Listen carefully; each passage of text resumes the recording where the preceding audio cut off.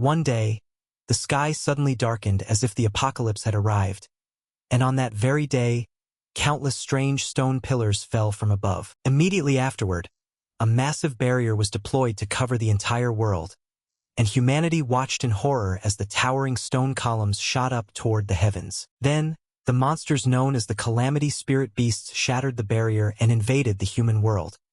A colossal world-destroying demon appeared, mindlessly crushing all living beings under its feet. Following behind it were innumerable other demons, swarming as thick as ants. They massacred humanity brutally, and the sound of terrified, blood-curdling screams echoed throughout the air. Many people were killed instantly, while others struggled to flee from their clutching claws. The major intersections had lost their former appearance. Now only ruins remained, with corpses scattered everywhere, fresh blood staining the ground, and ferocious monsters roaming about. They seemed to be endowed with destructive power as they swept through everything, firing bolts of energy at every survivor they spotted. A mother held her child close as they fled. In a moment of imminent danger, she pushed her child forward to protect them. Suddenly, a voice rang out in Itsuki's ear. "Itsuki!" Itsuki started and turned towards Saya, who was standing beside him. She asked curiously, "What's wrong? You just lost focus." And he replied, "It's nothing." Saya looked at Itsuki's behavior with suspicion, saying, "Really? Just look at your face. It's covered in tears." Then she continued, "So, why are you crying?" Rimuru approached from behind and put a friendly arm around Itsuki's shoulder, saying, "You're sleepy, right? Normally you'd be asleep by now, but today there was a sudden school-wide assembly, and besides, that teacher. He's dressed quite oddly." On stage, Instructor Thursday Fong, clad in an outfit that covered him from head to toe, raised his voice. After the spirit beasts appeared, individuals with the power to resist them emerged within the community. They are known as the Awakened. 10 years ago, when the largest spirit beast attack occurred at the north bank of the Blue River, the Awakened from all over the world gathered, crossed the river, and drove them back. That battle is known as the River Crossing War. Since then, the attacks have lessened, but recently the number of falling stone pillars has skyrocketed. A large-scale attack similar to the River Crossing War is very likely to occur in the near future. Rimuru looked at him in surprise, noting, "That man is the supreme commander of the northern continent, Nento." Itsuki silently committed that name to memory, thinking, "Nento, I've definitely heard that name before. I expected him to be a stooped old man with a long beard, but he looks even stranger than I imagined." As Rimuru continued, "Despite his appearance, he was actually the first awakened. It's thanks to him that we have information about the stone pillars and the spirit beasts. Furthermore, he is the strongest awakened. Even Jin Taiwa, the one who holds the title of the Light of Humanity, was once his student." Nento announced, "Recent research has indicated that even ordinary, unawakened people can become awakened with a certain probability by touching a stone pillar. I have come here today for all of you to do just that. Become awakened and give your all to the war against the spirit beasts." As soon as he finished speaking, energy radiated from his palm and enveloped the stage. From there, a massive stone pillar emerged, rising up from the ground. The students cheered in excitement. "A stone pillar? Is that magic? This is incredible. This is like a dream. Please, turn me into an awakened." Rimuru asked Itsuki happily, "Did you hear that? We finally have the chance to become awakened." To which Itsuki lowered his head and muttered in a low voice, "Finally." Seeing Itsuki leave, Rimuru called after him, "Hey, don't leave me behind," while Saya stepped in front of him to block his path, warning, "Wait, Itsuki, wait for your turn." But Itsuki ignored her and brushed past. His eyes flashed with a sinister red light, his voice unable to hide his excitement. Finally, this day has come. On stage, one by one, people placed their hands on the stone pillar to be tested, while the guard standing beside it announced, "Fail."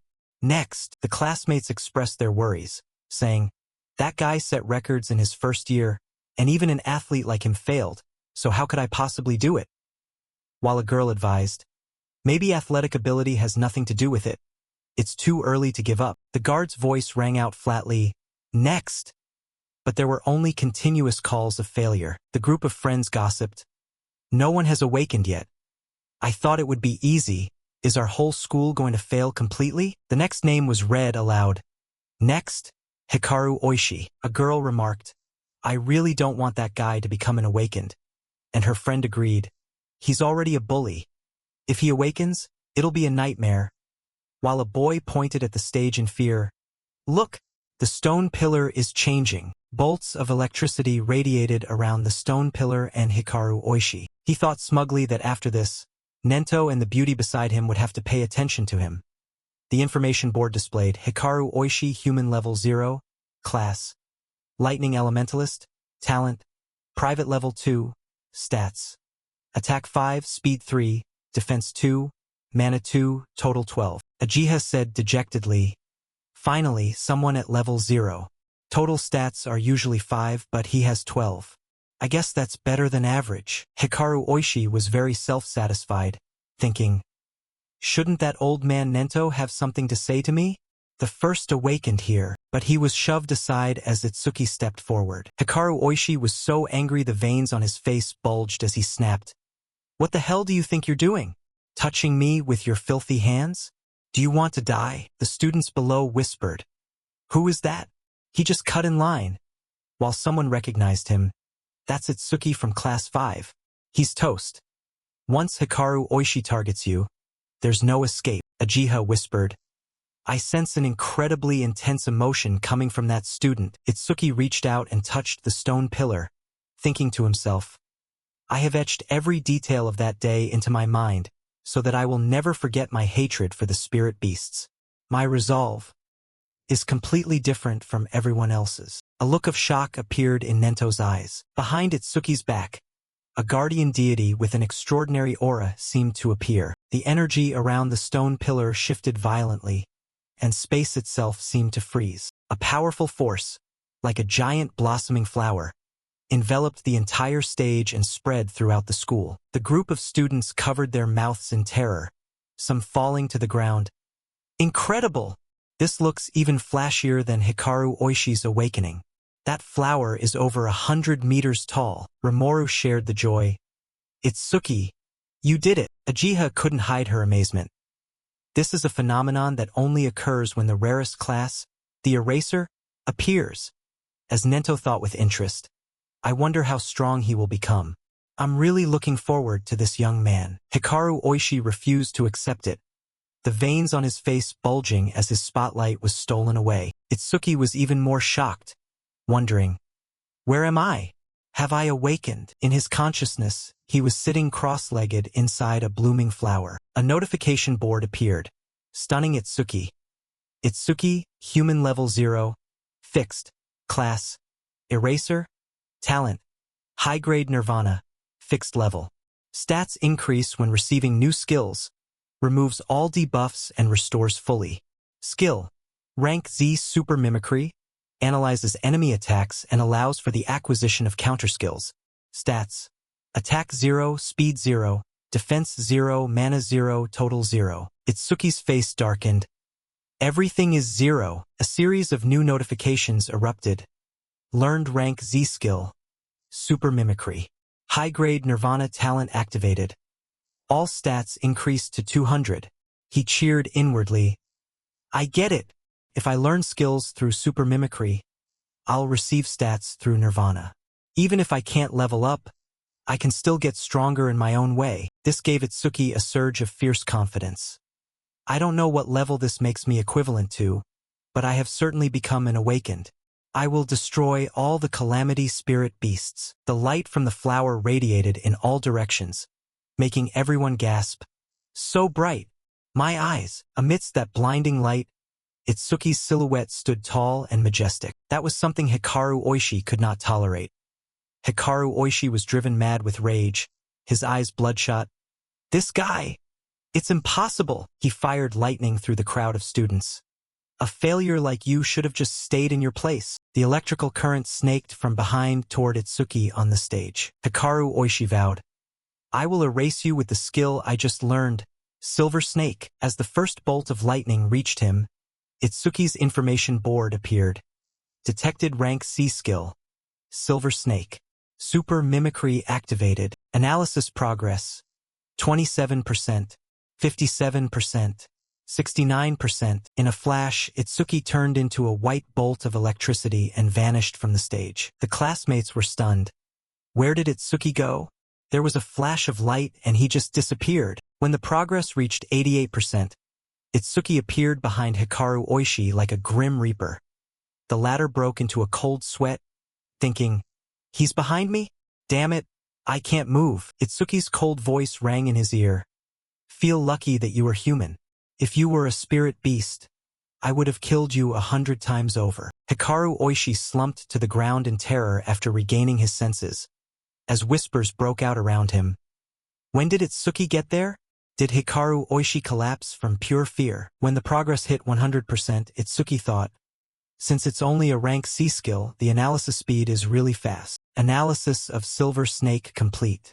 Obtained rank C skill, Thunder Shockwave. Thunder Shockwave level 1 activated. Can absorb lightning type attacks rank C and below, increasing speed by 50% when releasing absorbed energy. Uses 0/3. Passive. Plus 5% speed for each rank C lightning attack absorbed. Currently 0%. Learned Thunder Shockwave level 1. All stats plus 10. Removes all debuffs and restores fully. Itsuki appeared before everyone, surrounded by lightning and blooming petals. The classmates marveled. Now Itsuki is enveloped in lightning. The light is even brighter than Hikaru Oishi's. While Hikaru Oishi panicked, how the hell did he learn a skill like that? His stats increased again. Suddenly, the sky turned gloomy and heavy rain began to pour. The classmates were surprised. It was just sunny. Rain? Something is falling. Through the thick curtain of rain, a massive stone pillar fell from the heights. Ajiha was surprised. A stone pillar? Why so suddenly at a time like this? As Nento added, and right here, the school assembly is suspended. Everyone evacuate the campus immediately according to the drill plan. He thought to himself, no doubt about it, we are their target. Ajiha advised, let's run. Fighting is not our specialty. Nento shook his head. If we run too, it will only cause more panic. Look, that young man is much braver than us. Just as the classmates ran in the opposite direction in a panic, only Itsuki bravely stepped forward toward where the stone pillar was crashing onto the stage. Ajiha couldn't believe it. Why aren't you running? The stone pillar slammed down with a massive impact, sending up clouds of dust and debris. Rimuru called out in fear, "Hey, a spirit beast is coming. Let's get out of here." But Itsuki declared solemnly, "I will wipe them all out." Rimuru worried, "What are you talking about? You'll die if you don't run." Saya agreed. "Rimuru is right. You just awakened, you can't fight that thing. Leave it to the other awakened." But Itsuki wouldn't listen. His voice made everyone feel at ease. "Trust me." Saya pulled Rimuru away. "Fine. If you die, don't blame me." Rimuru was still worried. Is he really going to do it? That thing is a spirit beast.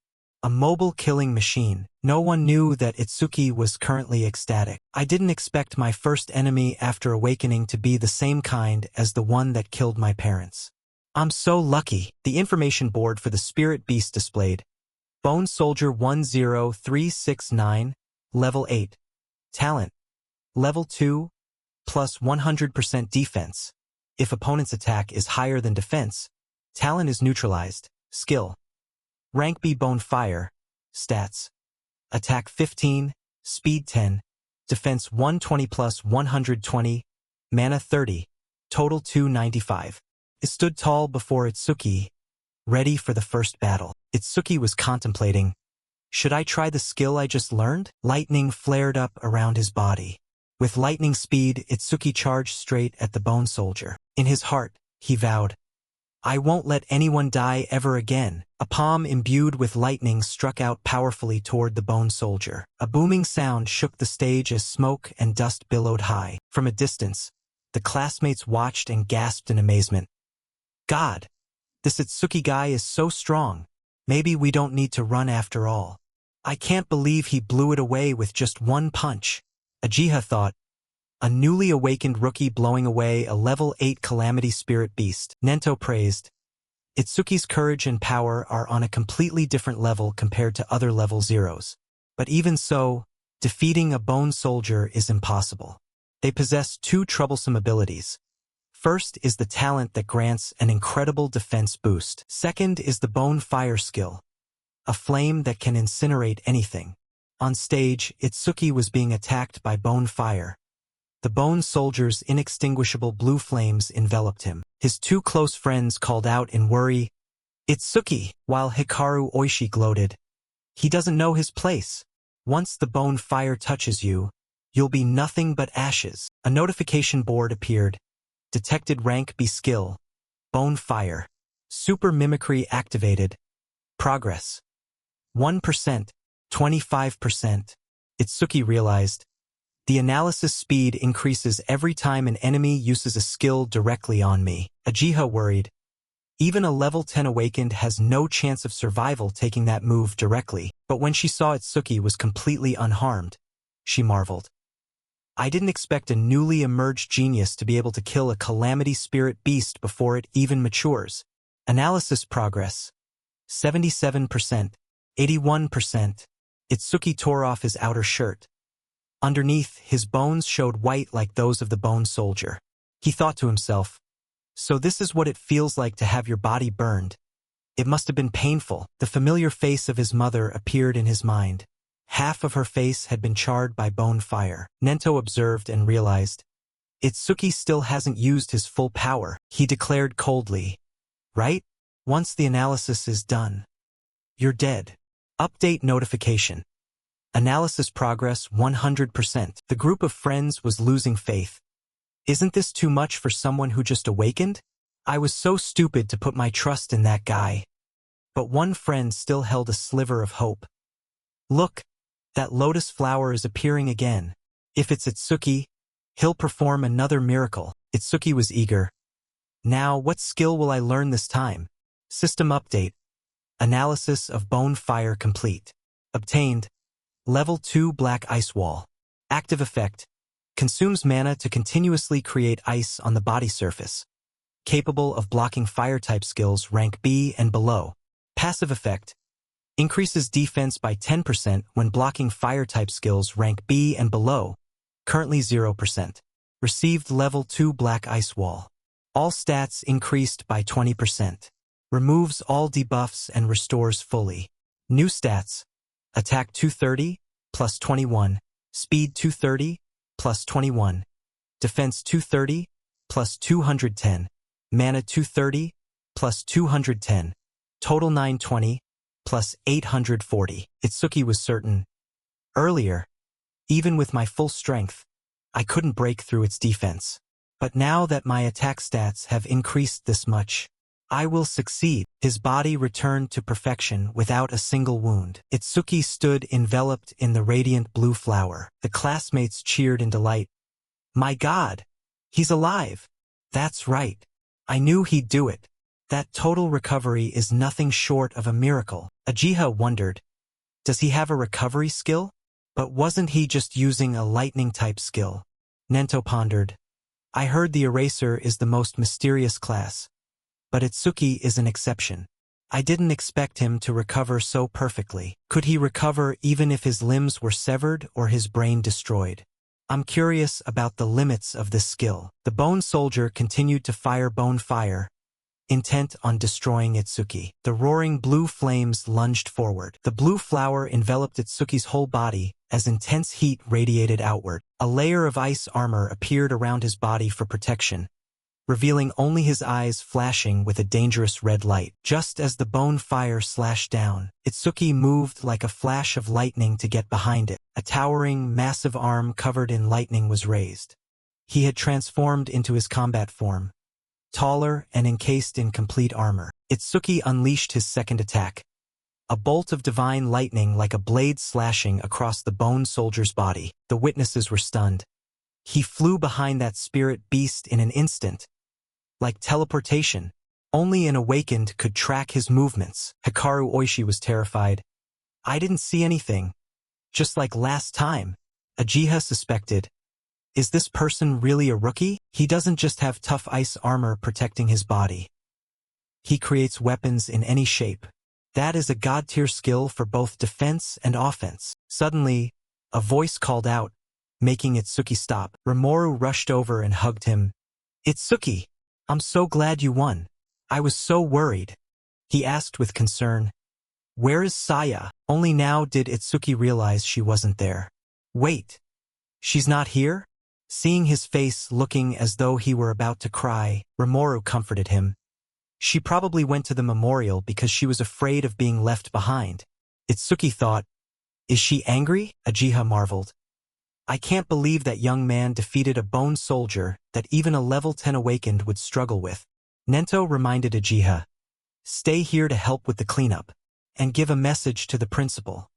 I am taking that young man with me. Rimuru patted Itsuki's shoulder. There's no way Saya is angry when you won. Suddenly, a voice rang out from behind. You're Itsuki, right? He turned around and saw Nento approaching. From a distance, the students buzzed. Look, Nento is talking to him. Maybe he plans to take him as a disciple? Impossible. His only disciple is Kazunari Satsumi, the strongest person in history. Rimuru knew to back off. Well, I'm going to look for Saya then. When only the two of them were left, Nento evaluated. You are quite special. Itsuki was surprised to hear those words. He continued, I sense your heart is enveloped in rage and hatred. That is what makes me curious. I want to know the reason. Itsuki lowered his head, his voice distant. 10 years ago, my parents were killed by a spirit beast while trying to protect me. At that time, I was just a boy watching the horrific scene with my own eyes, he recounted. I was almost killed too, but an awakened saved me right before my eyes. I watched my mother burn to death. And then she said, you'll have to go the rest of the way on your own. At that time, I could only gasp, Mom. I blamed myself. Mom and Dad died because of me. Nento countered, you're wrong.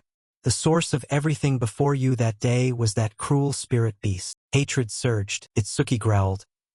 I swore I would wipe out all the spirit beasts, leaving not a single one. Nento asked curiously, do you still shed tears even when your heart is consumed by hatred? Itsuki placed his hand over his right eye. Since I obtained the merciless eye, my tears have stopped flowing. But now, tears are suddenly falling from my right eye. Because of this, I will never forget my hatred for the calamity spirit beasts. Nento took the initiative to propose. Would you like to become my disciple? I will bring you into the Salvation Alliance and grant you overwhelming power to carry out your revenge. Itsuki was surprised. The Salvation Alliance? Nento explained. It is an organization established by the Southern Continent government, bringing together powerful awakened from all over the world. The goal is to fight the calamity spirit beasts more effectively and scientifically. You can think of it as a regular standing army. Members are called saviors.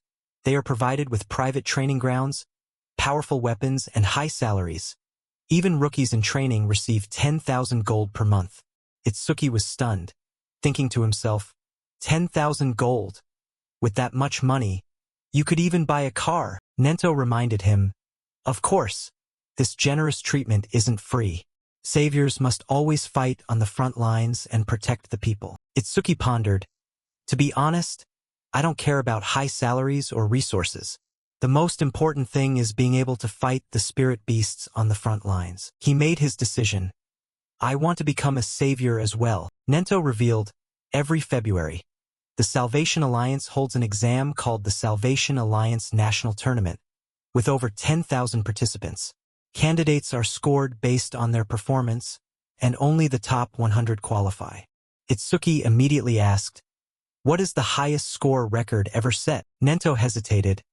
It doesn't have much reference value, but the record is 15,000 points, set by Kazunari Satsumi 11 years ago. If you reach 30% of that number, you'll pass. Reach 50% and you could take the top spot. Itsuki was surprised. Kazunari Satsumi? Is that the strongest awakened? The one called the Light of Humanity that Rimuru mentioned? Nento evaluated. Kazunari Satsumi is very special. Comparing yourself to him will only lead to despair. But have confidence, with your talent, you can stand on equal footing with him. Itsuki vowed, I will surpass Kazunari Satsumi. That confident promise left Nento shaken. He placed his trust in the boy. You will certainly make a name for yourself. All young people are trying to follow in your footsteps. Simply following behind is not enough to win the war against the spirit beasts. Someday someone will appear, like the morning sun rising to replace the setting sun. I look forward to that future. Nento thought to himself, the morning sun I have been waiting for has finally appeared. When he brought Itsuki to a strangely shaped building, the boy asked in surprise, what is that? Nento revealed, the stone pillars are like passages connecting this world to the world of the spirit beasts. That's why if you only destroy the beasts and leave the pillars alone, they will keep appearing. This building is a facility to isolate indestructible stone pillars. Awakened periodically wipe out the spirit beasts from the pillars. Thanks to that, the scale of the barrier is suppressed, and it also serves as a training ground. Itsuki realized, so this is a training area? Nento confirmed, yes, we call them level stages. The number of spirit beasts appearing is uncontrollable, so it's very dangerous inside. In particular, the stage right before us has the highest mortality rate for rookies. It's also known as the rookie's graveyard. He recounted, back then Kazunari Satsumi, when he was just a budding awakened, cleared it in only 3 minutes and 14 seconds. Itsuki said, I want to surpass him. Let me complete it in 3 minutes. Nento set a condition. If you clear it in 3 minutes, I will officially take you as my disciple. The story pauses here with a great challenge awaiting Itsuki ahead. Nento's appearance caused a stir among the crowd. Look, it's Lord Nento. Is that the rookie from the rumors beside him? No way. Unless he's an awakened on the level of Kazunari Satsumi. There's no way he could walk alongside Lord Nento. Itsuki glanced at the person beside him, thinking, is this man really that famous? At the door in front of him, the notification sign clearly showed, Level 10, 2 levels higher than the Bone Soldier. Itsuki was curious. I wonder how strong it is? He sensed something unusual. No one around here had any intention of entering the stage. Behind him, the crowd gossiped. Is that guy really planning to enter the stage even though he's just a rookie? That composure. There must be a high-level awakened accompanying him. I wish they'd take me too. Someone sneered. No, he's just here to flirt with the pretty receptionist. What a delusion. Just because he has some looks. Meeting the receptionist, Itsuki announced, I want to enter the stage. She agreed. All right. How many challengers? Itsuki spoke nonchalantly. Just me. These words made the surroundings go dead silent. No one spoke a word. Out of kindness, the receptionist advised, stop joking. It's not funny. Are you just here to watch? Or if you're here to hit on me, it's useless. This is an artificial stage, but it's a dangerous place that could get you injured or even killed. In her mind, she thought, what is this person even saying? The mocking chatter behind him rose again. As expected, he's here to hit on girls. There are always guys like that, treating the stages like a dating spot. Usually, they get scolded and then slink away. Itsuki repeated, it seems you've misunderstood something. I have absolutely no interest in you. I truly came here only to challenge this stage. She was helpless. You don't need to act tough just to save face. I'll give you my contact information, so please just go home. Itsuki's attitude became intimidating. Don't make me repeat myself. I don't care about your contact information. Just let me in. That's all I want. The receptionist, frightened, handed him the bracelet. Fine. If you die, I won't be held responsible. Itsuki thought irritably. They should have just let me in from the start instead of making me say it over and over. The crowd looked at him putting on the bracelet with contempt. What an idiot. He really intended to ask for her contact info. This is no time to act tough. A level 0 rookie challenging a level 10 stage is suicide. They began to place bets. I bet he'll run out in less than a minute. But he's quite confident. He has a high-grade talent, so maybe he really... Someone read his information board. Itsuki human level fixed 0. Class. Eraser. Talent. Private high grade. Skill. Private.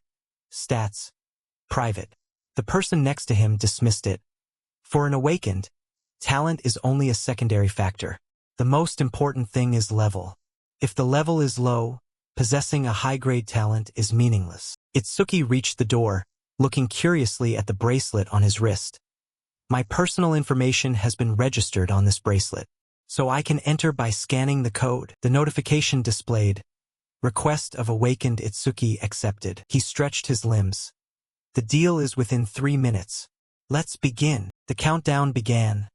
The timer started running. Itsuki shed his previous relaxed look, became extremely dangerous, and lunged inside. He evaluated as he ran. The interior space is larger than I thought. Even though this is artificial, it's my first time entering a stage. Itsuki's footsteps stopped as he sensed them. They're coming. Ahead was a spirit beast. The information displayed. Wood Spirit 1307. Wood Spirit Tribe. Rank B. Talent. None. Stats. Attack 48. Speed 48. Defense 53. Mana 24. Total 174. He unleashed a lethal strike without hesitation. After defeating the Wood Spirit, Itsuki looked with satisfaction at his arm transforming into an axe. An axe is most suitable for chopping down trees. He said contemptuously, "How does it feel to watch your comrade get hacked in half?" The short Wood Spirits surrounded him. Itsuki sneered, "You rotten pieces of wood." Outside, Ajiha worriedly asked Nento, "Father, there are many other stages for rookies. Why did you put him in this place?" He explained. "He said he would surpass Kazunari Satsumi, so I only brought him to the place Kazunari Satsumi challenged first. You already believe it's impossible to surpass Kazunari Satsumi unless he steps outside the limits of humanity." He reminded her, "Watch your tone, Ajiha. Do you think Kazunari Satsumi has already transcended humanity?" She lowered her head. "I used to think Kazunari Satsumi was kind and easy to talk to, but I witnessed him kill a level 97 spirit beast in the blink of an eye. The look in his eyes then was cold, lonely, and detached. It was as if that gaze could no longer be considered human." "Nento, you're deifying him. It looks like the eye of a god." He believed that young man also has the potential to defeat Kazunari Satsumi. Right now, he is just an unpolished stone. If Kazunari Satsumi is likened to a savior god, then Itsuki is a demon consumed by hatred, a completely opposite existence. Inside the stage, after defeating the entire swarm of wood spirits, Itsuki realized super mimicry won't activate with spirit beasts at this level. Behind his back, a giant spirit beast appeared. Itsuki spun around and delivered a clean slash, bringing the wood spirit down to the ground. He was disappointed. Is that all? He switched to alert mode. A level 10 spirit beast is only worth this much? No, if that were the case, this wouldn't be the rookie's graveyard. There must be something else. Information board. Detected rank B skill, self-regeneration. Super mimicry activated. Analysis progress. 5%. A sound rang in Itsuki's ear. The wood spirit from earlier had resurrected, the branches around its body weaving like silk ribbons to create a new body. Itsuki's body was ensnared by it. He was surprised. It can still regenerate even though I chopped off half its head? Notification. Resurrected with Spirit 520. With Spirit Tribe. Level 10. Second grade talent. Defense minus 50%. Regeneration ability significantly increased. Stats. Attack 110. Speed 100. Defense 60. Mana 180. Total 450. Itsuki activated Black Ice Armor. An ice-armored punch pierced through the wood spirit's body. He accelerated like an arrow lunging forward. I must deal a massive amount of damage in an instant so it can't regenerate. When the progress reached 19%, he smashed the wood spirit to pieces. At 21%, a sharp axe strike was unleashed, cutting its body in two. Itsuki, not yet. I'll keep hacking you until you can't regenerate anymore. Countless slashes struck its body repeatedly, chopping the wood spirit's body into tiny fragments that flew everywhere. Itsuki exhaled and deactivated Black Ice Armor. That should be enough. My mana is almost depleted from using black ice armor for so long. But the fragments of the wood spirit reconnected, becoming whole again. When the progress reached 60%, Itsuki was bound by branches. He dodged while thinking, it's still not dead after those hits? How troublesome. Good news. Every time it regenerates, the analysis speed of super mimicry increases. Itsuki struggled to evade, canceling black ice armor to limit mana consumption, and using Thunder Shockwave to maintain distance. Continuing to maintain this until the analysis is complete is the strategy to win. But when a branch pierced his back, Itsuki was out of options. There's not much time left. 75%. He activated Thunder Shockwave and Black Ice Armor simultaneously to maximize damage, forcing it to regenerate continuously, speeding up the analysis. Black Ice Armor covered his whole body along with lightning. Itsuki tore the wood spirit into pieces. He knew that if he didn't activate super mimicry while his mana was depleted, he would die here. Progress reached 80%. Itsuki decided to go all out. But if I die, it means I could only go this far. When it hit 85%, he leapt down from above. His arm transformed into a sharp blade tip. The wood spirit was stunned to see its opponent so close. At that moment, Itsuki coughed up blood. Damn it! Sharp branches pierced his body. He realized he was completely out of mana.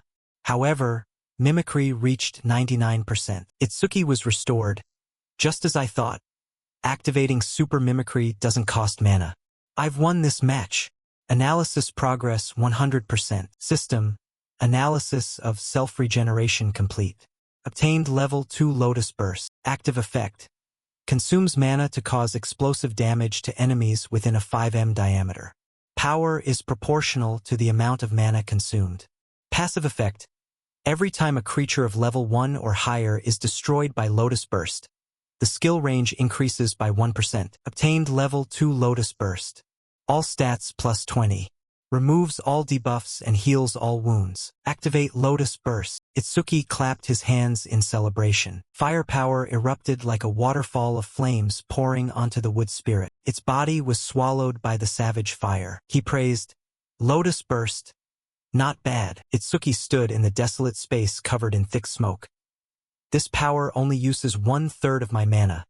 From now on, cleaning up small fry spirit beasts will be much easier. But I didn't expect super mimicry to be able to restore mana even when it hits 0. He paused when he saw a glowing green karma stone on the ground. What is that? Outside, the receptionist was worried. It's been almost 3 minutes since that rookie entered, but there's no sign of him coming out. We should quickly call the rescue team. The system displayed a red warning. Level 10 stage challenge in progress. Challenger, Itsuki. Challenge time. 2 minutes 9 seconds. Ajiha was surprised. I don't think he'd lose to a level 10 spirit beast, but destroying it in 3 minutes is impossible. The notification status turned green. New record achieved. Everyone present was shocked. No way! Did he really destroy it? But it hasn't even been 3 minutes. Notification update. Challenge successful. Stage level 10. Challenger, Itsuki. Challenge time. 2 minutes 14 seconds. Clear record updated. Itsuki stepped out from the spatial portal, looking ragged after a period of struggling in the jaws of death. Those who had just looked down on him now had to see him in a new light. He's actually alive. Is that green liquid the blood of a spirit beast? He's a full minute faster than Kazunari Satsumi. That was a level 10 spirit beast. How the hell? And that rookie is level 0. Are you kidding me? Itsuki walked up to Nento. Nento-san, will you officially teach me? He smiled confidently and bowed. Master! Nento was very proud. Well done, truly my disciple. Ajiha thought in surprise. Is father happy? It's been a long time since I've seen him like this. Murmurs broke out. He's Nento's disciple. No wonder he could break Kazunari Satsumi's record. Someone sneered in jealousy. But even as his disciple, if he can't level up, he's still just trash. The receptionist presented a wooden box, her face flushing. This is a gift for breaking the record. Please accept it. And I apologize for being rude to you earlier. Itsuki was surprised. A gift. He didn't mind and took the box. It's fine. For a level 0 rookie to challenge a stage like that, anyone would think it's risky. Even if a complete stranger like me died, it would have nothing to do with you. But the fact that you tried to stop me is proof that you were worried. Thank you. Her face turned even redder. It's nothing, Uchiha reminded him. Hey Itsuki, we're leaving you behind. You look quite high-spirited. Don't get too excited just because you've become my father's disciple. Itsuki wondered. Yes, it seems this level was only easy compared to you. Should we increase the difficulty? Nento revealed. With your current ability, you can challenge the high-level stages. Itsuki was amazed. High-level stages? He explained as they walked. Level is not the only factor that determines the strength of a spirit beast. The most important factor is race. Races that have no intelligence and only move by instinct are very easy to deal with. But there are races with intelligence equal to or even exceeding humans. They are troublesome existences that cannot be compared to ordinary spirit beasts. Uchiha added, basically, awakened and spirit beasts are nearly the same kind of creature. But it is said that currently only we humans possess classes. In other words, stats will differ depending on the race. A high-level stage contains such powerful or intelligent spirit beast races. The difficulty is several times higher than a normal stage. And since most high-level stages in the northern continent are located in North District B, that is your next destination. Any other questions? Itsuki frowned, thinking, so the one I just defeated had no wit, and it didn't even scream when attacked? Does that mean it didn't feel pain? He asked. If it's an intelligent spirit beast, it would feel pain, right? Uchiha, sensing the murderous intent beside her, thought, what is this terrifying aura? What on earth is he thinking? News about Itsuki spread quickly. People discussed, did you hear? Nento-san intends to let him challenge the high-level stages. If it's the guy who broke Kazunari Satsumi's record, he'll be fine. High-level stages are completely different from normal ones. Above all, the stages in North District B are almost under that man's control. Every awakened who enters a high-level stage disappears. Rumor has it they were killed by that man. Someone asked in surprise, you mean Kinoshita Reiji? While the other person was blank. Who? Does Kinoshita Reiji think he's a king or something? His friend shushed him in fear. Quiet. If he hears you, you'll die too. Who is he anyway? At that moment, in a luxurious room, the son of the North District B leader Kinoshita Reiji was sitting, while a servant at his feet meticulously polished the heel of his bodyguard's shoe. Someone behind him asked, when will you depart, my lord? He replied contemptuously, every stage in North District B is under my control. I'll go whenever I feel like it. Kinoshita Reiji sneered.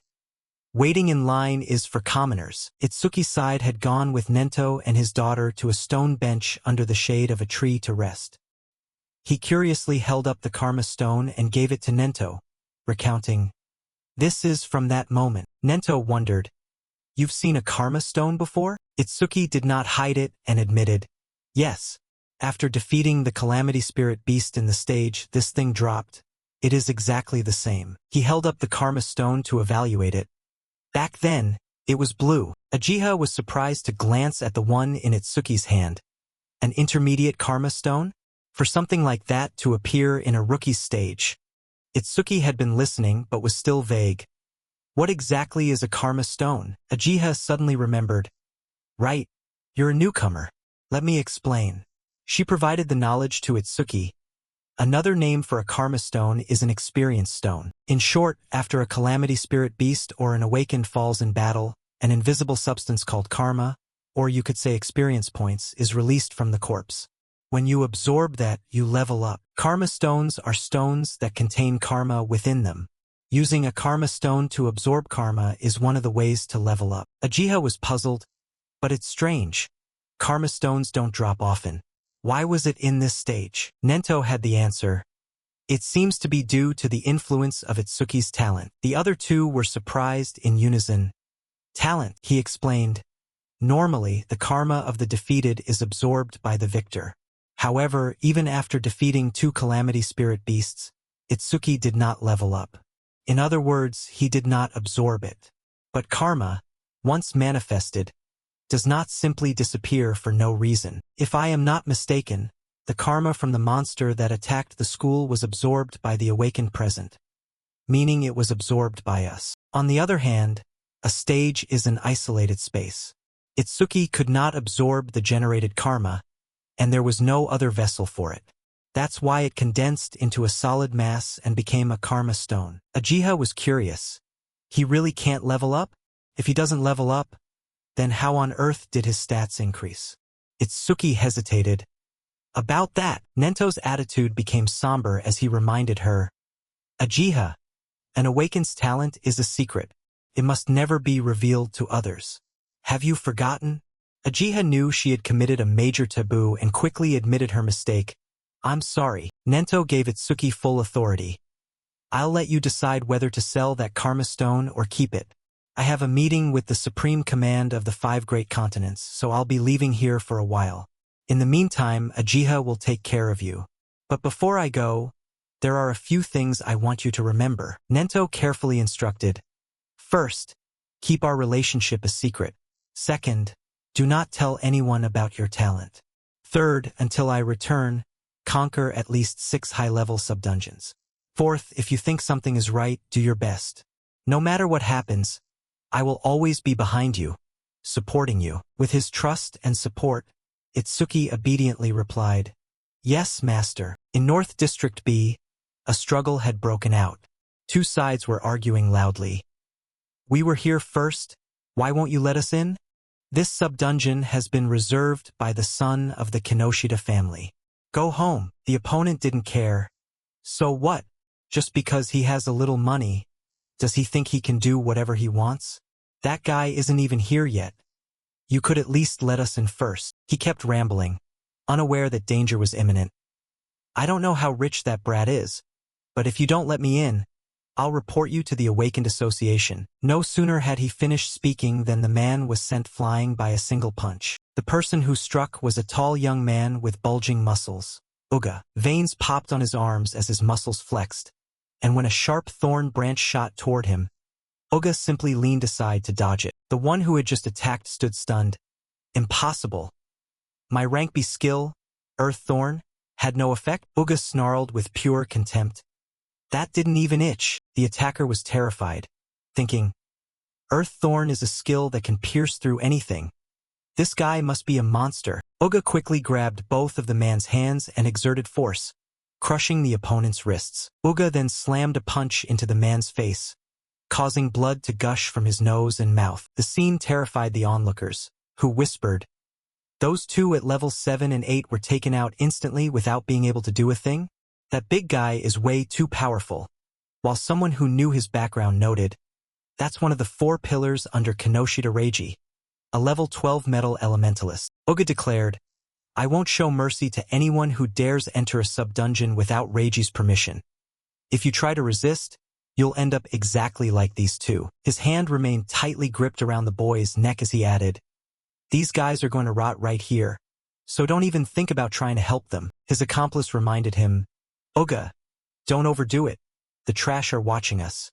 If you beat a weak student to a pulp, I'll be the one getting told on to the teachers. Uga let go, dropping the boy to the ground. Itsuki happened to catch the boy just in time as he fell, covered in blood. Itsuki's presence made everyone curious, wondering, who is that guy?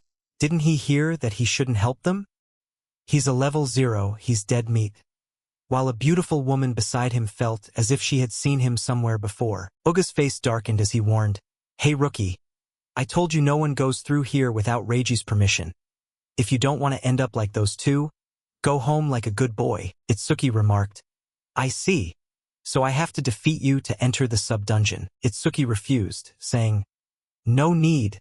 My master told me that if I think something is right, I have to give it my all. He handed the injured boy over to her and said, Please take care of them. The murderous intent radiating from Itsuki made others wary, wondering who on earth he was.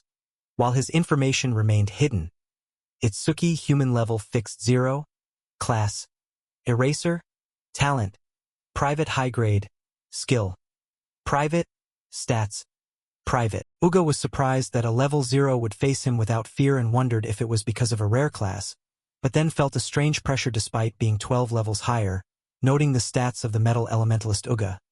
Attack 110, speed 100, defense 250, mana 145, total 605. Uga stood stunned at his opponent's actions. His eyes reflected a shock that was hard to hide. In his pupils, the image of Itsuki charging forward was mirrored. A punch landed squarely on him, both powerful and precise. The sight horrified the witnesses, who exclaimed, "So fast!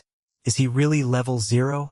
Even at level 8, I'm not sure I could keep up." Itsuki's fist smoked because the man's face had turned into metal. He was surprised to see the blow had been blocked by metallization. Uga's metal-coated arms clanked together as he remarked, "Fast, indeed, 2 fists striking down, but they lack power," he said as Itsuki dodged backward. Itsuki realized that to successfully ambush an enemy over level 10, he would truly have to increase his speed with Thunder Shockwave, and as his stats updated to a total of 1000, Super Mimicry was triggered for the rank C skill, Metallization. Itsuki was surprised that a skill was threatening enough to trigger Super Mimicry and decided he had to get serious. Itsuki charged once more, knowing a normal attack couldn't break through metallization and deciding to aim for the flesh instead. Uga planted his feet firmly into the ground to steady himself, his body fully metallized as he looked on with contempt, calling Itsuki a weakling without strength or speed. Itsuki's plan partially succeeded.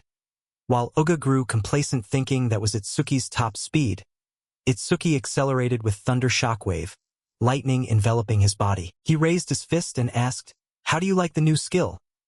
While a shocked Uga realized it was lightning element and Itsuki vowed not to give him another chance to metallize. With mimicry at 59%, Itsuki unleashed a flurry of punches upon him. Onlookers were stunned that he could use a skill from a different class and were amazed at his speed, wondering if a level 0 could actually defeat Uga. Uga grit his teeth against the pain, realizing he couldn't find an opening to metallize and fearing that despite the level difference, he might lose. Uga needed help, cursed that he couldn't even speak, and silently begged his group not to just stand there but to save him. Left with no choice, he decided to attempt his ultimate move. A powerful source of energy erupted from his entire body, and his body was completely metallized, making Itsuki note that the analysis for the rank C skill was at 88% while Uga thanked him for pushing him to succeed in full-body metallization for the first time. He smiled at his success, noting that a metallized part increases defense by 50%, and his talent added another 50% when stationary, meaning his defense had surpassed 500. He said he had planned to cut Itsuki in half, but as a reward for helping him master the skill, he would let him die a peaceful death. Onlookers discussed how no one at the same level could break a defense over 500 and concluded Uga was a monster and that the level 0 would lose. Itsuki smiled calmly and asked if full-body metallization consumed a massive amount of mana, noting that if Uga put all points into defense, his mana couldn't be that high, while the progress reached 99%. Uga snapped, "What are you babbling about?" but had to admit Itsuki's intuition was sharp. Enveloped in the lotus, Itsuki reassured him that he wouldn't use a tedious strategy to drain Uga's mana to 0 but would end it immediately as the analysis reached 100%. Ajiha looked at the flower and realized Itsuki was about to become even stronger. Those around them were confused by the lotus bud, wondering how a level 0 could defeat Uga with something that didn't even look like an attack. The system notification announced the analysis of metallization was complete and he had obtained the skill Perfect Piercing Sphere level 1, which ignores all defense but moves at only 1 meter per second, making Itsuki realize the timing of the strike was crucial since even an ordinary person could dodge it unless they were a stationary target. He declared that he would crush the absolute defense Uga was so proud of into pieces. The system noted he had obtained the skill, all stats increased by 10, and he was fully healed, bringing his total stats to 1040. Itsuki pointed at the perfect piercing sphere floating inside the flower and told Uga to try dodging it as he activated the skill. Onlookers buzzed about the mysterious eraser class and wondered if a level 0 could pierce the defense of a level 12 expert, noting Itsuki's confident expression. The perfect piercing sphere glowed, radiating an aura. It hovered in midair as the others went silent, seeing no reaction from Uga. Someone asked if that tiny ball was it and expressed disappointment. Uga mocked Itsuki, asking if he thought he could make him move and deactivate his talent with such a small sphere, calling it naive. He walked toward the perfect piercing sphere and confidently declared that if this was Itsuki's trump card, then Itsuki was about to die a miserable death. but he went silent as he saw the sphere pass right through his body. In an instant, fresh blood gushed violently from the wound. Itsuki reminded him coldly that he had told him to dodge, and that because he was human, he only took the right arm, whereas he would have aimed for the neck if Uga were a spirit beast. Uga collapsed in agony, clutching his severed arm and screaming. Itsuki glanced at the people behind him and told them to stop standing around and get Uga to a hospital. Seeing they didn't act, Itsuki repeated with a cold voice,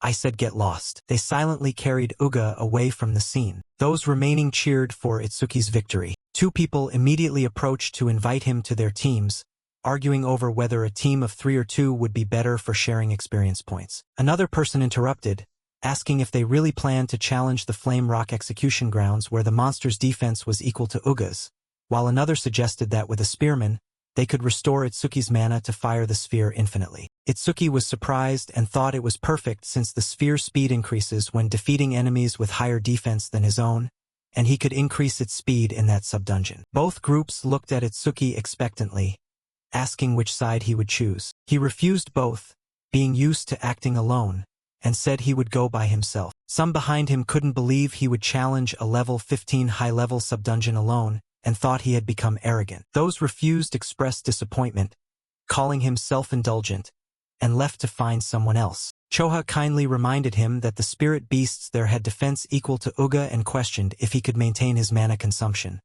But Itsuki calmly told her not to worry. She blushed and snapped that she wasn't worried but only asked because her father would blame her if Itsuki died.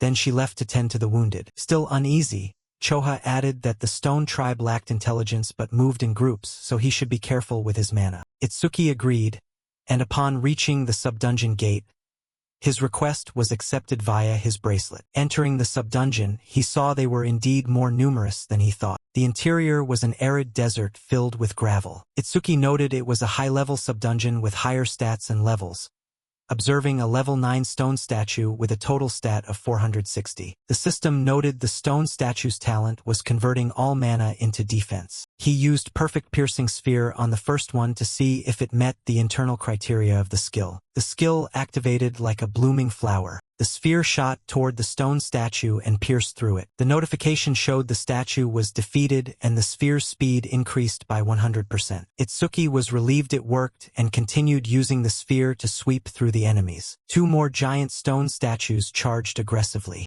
Itsuki handled them calmly, noting they were slow and perfect fodder for his skill. After they fell, the notification confirmed the defeat and noted his mana was at 110-260. Itsuki calculated he had enough mana for 2 more shots, while the boss had yet to appear. There were 3 left. He decided he had to take out 2 at once with a single Perfect Piercing Sphere. Itsuki leaped high and aimed at a stone statue below, diving down to throw the sphere forward. His eyes flashed with a dangerous red light. Receiving the blooming flower containing the Perfect Piercing Sphere, lightning erupted from it, carrying the enlarged sphere as it plummeted down.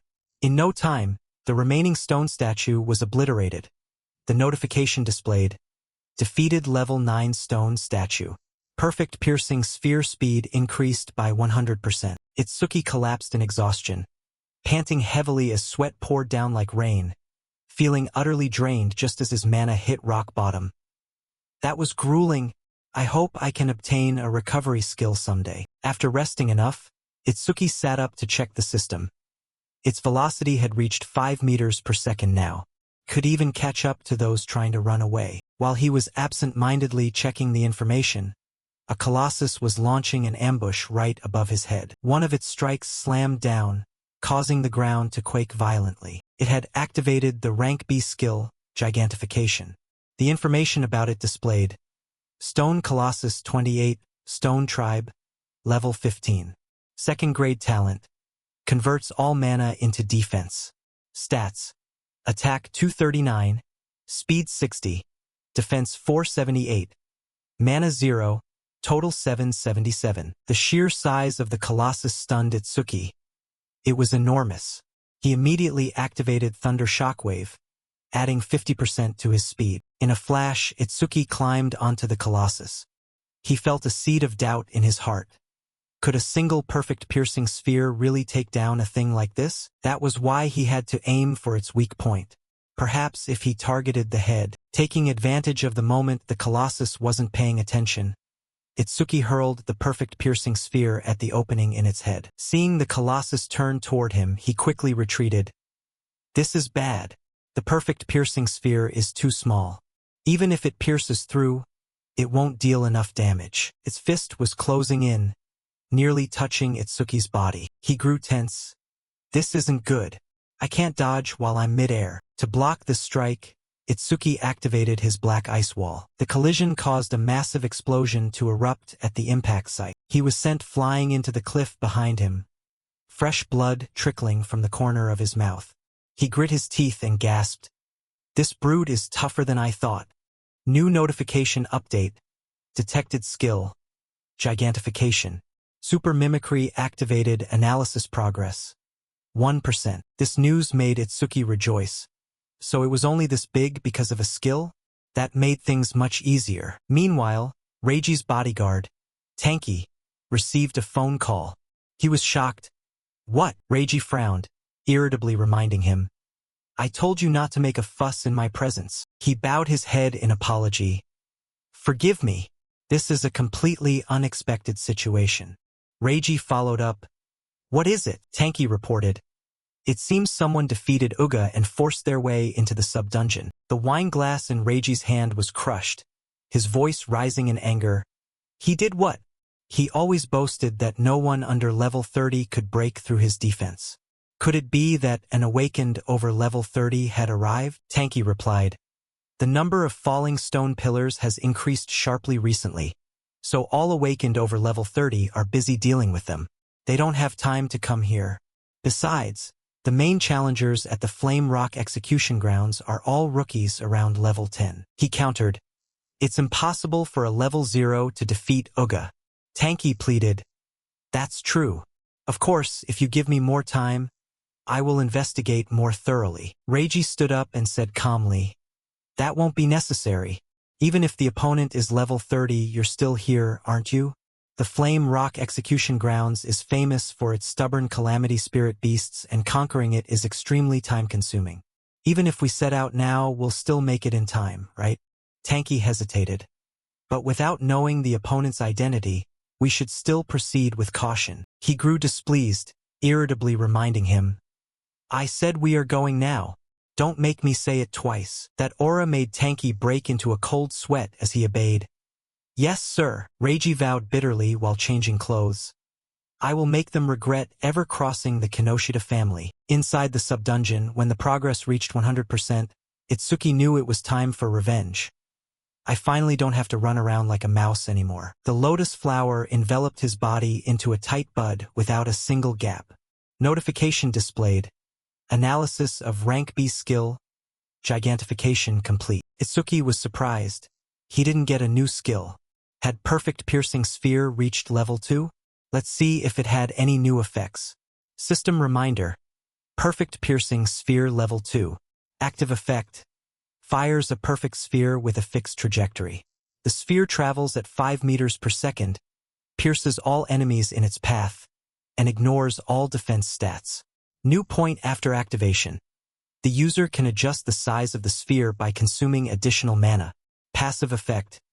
Every time an enemy with higher defense than the user is defeated by this sphere, its flight speed increases by 200%. Maximum flight speed can increase up to 500%. He realized the passive effect had jumped from 100% to 200%. Best of all, he could now adjust the size of the perfect piercing sphere with mana. Itsuki was eager. Let's test this out right now. New information update. Obtained perfect piercing sphere level 2. All stats plus 20. Removes all negative effects and restores all wounds. Stats. Attack. 280 plus 20. Speed. 280 plus 20. Defense. 280 plus 20. Mana. 280 plus 20. Total. 1120 plus 80. The lotus flower Itsuki poured energy into had become massive, nurturing the largest perfect piercing sphere he could currently create by consuming all of his mana. The flower bud gradually bloomed, bringing forth a powerful surge of energy. The energy pillar pierced right through the body of the Colossus, tearing it into fragments of stone. Itsuki marveled. Maybe I went a little overboard. Mana is currently at 0/280. After the Colossus was defeated, a new notification appeared. Defeated level 15 Stone Colossus. Perfect piercing sphere speed increased by 200%. Itsuki was beyond shocked. Consuming all my mana. I didn't expect to release such a huge perfect piercing sphere, he estimated. The flight speed of the perfect piercing sphere was now 7 meters per second. If he completed this subdungeon 2 more times, it would be as fast as a car. System display. Perfect piercing sphere level 2. Active effect. Fires a perfect sphere on a fixed trajectory. The sphere travels at 5 meters per second, pierces all enemies in its path, and ignores their defense. After activation, the user can adjust the size of the sphere by consuming more mana. Passive effect. Every time the perfect piercing sphere defeats an enemy with higher defense than the user, its flight speed increases by 200%. Current flight speed has increased by 700%. Itsuki discovered, wait, the active effect is actually quite useful, isn't it? The passive of Lotus Burst expands the range of all skills, so that means the flight distance of the perfect piercing sphere will also increase. Information about Lotus Burst displayed. Passive effect. Every time a living creature of level 1 or higher is killed by Lotus Burst, the range of all personal skills increases by 1%. Itsuki deduced. So if I keep increasing the passive effect of Lotus Burst, one day I'll be able to destroy Calamity Spirit beasts from thousands, or even tens of thousands of meters away. Outside the subdungeon portal, the notification board had turned green. Challenge successful. Subdungeon level 15. Challenger, Itsuki. Time, 3 minutes 1 second. Clear record updated. Everyone present was stunned. 3 minutes 1 second? No way. Even a 5-person team takes over 10 minutes. Did he kill the spirit beast in one hit? I can't believe he broke Kazunari Satsumi's record of 3 minutes 19 seconds. What kind of monster is he? He's coming out. Seeing Itsuki still at the same level, they were even more shocked. Why is he still level 0? Is the notification window glitched? He's not even injured. His clothes are only a little dirty. There's no way he conquered it. Uchiha secretly praised. He completed it this time without a scratch either. I didn't think he'd break Jin's record. She pulled back her expression, assuming a stern look and reminding him, that was far too fast. Itsuki had no choice but to explain. It's quite weak compared to mid-sized spirit beasts, so its defense is very thin. I managed to defeat it. He noticed the green butterfly flying beside her. What is this butterfly? She introduced. Its name is Bitch Deep. My awakened class is a Shikigami summoner. This child is my Shikigami. Itsuki was surprised. Bitch Deep. This is the first time I've seen a Shikigami. It's beautiful. He couldn't help but ask. I've always wondered, just how many types of awakened classes are there? Uchiha was quite surprised. You don't know? That's common knowledge. She held up 3 fingers. Classes are divided into 4 types. I assume you've seen 3 already. Once again, Uchiha educated Itsuki. First is the Elementalist. They possess the power to control the 7 elements. Fire, water, wood, metal, earth, wind, and lightning. Elementalists are the most common profession among the awakened. This is also the class with the highest basic combat power. She mentioned Hikaru Oishi. That guy from earlier belongs to that type too. Second is the Shikigami Summoner. They can summon Shikigami that obey them absolutely. Information about the butterfly displayed. Bitch Deep, rank B, level 15. Skills, hidden. Stats, hidden. Beside it was information about her. Uchiha, human level 6. Class, Shikigami Summoner. 2nd grade talent. Hidden. Shikigami hidden. Stats, hidden. She revealed. A Shikigami is always by its master's side. Shikigami summoners. From the moment they are born. After speaking, Uchiha asked, any other questions? Itsuki understood. Her level was lower than her Shikigami's. Was she actually a veteran awakened? She sighed. This person really doesn't know the meaning of subtlety. Uchiha admitted. That's right. Shikigami absorb experience and level up, so they essentially have a higher level than their master. Itsuki deduced, in that case, when fighting a Shikigami summoner, it's best to target the master. Uchiha thought in fear. That dark aura is surging out again. What the hell? Itsuki needed more information. What about the other classes? You've only introduced 2, she replied. The third is the mystic class, with very little information available at present. Uchiha revealed, your class, the eraser, she added. The reason it's mystical is because every eraser has a different ability. But your Blue Lotus, others can control their body size at will or create infinite clones. There are even erasers who can stretch their bodies like rubber. Ordinary class skills are divided into 4 ranks from C to S. However, erasers only possess Z-rank skills, which lie outside that standard classification system. The reason erasers are considered special is because they possess unique skills. If an enemy knows your skill, an eraser loses their greatest weapon. That's why my father scolded me for asking about your skills. Even so, you are an anomaly even among erasers. As far as I've confirmed, you can use at least 3 skills, and 2 of them are things only elementalists can use. Itsuki thought to himself, my master isn't here. It's not good if she keeps talking about me like this. He followed the topic. What about the final class? I've never seen it once. Uchiha pondered. The last class is, I'll let you know after you've seen it. That's a punishment because you won't give me any information about yourself. Itsuki didn't press her further. Fair enough. Uchiha suddenly remembered. Right? The student you saved is fine now. By the way, what do you plan to do after this? He revealed. I plan to conquer this sub-dungeon a few more times. She reminded him. Do you really not know anything? Sub-dungeons have a cooldown period. This place takes a long time to reset, so you can re-enter in 2 days at the earliest. Now Itsuki realized. There's a cooldown? No wonder Kinoshita Reiji monopolized this sub-dungeon. If I can't enhance the passive of Perfect Piercing Sphere, I'll level up Lotus Burst. He asked. Is there a sub-dungeon with a massive number of spirit beasts? Uchiha brought good news. A sub-dungeon with many spirit beasts? There is one. The level of spirit beasts in that sub-dungeon isn't very high, but the quantity is enormous. Even by the lowest estimate, there are up to 100 locust-type spirit beasts.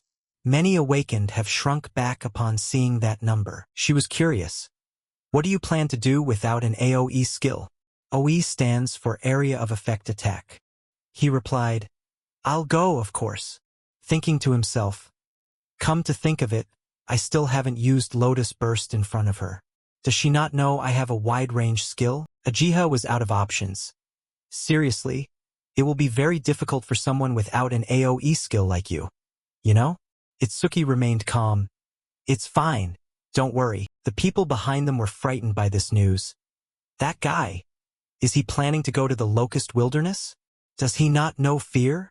Forget it. If Kinoshita Reiji finds out about this, he'll definitely come. They decided. Let's get out of here before we get caught in the crossfire. When Reiji arrived, the place was empty. Is no one here? Tanky confirmed. Yes. It seems the target has moved elsewhere. Reiji's face darkened. It's only been 30 minutes since then, and he's already conquered the Flame Rock execution grounds? He was worried. It's hard to believe, but it seems so. What do we do now? Reiji could only curse. Damn it. Making a fool out of me, he ordered. If he used a skill, he must have left magic traces. Contact the bloodhounds and track him down. From this moment on, I hold a grudge. We must capture him alive. I'll give him a taste of hell on earth. In a deserted alley, Charles was hiding there, thinking, I've never heard that Kinoshita Reiji had such a strong guy by his side. Damn it, I shouldn't have accepted this assassination request. He panted, leaning against the wall. If I didn't have the earth escape technique, he would have killed me. Charles tried to peek out. Since I've come this far, it should be safe. Right behind him, a death dog with a hideous maw lunged. It bit Charles's neck and wouldn't let go. Behind it, the owner of the death dog, Saklai, stepped forward, ordering. It seems you have something to say. Death dog, let go a little. Charles rasped. How did you find me? Saklai revealed the secret so he could die in peace. My nose is very sharp. The scent of death that you people radiate. I can smell it, Charles pleaded in fear. Please, don't kill me. Sakurai refused. I can't. Lord Kinoshita will take his anger out on me. Besides, the death dog hasn't eaten human flesh in a long time, you know? He ordered the death dog. Eat. It's dinner time. It opened its mouth and lunged at tonight's feast. After eating, the death dog broke through. Sakurai happily stroked its thick fur. Finally leveled up. The system notification. Death dog, rank B, level 16. Skills. Death Chi rank C. Senses all magic traces in the area to identify and track the source of the magic. Death Wish rank B. After the Shikigami dies, the resurrection time is significantly reduced. Stats. Attack 250, Speed 250, Defense 150, Mana 150. Then he made a phone call to report. Everything is done on this end. Sakurai received new news. Severely injured? That stubborn Uga? Someone hit his weak point? Understood. I'm on my way. He left. Let's go, Death. A new prey has appeared. Itsuki was currently in the locust territory. He looked at the golden wheat field in front of him and asked curiously, is this the place? Do these vast wheat fields, as far as the eye can see, really have that many locusts? Ajiha explained, spirit beasts tend to choose the environment they prefer when invading this world. Therefore, deducing the type of spirit beast based on the environment is an essential skill for an awakened. He confirmed, understood. Itsuki looked around. There's not even a reception desk here. She revealed helplessly, that's right. The danger level of this subdungeon is too high, so they are even considering dismantling it. He was confused. It has a lower rank than the Flame Rock execution grounds. Why go as far as dismantling the reception desk? Ajiha answered, in a normal subdungeon, if you can't win, you can run away. But here, the Calamity Spirit beasts are very aggressive and unusually numerous. If you're even slightly careless, you'll be surrounded by countless locusts and eaten alive. She delivered the final word. Down to the marrow. Itsuki was focused on one thing. So there really are many spirit beasts here. Excellent. Ajiha was shocked. What? Do you want to die that badly? He was serious. I'm not so desperate that I'd let myself be eaten alive by insects and die. She watched Itsuki enter the subdungeon, thinking, based on his attitude, he should be fine. Ajiha cast her eyes down and said sadly, he entered the subdungeon of his own accord after I gave my best warnings. If anything happens, he takes full responsibility. She suddenly remembered an important point. Wait, what should I do? I forgot to tell him that the locusts keep appearing continuously until he defeats the boss. I have to go inside and warn Itsuki. Suddenly she felt someone approaching from behind. Charles and his death dog had come here looking. He smirked and asked the girl, I'm looking for someone. Inside the subdungeon, Itsuki looked at the vast, silent wheat field before him and evaluated. It's quite deserted here. He clapped his hands to make noise. Wake up, you vermin. I'm here to destroy you. The locust swarm heard the noise and flew out. Itsuki was relaxed. The level of these creatures is surprisingly low. They meet the conditions for Lotus Burst, so it doesn't matter. A dense swarm of locusts flew toward him. They were demon locusts, insect tribe, stats hidden, no talent. Itsuki marveled. There really are a lot of them. He created a Lotus Burst of fire.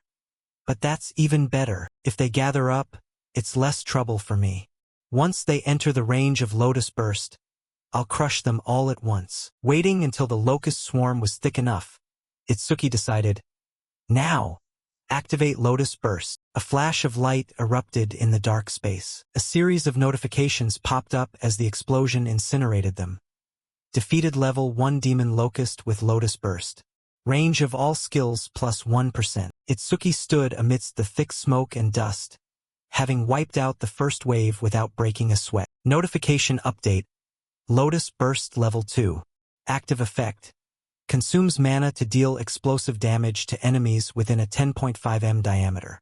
Power scales with mana consumption. Passive effect. Each time a living creature of level 1 or higher is defeated with Lotus Burst, the range of all skills increases by 1%.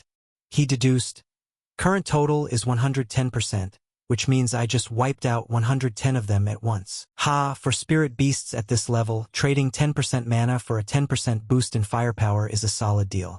Considering his remaining mana and combat recovery speed, he figured he could manage about 10 more shots. Even if each blast only took out 100 enemies, he could boost his total skill range by 1000%. Checking his upgraded mana notification, Itsuki noted his current pool sat at 252/280. If the sub-dungeon didn't have a cooldown, everything would be going a lot smoother. He looked at the bracelet on his wrist with curiosity, noting that the challenge successful notification still hadn't appeared. Reminder notification. Detected rank C skill. Mother's Intent. Super Mimicry activated. Analysis progress. 1%. Itsuki turned back warily, wondering if there were still enemies left. Even larger locusts swarmed in, surrounding him from all sides. Itsuki quickly activated his black ice wall to protect himself, thinking in shock. Is Mother's Intent the skill of the boss here? I let my guard down. I didn't think there was a boss in this place. He remained alert, realizing how lucky it was that he could increase his range with Lotus Burst again. But the real problem was that he had no idea where the boss was hiding. Itsuki activated Lotus Burst, declaring, if that's the case, I'll just keep slaughtering these small fries until the boss shows its face. A second explosion erupted as the locust swarm was hit. Notification update. Defeated level 1 demon locust with Lotus Burst. All skill ranges plus 1%. Current total, plus 220%. Itsuki rejoiced inwardly, noting that the range of Lotus Burst had now reached 16 meters. The effect was truly magnificent. He continued reading the notification. Lotus Burst Level 2. Active effect. Consumes mana to deal explosive damage to enemies within a 16 diameter. Power is proportional to mana consumed. Itsuki grew impatient as he stared at the sea of locusts before him, wondering why the boss still hadn't appeared even after he had wiped out 110 minions. Yet another dense swarm of locusts came swarming in. Itsuki watched them fly up from the cracks in the ground, noting they just kept coming. Notification update. Analysis progress 27%. He realized he could only use Lotus Burst 9 more times, noting his current mana sat at 232/280. Itsuki used Lotus Burst again, vowing that no matter how many times they appeared, he would erase every single one of them. Fierce firepower flared up, radiating heat everywhere. After the third strike, he reaped a series of cumulative rewards. Defeated level 1 demon locust with Lotus Burst. All skill ranges plus 1%. Itsuki multiplied his Lotus Burst 7-fold for the attack, the flames incinerating and sweeping through the entire area. New information update. Active effect. Consumes mana to deal explosive damage to enemies within a 54.5 diameter. Power is proportional to mana consumption. Passive effect. Each time a living creature of level 1 or higher is defeated with Lotus Burst, the range of all skills increases by 1%. Current total, plus 990%. Itsuki was curious. He had defeated the swarm 9 times so far and boosted his range by 990%, but he only had enough mana for one last Lotus Burst, leaving him to wonder why his mana was down to 50 out of 280. Watching the locusts swarm in like a storm, he gasped. There's really no end to them, and the boss still shows no sign of appearing. There was the option to retreat from the sub-dungeon and try again after the analysis was complete. But Itsuki frowned with contempt, thinking that only losers would do something like that. He created another Lotus Burst, vowing to destroy them all regardless of their numbers. Intense firepower erupted from the massive lotus placed right at the center. Itsuki was nearly exhausted of all his strength after that strike. Seeing them still swarming in like a black cloud, he panicked, wondering how there could still be more and why their numbers weren't decreasing. When the progress hit 91%, Itsuki realized something strange. From the very first wave, every spirit beast that appeared was level 1, and their bodies were small as if they were newborns. It clicked for him. He understood now the boss's ability was infinite reproduction. The information for the mother locust appeared. Locust Queen 0279, Insect Tribe, level 13. First grade talent. Lays a massive amount of demon locust eggs. Skill. Mother's Intent rank C. Remotely controls the hatched demon locusts, Maximum 110 units. Itsuki understood the principle. If it could reproduce infinitely, all his efforts would be futile unless he killed the boss, but he was completely out of mana. But as the progress ticked from 98% to 99%, Itsuki felt confident that the analysis would be finished soon. When it hit 100%, the lotus created a sphere surrounding him. New information update. Analysis of Mother's Intent complete. Obtained mana sensing level 1. Active effect. Continuously consumes mana to sense mana flows within a 100 m diameter. Effective range expanded to 1100 m due to the passive effect of Lotus Burst. Passive effect. When a hostile unit is detected, restores 10% of personal mana. Itsuki was stunned. It was a scouting skill that utilized Lotus Burst's passive. The effective range was now over 1000 meters, and better yet, he could restore mana every time he sensed an enemy. He couldn't hide the joy surging within him, thinking this was the perfect passive effect for this sub-dungeon. It wouldn't even be bad to just ignore the boss and keep hunting the small fries. But since he was keeping Ajiha waiting, he decided it was time to end this sub-dungeon. System reminder. Obtained mana sensing level 1. All stats increased. Removes all negative effects and restores all wounds. New stats.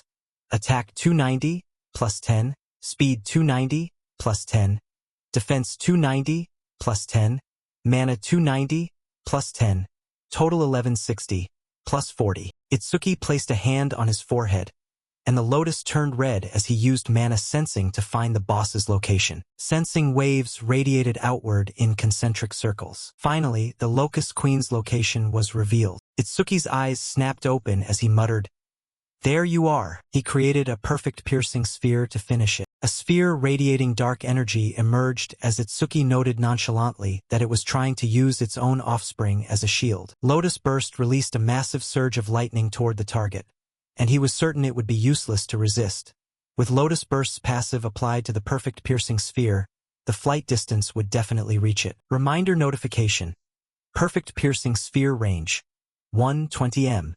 The sphere shot straight down into the earth. The Locust Queen frantically scrambled out of its hiding spot. Itsuki lunged from behind, giving it no chance to escape. He gave a cold smile and said, "Checkmate." A single strike pierced through the Locust Queen, sending green slime splattering everywhere. The minion locusts flew about aimlessly like puppets with their strings cut, and Itsuki realized that losing their queen had sent them into total chaos. He activated his black ice wall, flames erupting on his arm as he told them not to worry because he was sending them to join their mother soon. After a complete sweep, Itsuki estimated that with all skill ranges increased by 1,210%, the explosion radius of Lotus Burst was now 65.5 m and the flight distance of the perfect piercing sphere had also increased to 131 m.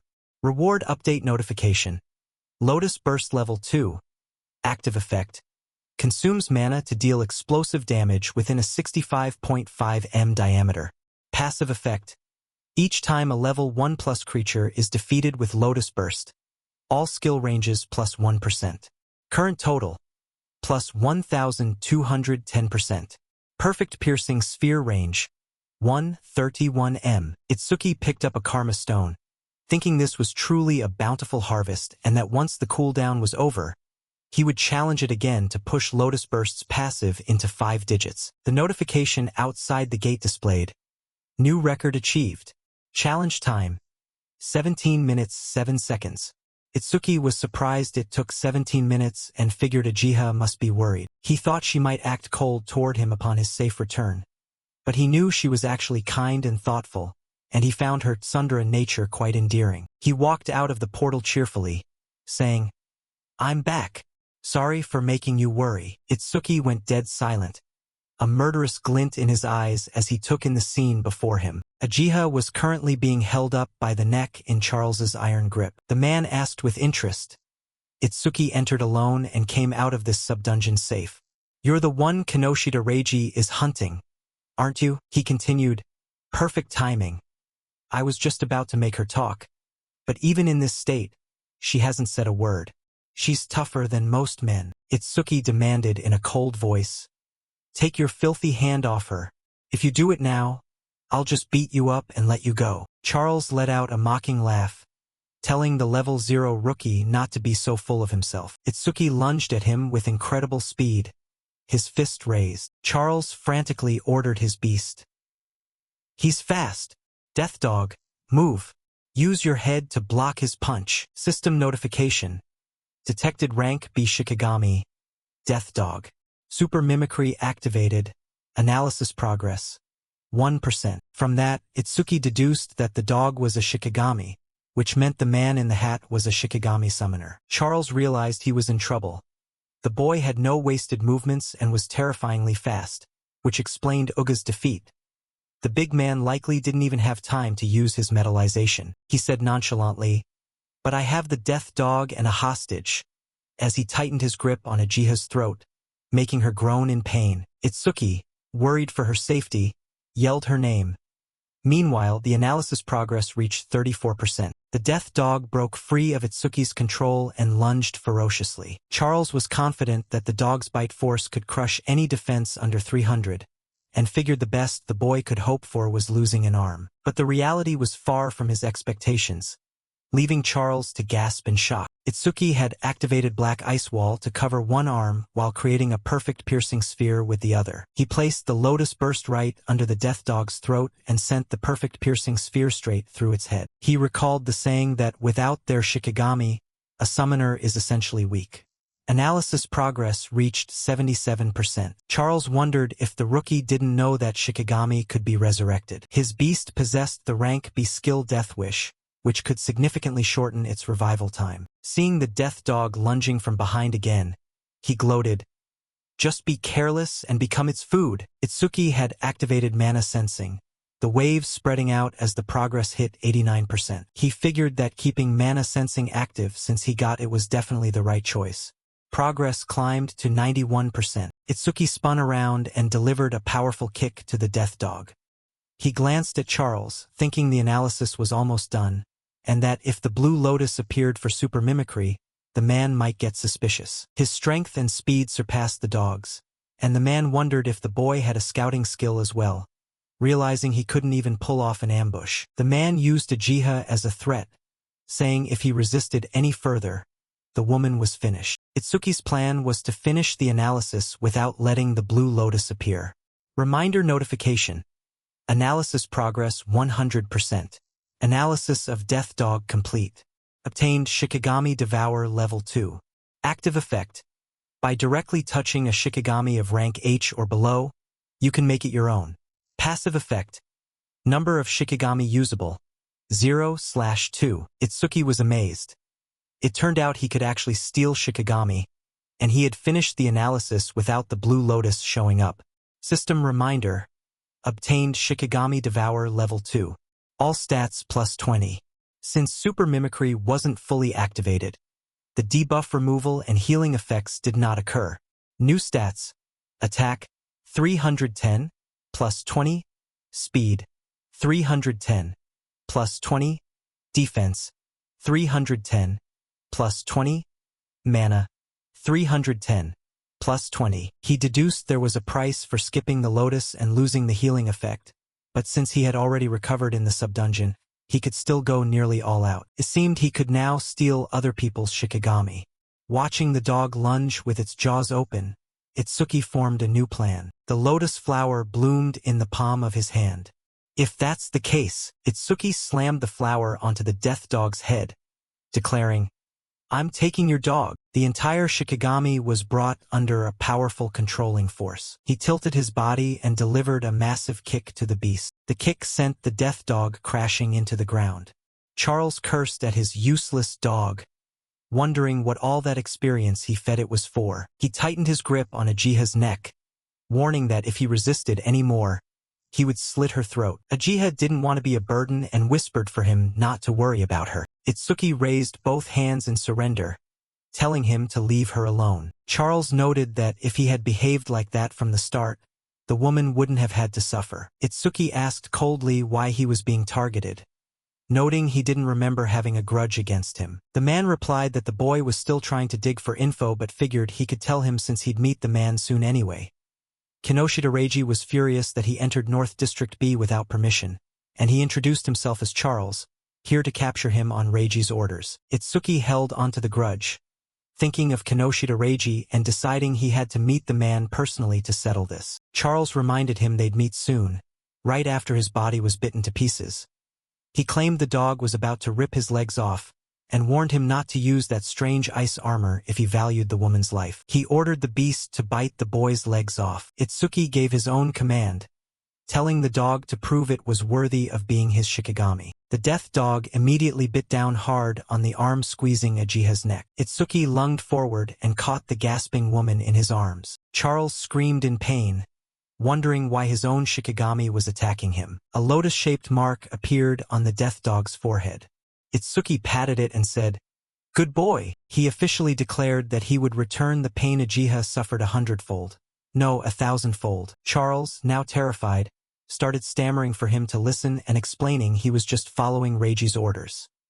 He begged to form a team and promised to lure Reiji out for him. Itsuki noted that it was an interesting proposal. The man rejoiced inwardly at having bought some time, thinking he had tricked the boy. Charles fired a sharp projectile at his opponent, yelling for him to die. Itsuki leaned aside to dodge, remarking that he'd much rather kill Kinoshita Reiji himself. He ordered the beast to make the man feel the same pain Ajiha had suffered. Charles was terrified to the point of tears, apologizing and begging for another chance. The death dog bared its fangs and slowly closed in on the man. Charles desperately tried to wake it. "Death, have you forgotten? I'm your master. I've fed you so much." The death dog opened its massive maw toward him. Once it had finished off Charles, Itsuki asked in a somber voice, "You've been tracking me ever since I left the sub-dungeon, haven't you?" Itsuki turned his head to look behind him. "How long are you planning to hide? Why don't you show yourself?" In that direction, a person had been carefully concealing themselves. Iberia stepped out shyly and asked, "You detected me?" Itsuki's voice remained as cold as ever. "Are you an ally of that guy from earlier?" He was startled by the misunderstanding. "No, I'm not an enemy. Please, let me explain." Itsuki didn't even care anymore. "Fine, I don't have time to talk to you. Death, follow me when you're done eating." Seeing the death dog obey Itsuki so submissively, Iberia held onto a shred of hope. He even made a mad dog like that follow orders. This person might be able to save me. He followed Itsuki out, walking beside him and introducing himself. "My name is Iberia, and you—" That fight just now was amazing, even with a few close calls. Itsuki didn't respond. Iberia continued, "You're the mysterious guy who took down Uga, right?" He made a request. "Could you do me a favor? I'll compensate you if you want. I can even pay you in mana stones or weapons. How about that?" But Itsuki didn't pay any attention and kept walking, leaving Iberia surprised. What the hell? Shouldn't people be happy when offered fair pay?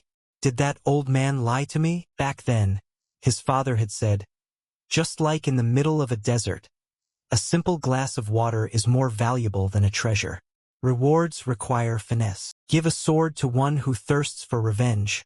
Give medicine to one who is injured. To them, that is a worthy reward." This logic made Iberia realize, "I get it now." He followed behind and called out, "You walked here, right? You can't move fast while carrying an injured person. Plus, the nearest hospital is dozens of miles away. If you keep taking your time like this, that woman is going to die." Iberia pulled out a roll of bandages.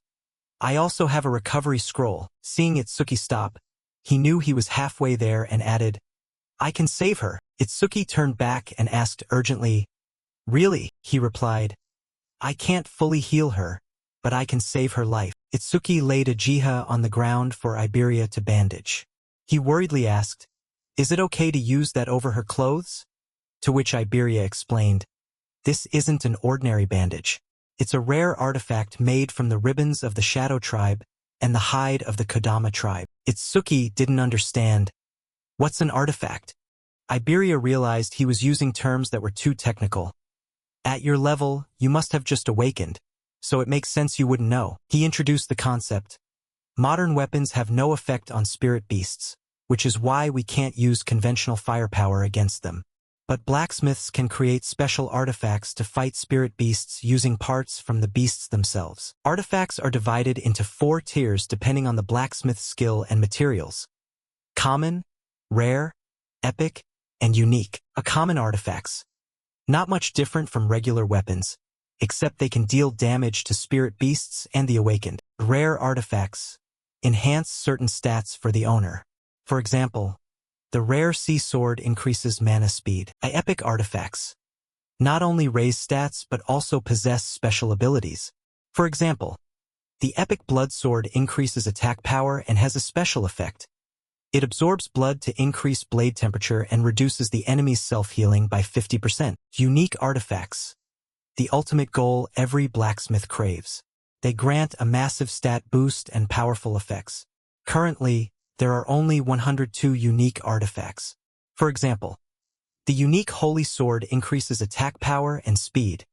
Its unique effect provides infinite mana storage, allowing for unlimited skill use. Blacksmiths themselves don't have much combat power and there aren't many of them. But because they can forge artifacts, they are respected by all the awakened. Itsuki asked curiously, "So your father is a blacksmith?" Iberia replied proudly, "Not just any blacksmith. There are many who go their whole lives without making a single unique artifact. Currently, there are only 10 such items across the 5 continents, and my old man made 3 of them. That's why people call him the Blacksmith King of the Northern Continent." Seeing Itsuki turn away, Iberia asked, "Are you even listening?" "Hey, I put my heart into that explanation. Don't ignore me." Itsuki was pulling something out. "This is the crossbow that guy named Charles used." Iberia stepped closer to observe, thinking, "He's not surprised at all by my father's name? Any other awakened would be clinging to me by now." Itsuki thought, "With this, I can reduce the frequency of using the perfect piercing sphere and lower the risk of showing my hand." Iberia evaluated the item in Itsuki's hand. "It's a rare artifact." Itsuki said dejectedly, "Too bad. It doesn't have any bolts." Iberia revealed, "But a ranged weapon like this can assimilate ordinary projectiles into artifact ammo, so you don't need to worry about arrows." The info displayed Hunter's Crossbow, Rare Tier, Speed plus 50. Seeing it vanish from his hand, Itsuki was surprised. "It disappeared?" Iberia saw the doubt and explained, "That's another function of an artifact. Once it binds to its owner, it's stored away, and you can summon it back whenever you need it." Itsuki said politely, "Quite convenient. Thanks for treating her. If you need anything, let me know. Once I'm done here, I have to find Kinoshita." Iberia gossiped, "Hearing that name right now, I thought I misheard. You've got guts to pick a fight with Kinoshita Reiji in North District B." Itsuki sighed and asked, "What? You want me to give up?" Iberia denied it. "No. If it's Kinoshita Reiji, then we have a common goal." Itsuki asked curiously, "You pissed him off too?" He beat around the bush and mentioned something else. "Not exactly. But I want you to team up with me to enter the Salvation Alliance National Tournament's qualifiers the day after tomorrow." Itsuki thought in surprise. "The qualifiers?" He mentioned that. "I heard only the top 10 get into the official tournament. I've been too busy these past few days to prepare for it." He asked suspiciously, "What do the qualifiers have to do with Kinoshita Reiji?" Iberia confirmed, "The qualifiers are held by continent, and the venue for the Northern Continent is here in North District B. As the son of the regional administrator, Kinoshita Reiji is clearly aiming for the main tournament. Actually, his brother is already a savior, so if he doesn't make the top 10, it'll be a disgrace to the Kinoshita name. That's why he's monopolizing all the sub-dungeons in North District B to level up." Itsuki didn't understand. "Why team up with someone like me?" He explained simply, "Because you're strong. My instinct says that if we team up, we'll definitely pass the qualifiers." Itsuki reminded him, "You're younger than me, right? You'll have plenty of chances in the future. So why does it have to be this year?" He hesitated. "Why?" Iberia recounted. "Since I was little, I watched my old man forge artifacts. Every finished piece was like a perfect work of art, and my admiration for him just kept growing. So I've always dreamed that one day I would become an awakened and fight spirit beasts using gear crafted by my own father. Then a month ago, I finally awakened. Excited, I asked my father to forge an artifact for me, but he refused, saying only saviors are allowed to use his work. He continued. Even so, I kept begging. Finally, he gave me a condition. If you pass the qualifiers this year, I'll give you a masterpiece. That's why I absolutely must win the qualifiers this year, Itsuki asked curiously. With a great father like that, there should be plenty of people wanting to team up. You don't need to team up with a level 0 like me, Iberia replied. My father thought so too. That's the reason. Before I left, he said, listen, pass the qualifiers on your own. If you rely on powerful teammates, I won't give it to you. Itsuki admired him. Your father is really strict, he helplessly added. Based on my intel, most of the top candidates have already been bribed by Kinoshita. The rest are loners who don't like teaming up or already have teams, so there's no one else to ask. But 2 days ago, I heard about someone who defeated one of the 4 pillars and broke a record. I searched for info, and that's how I found you. Itsuki interrupted. All right, I don't care about the team, but first I want to get her to a hospital. Iberia understood. I'll go with you. From now on, we're teammates. He babbled on about the name. We should think of a team name too. You're Itsuki and I'm Iberia. So, Ibiden? No, sounds like a store name. eBay? Not great either. Maybe Tenria. Itsuki picked up a jiha, thinking wearily, good grief. This guy talks even more than Rimu, he just noticed. Speaking of which, I wonder how Rimu and Seo are doing. They both became awakened, right? Are they entering the qualifiers? In the back, Iberia was still going strong. Since both our names have an I, how about double I? The person he remembered was currently training. Seo, on the opposite side, frowned and asked, are you sick? Rimu denied it. No. Maybe someone is talking about me. Probably Itsuki. Seo worriedly said, Itsuki? How long has it been since that attack? I didn't think we'd be apart this long. I wonder if he's okay. Rimu sidled up and teased her, making her face turn bright red. You're so weird. If you're that worried about Itsuki, why didn't you go see him after he defeated the spirit beast? Seo was so embarrassed she suddenly launched an ambush on him. Rimu protested. An ambush is playing dirty. Seo didn't care. We're in combat training, aren't we? It's your fault for being careless. Right? Someone walked up. They greeted him happily. Master! He strictly reminded them. The national tournament qualifiers start the day after tomorrow. There's no time for playing around. Seo rejoiced. Finally, another awakened to spar with. I'm so sick of fighting Rimu. Her info. Seo Hizuraji, human level 11. Class, Water Elementalist, Tier 1 talent. Hidden. Rimu replied. I've never been to North District B. I hear it's a bustling city. I'm excited to see it for myself. His info, Harino Rimu, human level 10. Class, Elementalist, Tier 2 talent. Hidden. Over at Reiji's side, he was checking a briefcase full of karma stones, then casually asked, where's that bloodhound? It's not like him to be this late. Tanky worriedly noted, could something have happened? Reiji was furious at the news. Again? Those useless subordinates. He crushed a karma stone in his hand, absorbing the experience. The subordinate waited for orders. Should we send someone to look for him? He replied, forget him. The qualifiers are top priority. If I lose, the old man will lock me in the isolation room. By the way, how's the thing I requested? Tanky reported.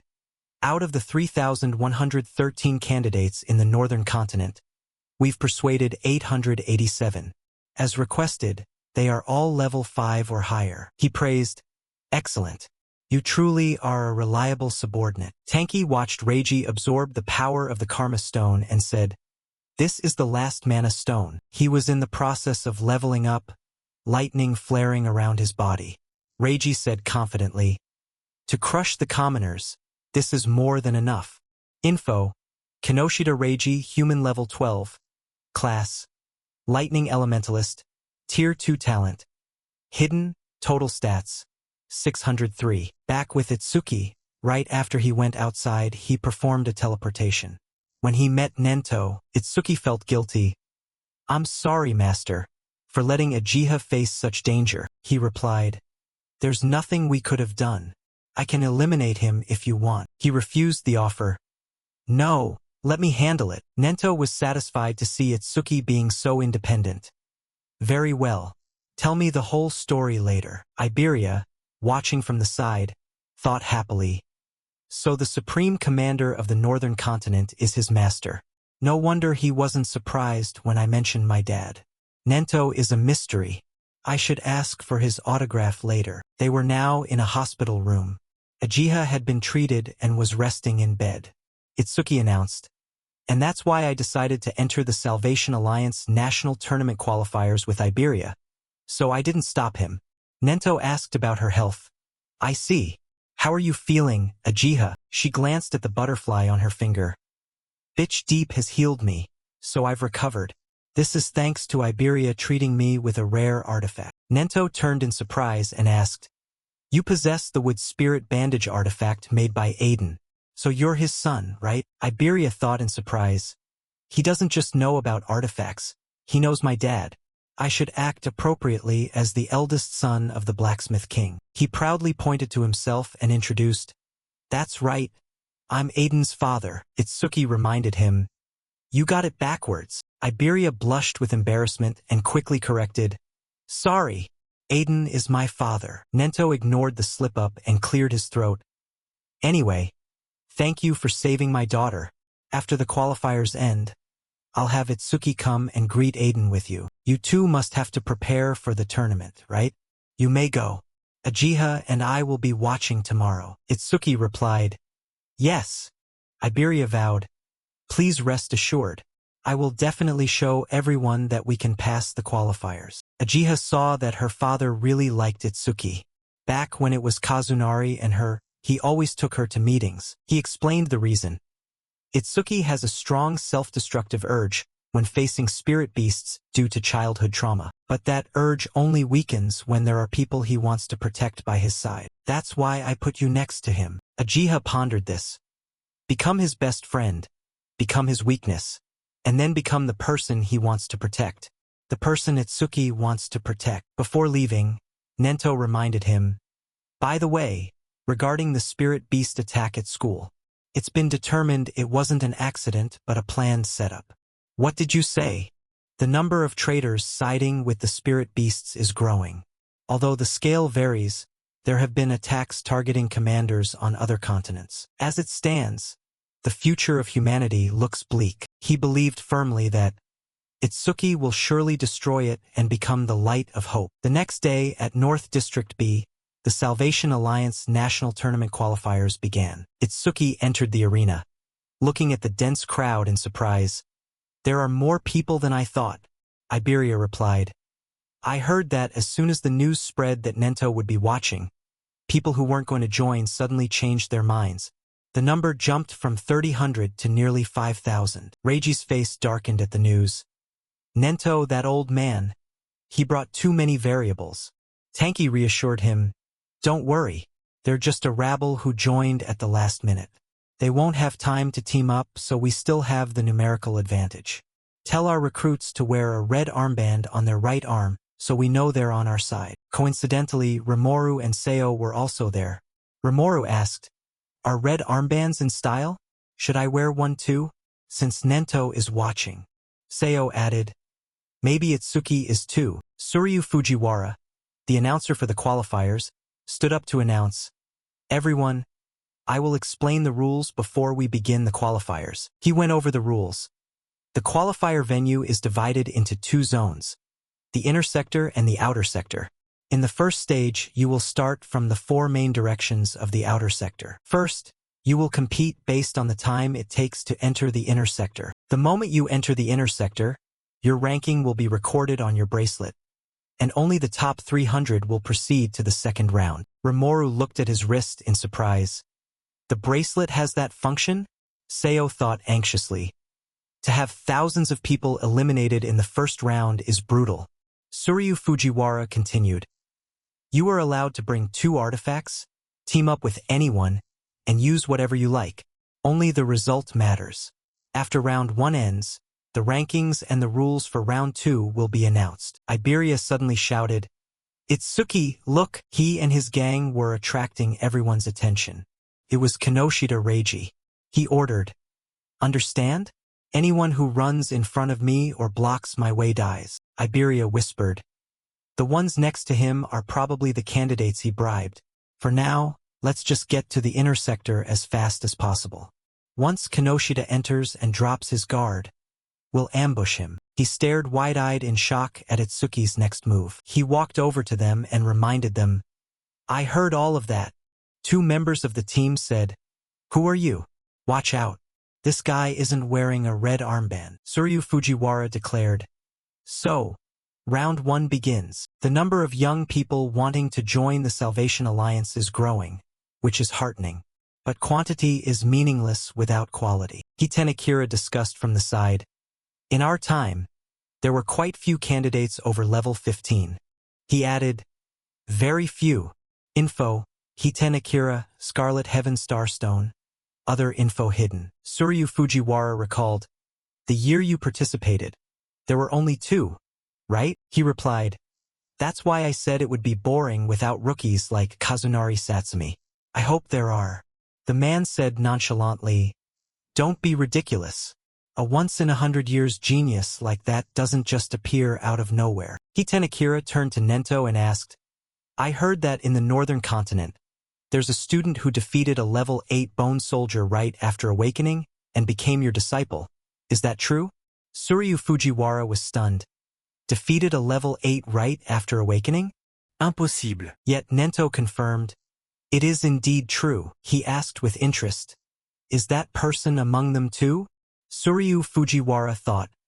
The second disciple recognized by Nento after Kazunari Satsumi. He must have heaven-defying talent. He looked at the screen thoughtfully and asked, Which one is he? He then paid attention to each person.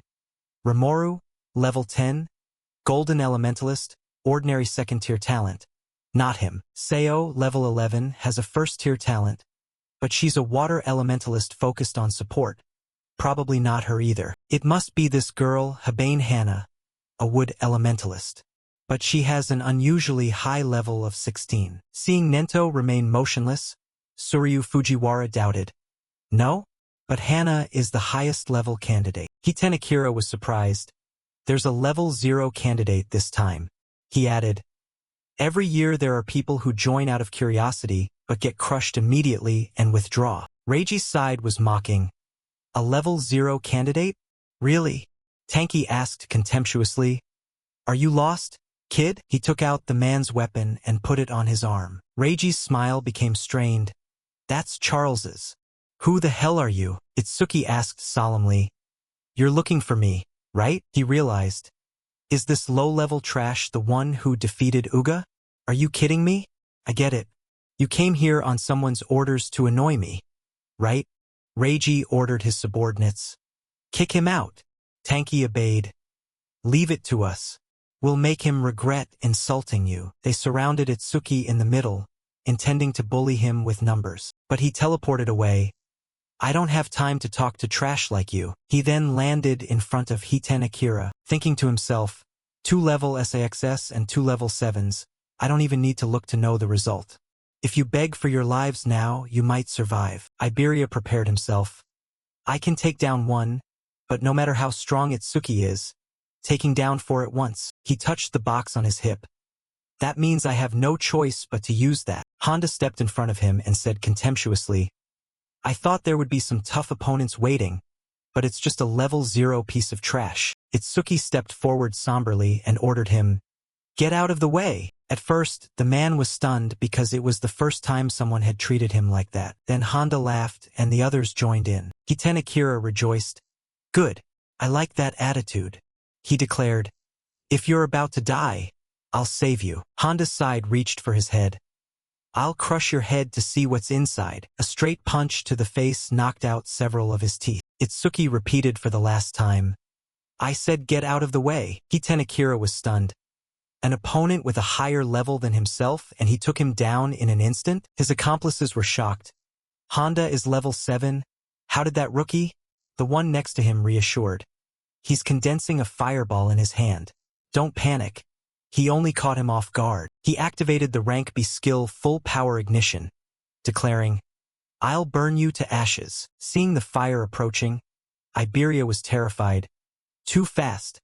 I don't even have time to use an artifact. Someone on their side worried. Isn't this a bit much for a level 0? Tamu didn't care. People always die in the qualifiers. If you want to blame someone, blame yourself for acting tough despite being level 0. When the flames in his hand died down, someone spoke up. Hey, something's not right? The others were shocked. In the brilliant fire, his black ice wall had shattered the flames into pieces. They were shocked. What is that? Iberia was a mix of surprise and joy. No way. Did he just block that entire wide-range fire attack? That's incredible. Itsuki warned them in a cold voice. Get away from me. System notification.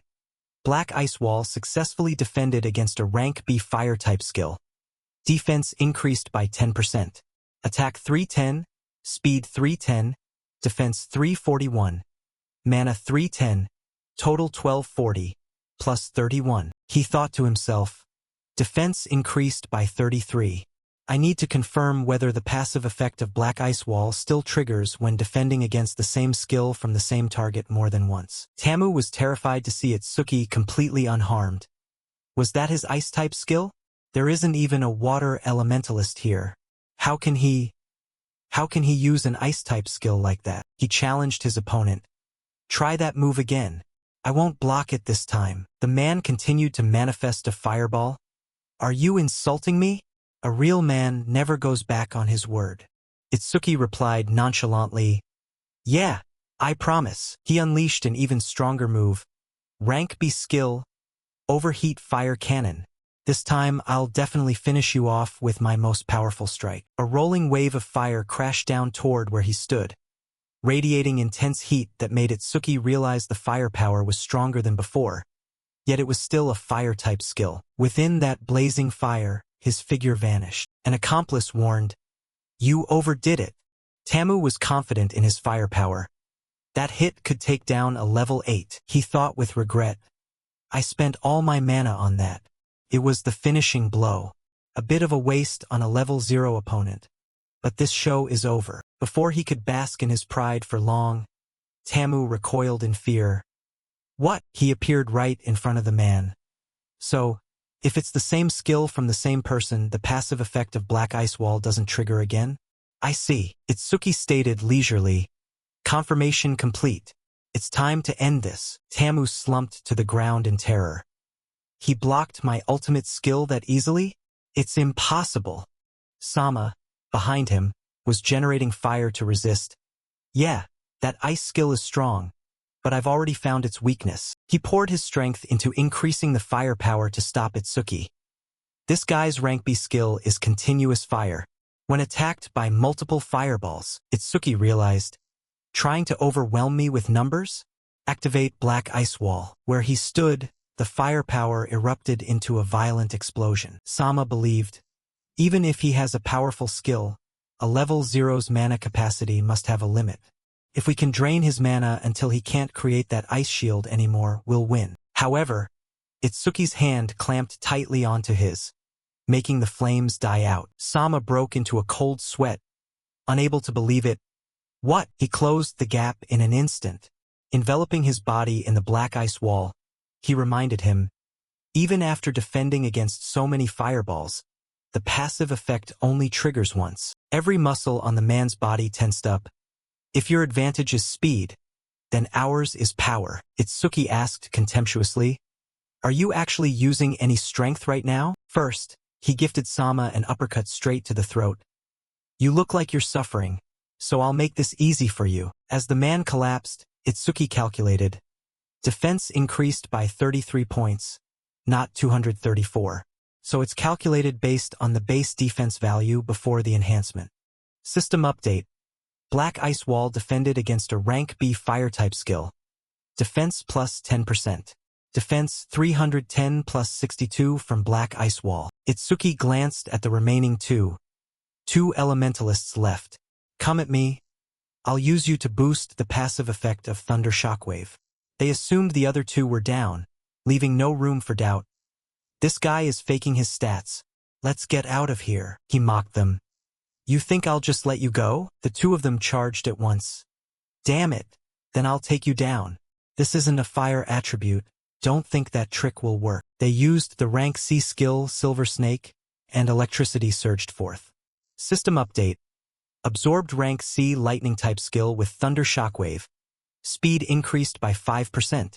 Attack 310, speed 341. Defense 372. Mana 310. Total 1333. Hiten Akira was stunned. He's taking down Awakened with higher levels than his own as if it's a joke. He pondered. Who exactly is he? Itsuki thought to himself.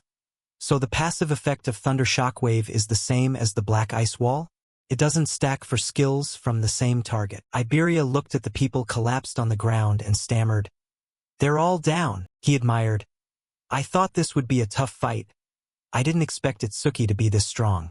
What kind of power are you using? Tamu, in the back, asked suspiciously. Who the hell are you? You can't be a level 0. Iberia laughed coldly. You're asking who we are? Itsuki asked in surprise. We, he introduced them solemnly. We are the E-Duo. Remember that name, because one day we will be the strongest pair in the northern continent. He grabbed Iberia by the neck and dragged him away. Forget that. Let's chase Kinoshita, he cried out. But we were just getting into the groove. Tamu was speechless at the name. The E-Duo. That's so lame, Reiji's side thought. It's quite noisy. That level 0 must have been beaten down by now. But that crossbow definitely belongs to Charles. I'll have to investigate it later. No one in the northern continent could catch Charles except a savior. He was lost in thought, the veins on his face bulging with rage when he saw someone streak past. Ken had just overtaken him. Reiji thought smugly. Past another one. Unlike those muscle brains, I've shifted my focus to speed. Just as he was gloating, his entire body was attacked by lightning. Ken fell to the ground, struggling to look up.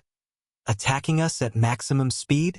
Who the hell? Reiji landed right on his head at that exact moment. He announced arrogantly, That's what happens when you run in front of me. Reiji turned to remind the group behind him.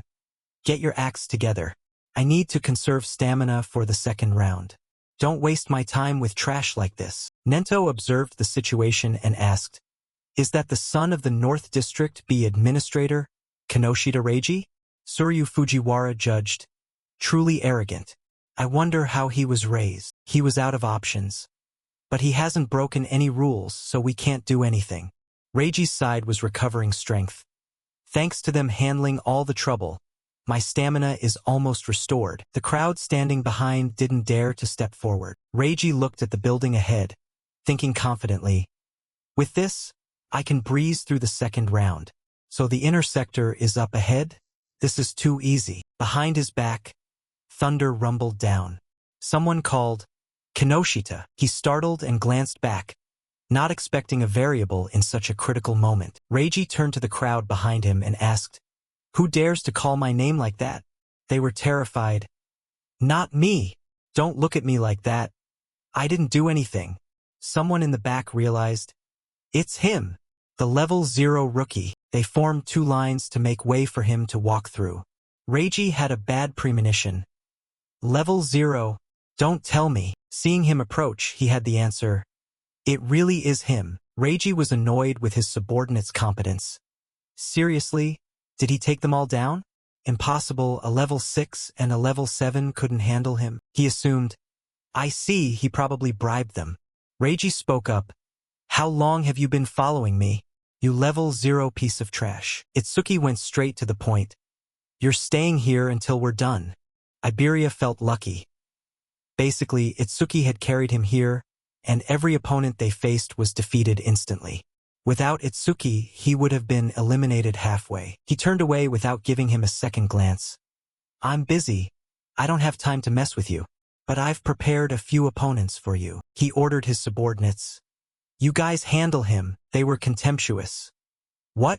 Just for a level 0 brat? Calling Kinoshida's name? Wake up, we'll teach you some manners. Don't worry. I'll show these two what hell looks like. Iberia counted under his breath. 80, 78, 79. There are more than 100 of them. What should we do? Itsuki grabbed him by the neck and pulled him close, instructing, cover your head. With that, he instantly teleported away from the spot. Itsuki also grabbed Reiji's collar from behind, throwing the man outward while Iberia was thrown inward. Reiji was caught by his subordinates, while Iberia was utterly stunned. He faced the man. It seems you didn't understand my words. Let me say it again. Until we are done, you aren't allowed to go anywhere. Over on the other side, Seo and Rimuru entered the inner sector exhausted.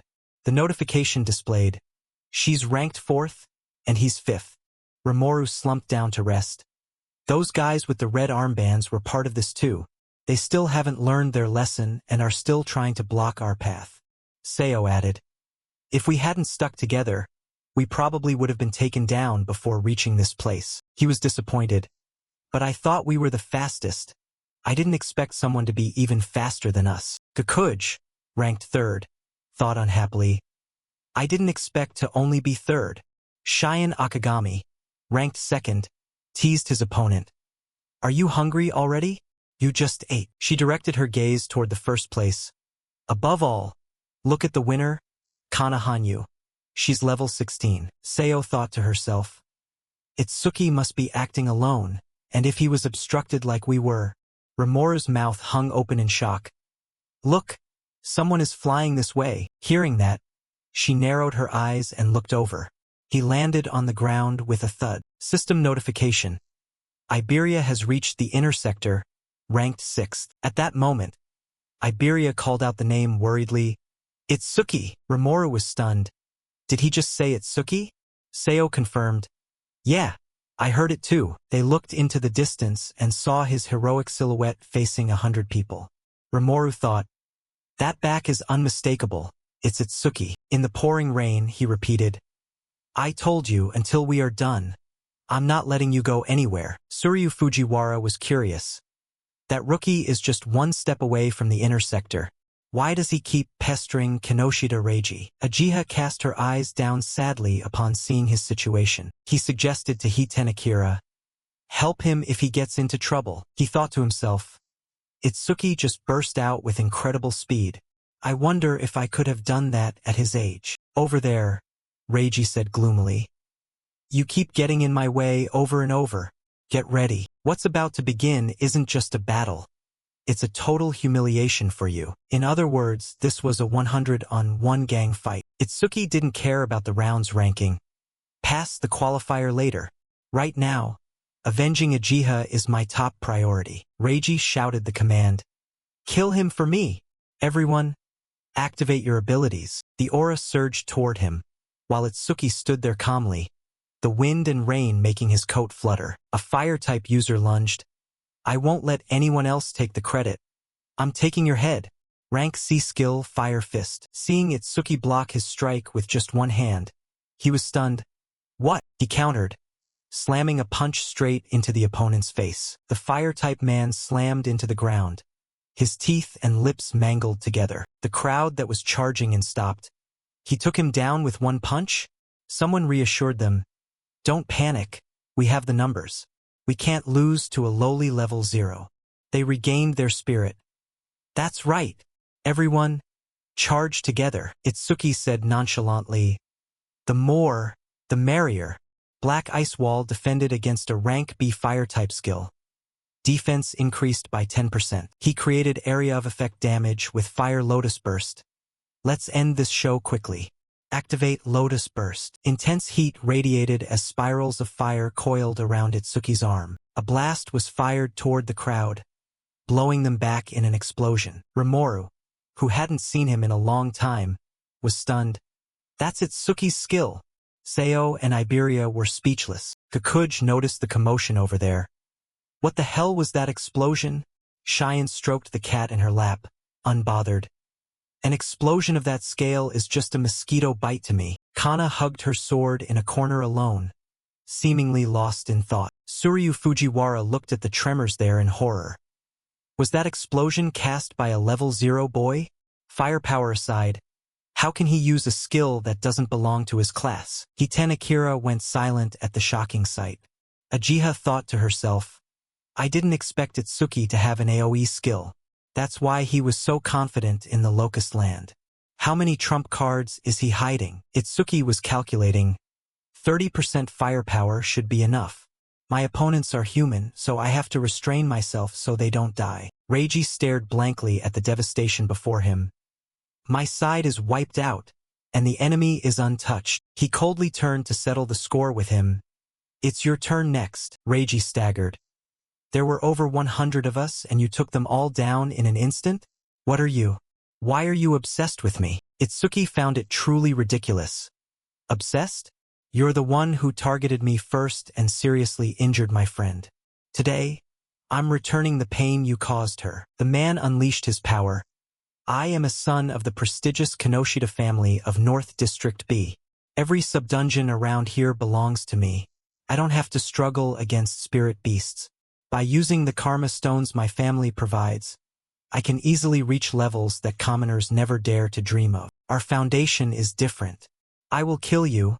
I will definitely win. Rank B skill.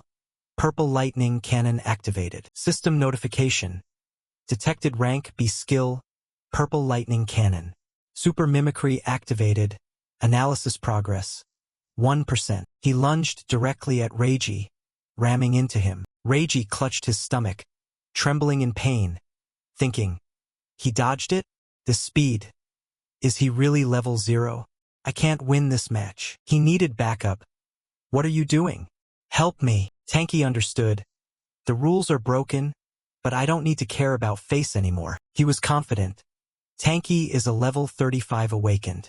Prepare to go to hell. Nento's side was prepared. Hiten Akira cracked his knuckles to warm up. Understood. He felt someone approaching from behind. Magic resistance. My mana sensing is reacting. Someone is approaching at high speed. System notification. Analysis progress. 19%. Naturally, Itsuki could see it wasn't just one person. A significant tremor came from in front of him. Itsuki calmly glanced at the situation there. He had Tanky pinned down under him in no time. Reminder, keep going. Itsuki continued what he was doing earlier. A murderous aura enveloping his body. He looked at Reiji under his foot. It seems your subordinate couldn't make it, the man said fearfully, revealing his background. Wait. My father is the administrator of North District B, and my brother is a member of the Salvation Alliance. Do you know the consequences of touching me? He didn't care. Who cares who your father and brother are? He knocked Reiji unconscious with a single punch. Itsuki felt relieved. With this, Ajiha is avenged. She knew everything he did today was for her, and her face turned red with emotion. Suryu Fujiwara was stunned.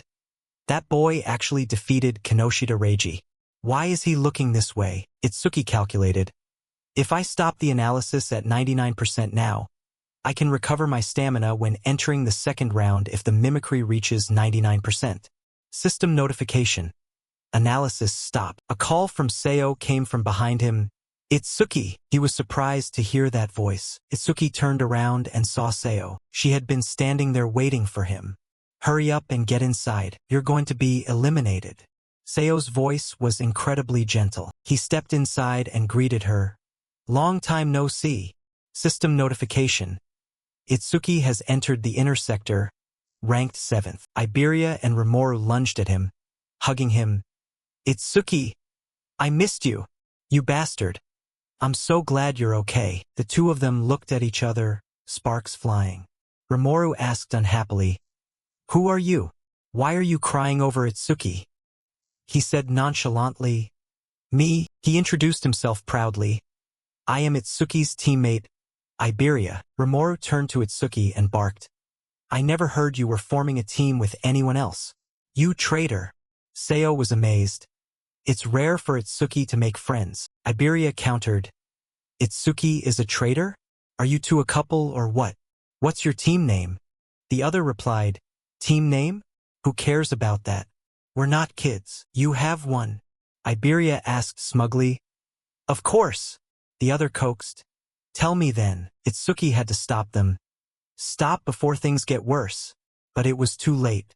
Iberia revealed with a very proud attitude. It's the E-duo.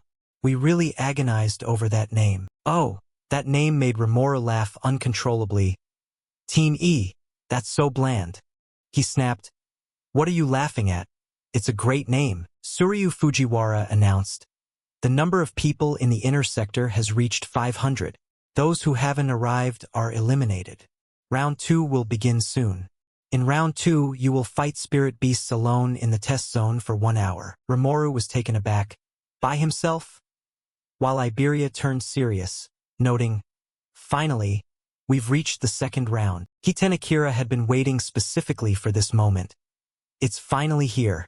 I've been anticipating this since the start. He truly looked forward to it, wanting to see if these boys had anything special to show. They moved to the venue for the second round, where the area around the arena was already packed with people. Rimuru asked curiously, so the second round takes place right here, right? Iberia couldn't control his trembling, muttering that it was far too dark and terrifying inside, while Rimuru teased Itsuki about still being level 0 and if his level was actually fixed, which Itsuki admitted was true. He wondered if Itsuki's stats didn't increase either and how he got so strong, while Iberia chimed in with his own curiosity, only for Itsuki to reply that his master had forbidden him from telling anyone. Seo intervened, explaining they were taught that an eraser's skills are at the level of national security.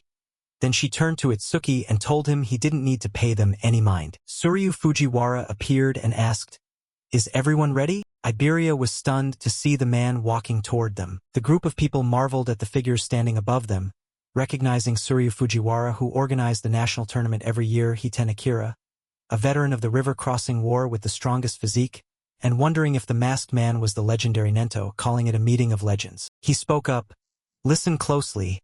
I will now explain the rules for the second round. Many calamity spirit beasts would appear in the challenge area, with kill points based on difficulty. Basic grade 100, common grade 500, difficult grade 1000, and nightmare grade 5000. Suryu Fujiwara continued the rules, stating there was a 1-minute rest after defeating a beast before being forced to the next difficulty, showing 56 seconds of rest remaining. Gakuj said confidently that he would climb straight to the nightmare grade. His info showed he was a level 13 Earth Elementalist with hidden stats. Itsuki suddenly spoke up. I have something I want to ask. The others buzzed with contempt, wondering how a level 0 made it through the first round and assuming he was carried, speculating if he was getting cold feet now that the second round was solo. Suryu Fujiwara gave him permission. What is it? Ask whatever you like. He didn't beat around the bush. Is nightmare grade really the highest difficulty? Hiten Akira let out a laugh upon hearing that, while the announcer stood stunned with his mouth agape. The others immediately looked down on him, mocking the level 0 for boasting when he wouldn't stand a chance against a nightmare grade beast, with Gakuj calling him a piece of trash who only knew how to show off. Suryu seriously informed him, theoretically, the difficulty of the calamity spirit beasts has no limit. You'll understand once you actually try to defeat a nightmare grade beast. Itsuki replied, No limit? Huh? While Rimuru reminded him it was useless to think about it since nightmare grade was at least level 10, and they'd be lucky just to beat a difficult grade. Suryu continued, Points accumulated in the qualifiers can be added to the official national tournament.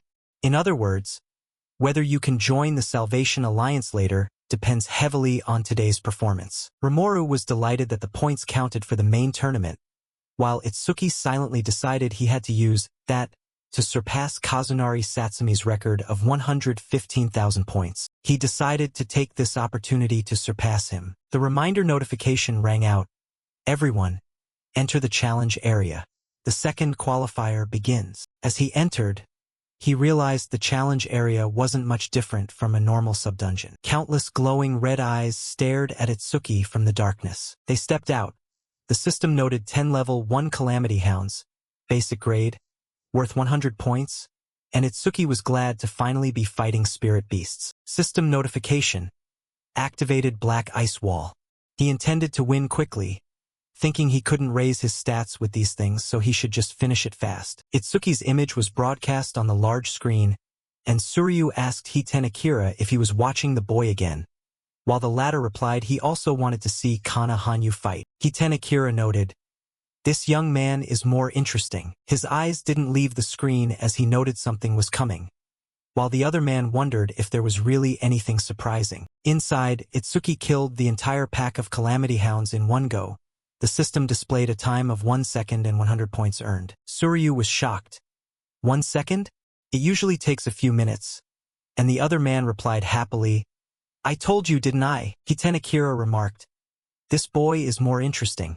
I don't think a level 8 fire dragon is a threat either." Nento stepped up to ask about the other candidates. He apologized for being too focused and switched to a multi-screen mode to observe the top 10 candidates simultaneously, while Uchiha realized her father was trying to divert attention from Itsuki. Suryu observed that most of the other candidates were still fighting at the basic grade. Seo used her water ability to attack, while Gakuj fought in close quarters, smashing each beast with his mace. Kana used her wood ability to strangle the spirit beasts, and Suryu noted that Kana Hanyu was the only one keeping up with Itsuki. Uchiha cried out in worry that Itsuki was about to be incinerated by the fire dragon's flames. Suryu prepared to step in, thinking the boy had exhausted his stamina on the hounds and had no strength to dodge, noting he'd be severely injured if he took that fire directly. Hiten Akira stopped him, telling him to watch a bit longer and insisting that with the boy's previous speed, dodging such an attack should be a piece of cake. System notification. Activated black ice wall. His entire body was encased in the black ice wall, and he suffered no damage at all. A single slash cut the fire dragon's body in half. As it fell, the system updated. Time 5 seconds, 500 points earned. Suryu was shocked that the ice armor covered his whole body and wondered why he took the hit on purpose when he could have killed it instantly. System notification. Black ice wall defended against a rank C fire-type skill. Defense plus 10%. Itsuki calculated that he had to seize every chance to raise his stats. He looked at his stats. His defense was now 434, and his total stats had reached 1395 across his various Z and high-tier skills. The screen showed 58 seconds of rest left, but he hit yes to skip it, wanting to test his defense against the next Calamity Spirit Beast. Hiten Akira knew that this difficulty level would test the candidate's speed and combat senses. Suryu confirmed that when a Thunder Rhino attacks, it conducts electricity through its horn for a dual physical and lightning strike. He noted that if he took that hit, his body would be pierced due to lack of defense and he'd be paralyzed by the lack of lightning resistance. To defeat the Thunder Rhino, he must use his speed to dodge, and then attack when it's exhausted. Seeing Itsuki's next move, he gasped in shock. Wait, what is he doing? Itsuki was currently touching the Thunder Rhino's horn. He tapped it lightly, checking it and thinking the horn was perfect for testing his defense. Lightning radiated around the horn as the Thunder Rhino's veins bulged and it snorted smoke. It used its horn to hurl Itsuki backward, sending him flying into the air. Uchiha called out his name in worry. Hiten Akira couldn't predict his moves, noting the young man was unpredictable and always produced results beyond imagination. The spot where he was floating suddenly exploded. The system announced he had defended against a rank C lightning skill, increasing his speed by 5%. He realized the test was over. Apparently, attacks from level 10 beasts or lower couldn't hurt him. Itsuki lost interest in playing around, saying, "It's time to end this." He activated Thunder Shockwave for a 50% speed boost and blurred toward the rhino. It held its head high, arrogantly preparing to receive the enemy. Itsuki plummeted from above like a fired arrow, slamming an ice-armored fist into the rhino's head. The system recorded a 7-second finish and 1,000 points. Hiten Akira smiled, noting his total time was under 15 seconds, making him faster than Hiten himself in his youth, and sensing he wasn't even at full power. Suryu was worried because next were lightning-fast movements and sharp claws that could shred enemies in an instant, a massive mouth spitting iron chains to swallow everything, and a bulky body covered in armor-hard shell. It possessed all those traits, the strongest and most ferocious beast in the qualifiers, the ultimate goal for all candidates. Itsuki was facing the Nightmare Grade Spirit Beast, Purgatory Colossus level 15, worth 5,000 points. Itsuki activated the Perfect Piercing Sphere, and it pierced right through its head. System update. Defeated level 15 Purgatory Colossus. perfect piercing sphere speed plus 200%. The spectators were left speechless by the sight. He read the info, sphere speed 9 meters per second, total increase 900%. Itsuki was eager for the next one, while Suryu had to change his view of the boy, seeing him kill a nightmare-grade beast in seconds. The system showed 3 seconds and 5,000 points. Shifting to Seo's position, the beast opened its mouth to fire an energy blast. Seo activated her rank C water bullet, calculating she needed to kill 2 more to pass the common grade. Her progress was at 80%. Gakuj confidently thought that since he skipped the rest, he'd be the first to reach the common grade. His board showed 0% for that grade. She thought about recovering her spent mana before continuing until her common grade progress hit 100%. The notification rang out. Nightmare grade conquered in 21 seconds. Rank 1. Seo cheered, knowing it had to be Itsuki, while Gakuj was shocked that someone was faster than him, wondering if it was Kana, who remained silent at the result. Itsuki finished off the beast and prepared for the next level. Suryu Fujiwara still couldn't believe his eyes, wondering how he killed the Colossus instantly and what that armor-piercing dark sphere was. Hiten Akira ordered the difficulty to be raised to see how far the kid could go. Notification. Nightmare Grade Stage 2. 2 level 15 Purgatory Colossi worth 10,000 points. Itsuki was disappointed, wondering if they were only going to increase the numbers. The ferocious beasts roared, sending out shockwaves of sound. Itsuki calculated that while they were roaring, he'd take one out. He activated the perfect piercing sphere. The sphere pierced one's head. The system recorded another defeat and a speed boost to 11 meters per second, 1,100% increase. Suryu wondered if there were no limits to using that sphere. Hiten Akira noted that while it was strong, the skill had a fatal weakness, leaving Suryu confused. Itsuki was currently facing the final spirit beast. He frowned and compared the speeds. This one was faster than any beast he had ever faced. Outside, Hiten Akira explained that people often mistakenly thought they were slow because of their massive size. Suryu asked what he meant. Inside, Itsuki was condensing the sphere. System notification. Activated perfect piercing sphere. Compared to the beast's size, the sphere was tiny. Hiten Akira continued that as a racial trait, they lacked mana but had vastly enhanced stats. Despite its size, it was actually a speed type. Just as predicted, it dodged the perfect piercing sphere. The info showed the level 15 Purgatory Colossus 1008 had a 25% stat boost due to its inability to use magic, with 300 speed and 320 attack/defense. Only now did Itsuki realize the situation had turned dangerous. It dodged? Hiten Akira admitted.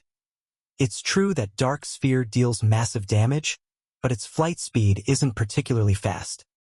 He's taking advantage of the monster's habit of roaring before launching an attack to strike preemptively. That brat. His combat intuition is incredible.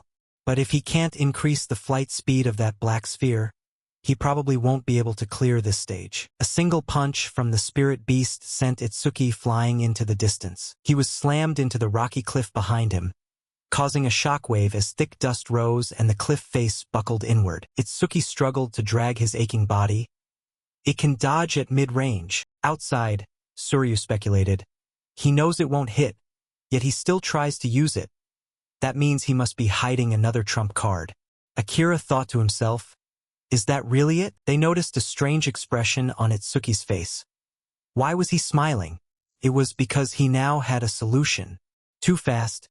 If that's the case, I'll close the distance. Immediately, Itsuki activated Thunder Shockwave, and in an instant, he was no longer where he stood, blurring toward the spirit beast. It aggressively raised a massive fist, preparing to crush him. The punch sent a shockwave across the area, cracking the ground for dozens of meters. Ajiha covered her mouth in terror, truly worried for him. Suryu frantically picked up his phone.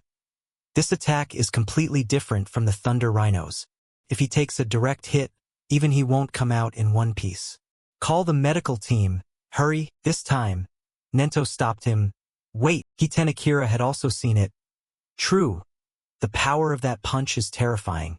But it's meaningless if it doesn't land. As the spirit beast lifted its fist, a thick cloud of smoke obscured the situation. When the smoke finally cleared, it looked down in panic at the deep crater in the ground. but the human was nowhere to be found. Itsuki's voice echoed from behind. Over here, it hurriedly spun around instinctively. A perfect piercing sphere shot straight through the spirit beast's head. Itsuki had launched a surprise attack from behind to deliver this blow. Its massive body crashed heavily to the ground. System notification.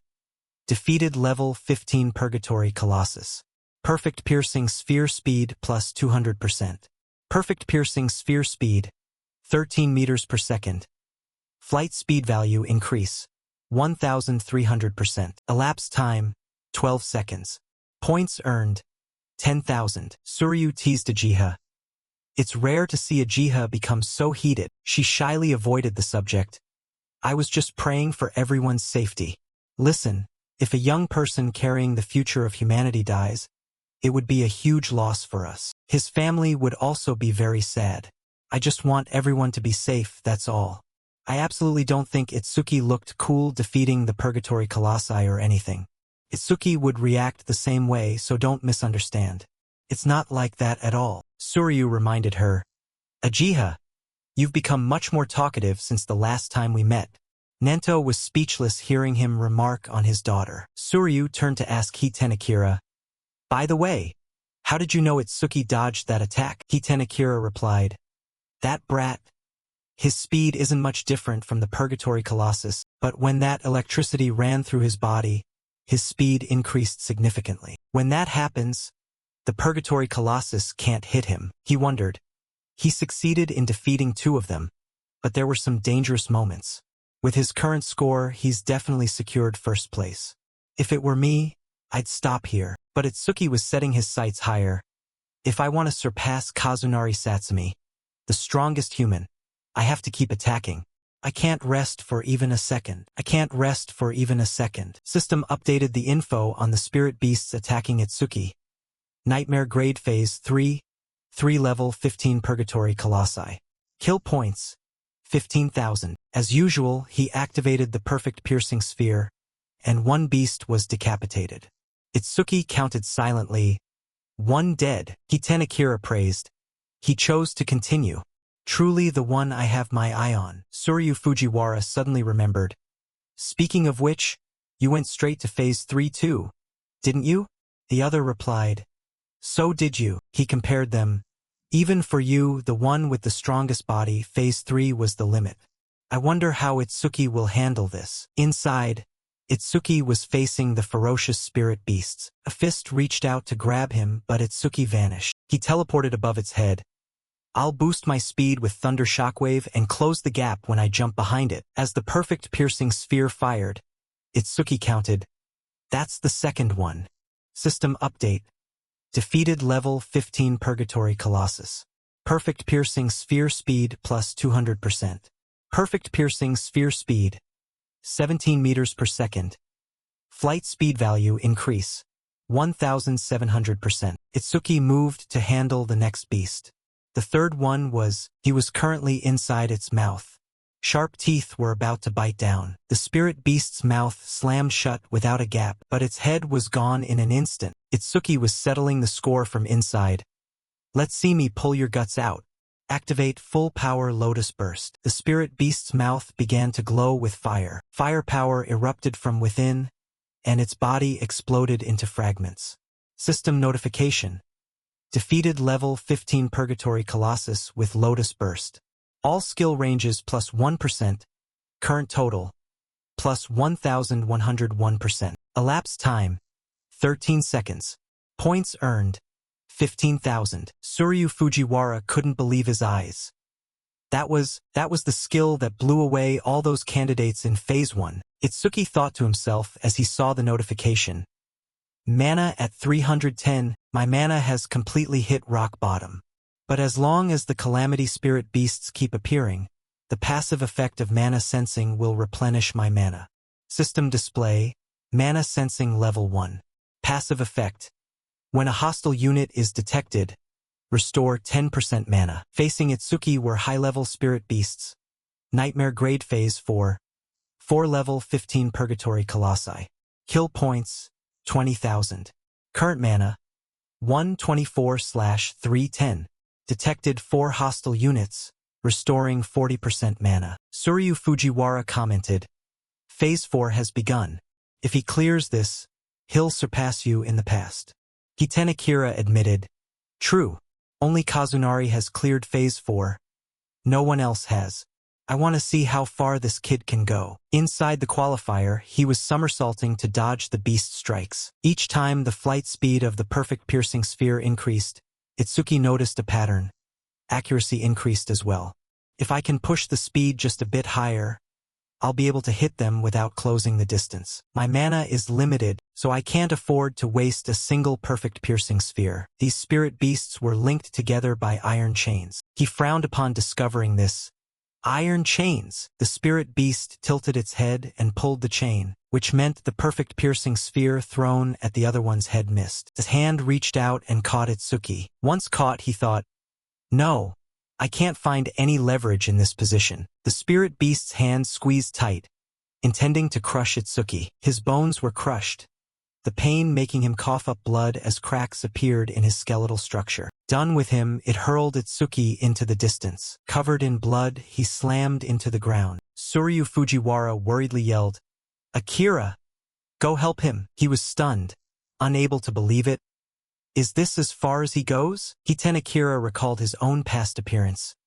Just like me back then, just as you were about to move, I'll go save him. Nento stopped him once again. Wait, he had absolute faith. Itsuki hasn't given up yet. Suryu Fujiwara spoke up indignantly. Nento, this isn't the time to talk about whether he's given up. Ajiha added, Exactly. If we don't intervene, Itsuki will die. Hiten Akira joined in. He's in a hopeless situation. Nento stood calmly against the criticism. But I know he still has a trump card. Suryu Fujiwara was shocked. A trump card? How could you know? He emphasized. That's not the look of someone who has accepted his fate. Itsuki doesn't give up easily. To kill it, I have done everything possible to train myself. System display. Activate super mimicry. Continue analysis. He remembered the battle with Kinoshita Reiji. Super mimicry had activated on his skill, but he decided to cancel it at the last second. Analysis progress. 99%.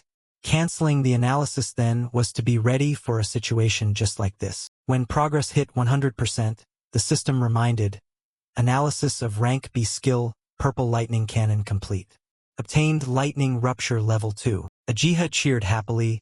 Look! The Blue Lotus!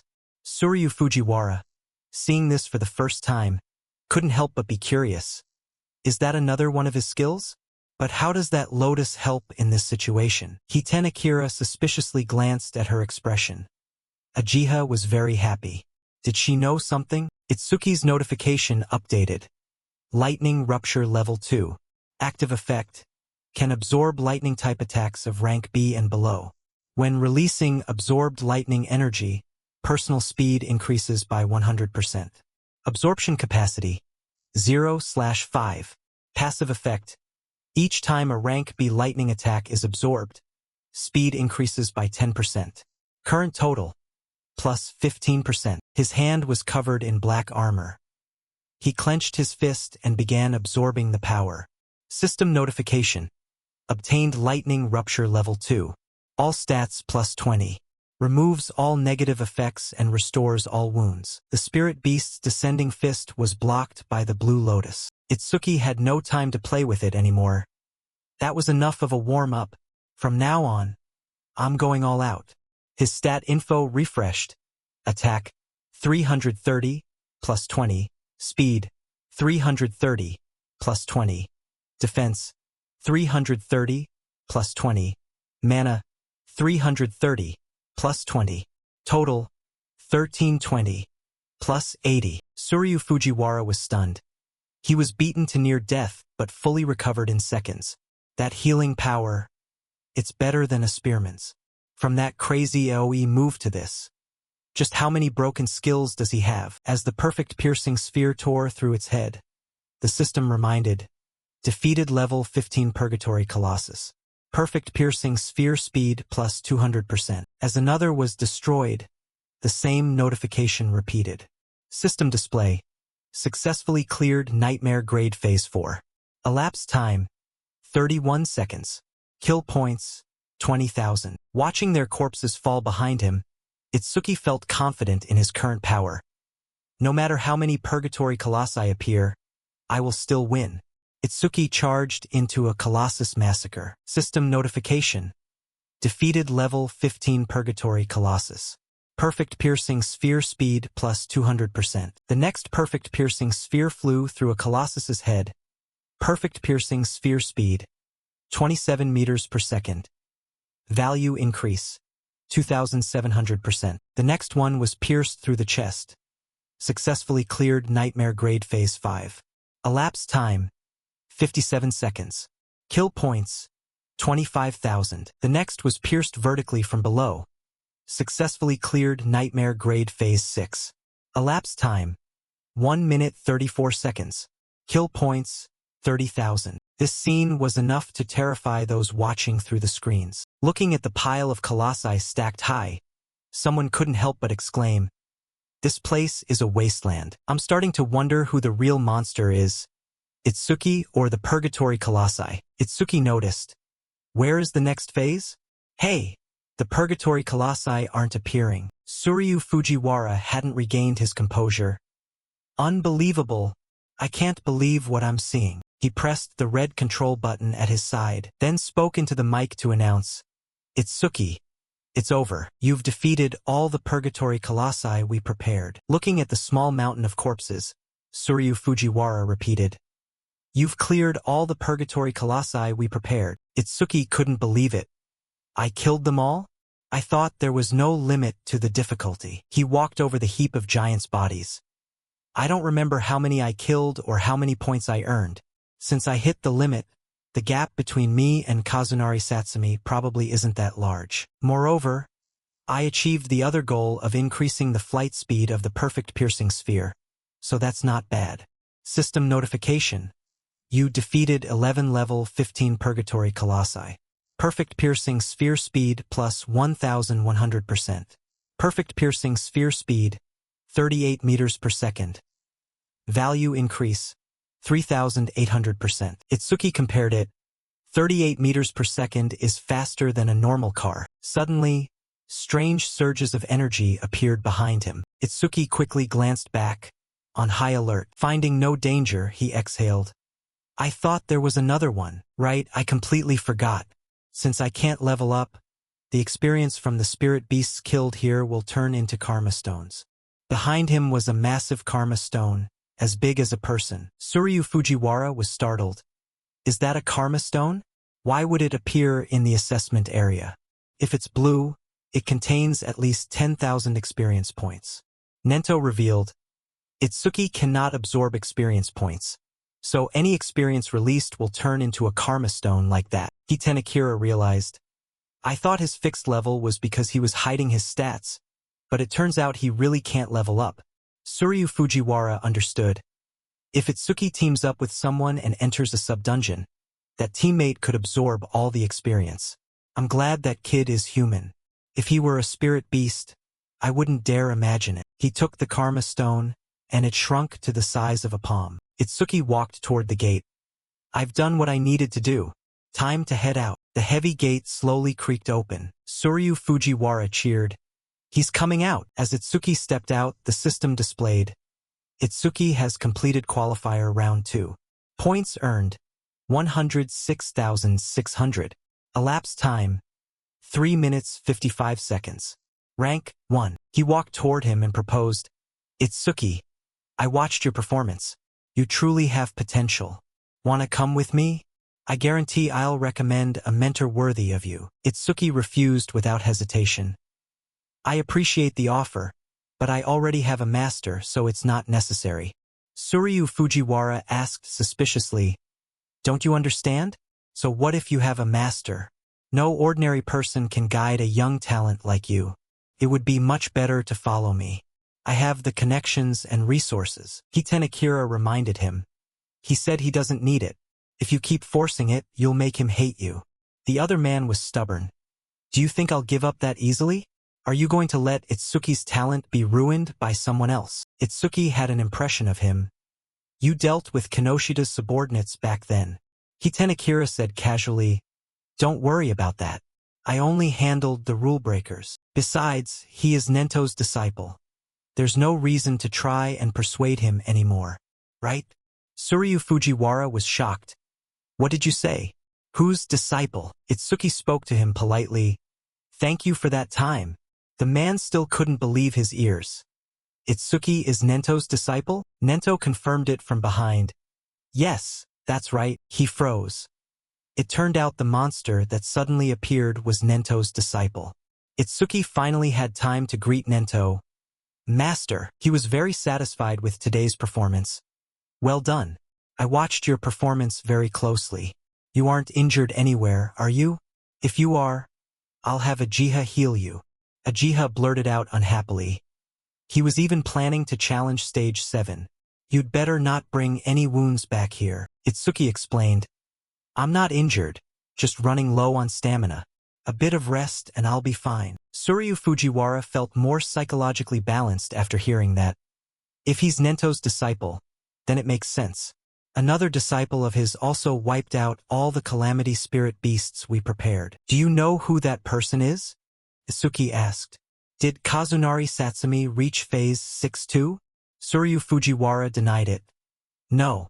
Back then, Phase 4 was the highest, so we raised it to Phase 6 afterward. But if that's still not enough, I suppose we'll have to raise it to Phase 8. He calmly requested. "Just sit down and watch with the other candidates. Round 2 is just beginning for them." Inside the qualifier, Rimourou's progress at the difficult grade hit 100%. His hands trembled with fatigue from fighting the Thunder Rhino. "I can't even lift my arms anymore. It seems Nightmare grade is just too far out of reach." System notification. Harino Rimorou ends the Round 2 challenge. Elapsed time: 17 minutes 17 seconds. Points earned: 1600. On Seo's side, her strength was also depleting as her difficult grade progress reached 100%. She wearily held up a Thunder Rhino encased in water. "I don't have high damage skills, so I'm just trying to suffocate it by trapping it in a seamless water sphere. But this takes too long and my mana is nearly dry. The next difficulty is impossible." When her energy ran out, system notification. Seo ends the Round 2 challenge.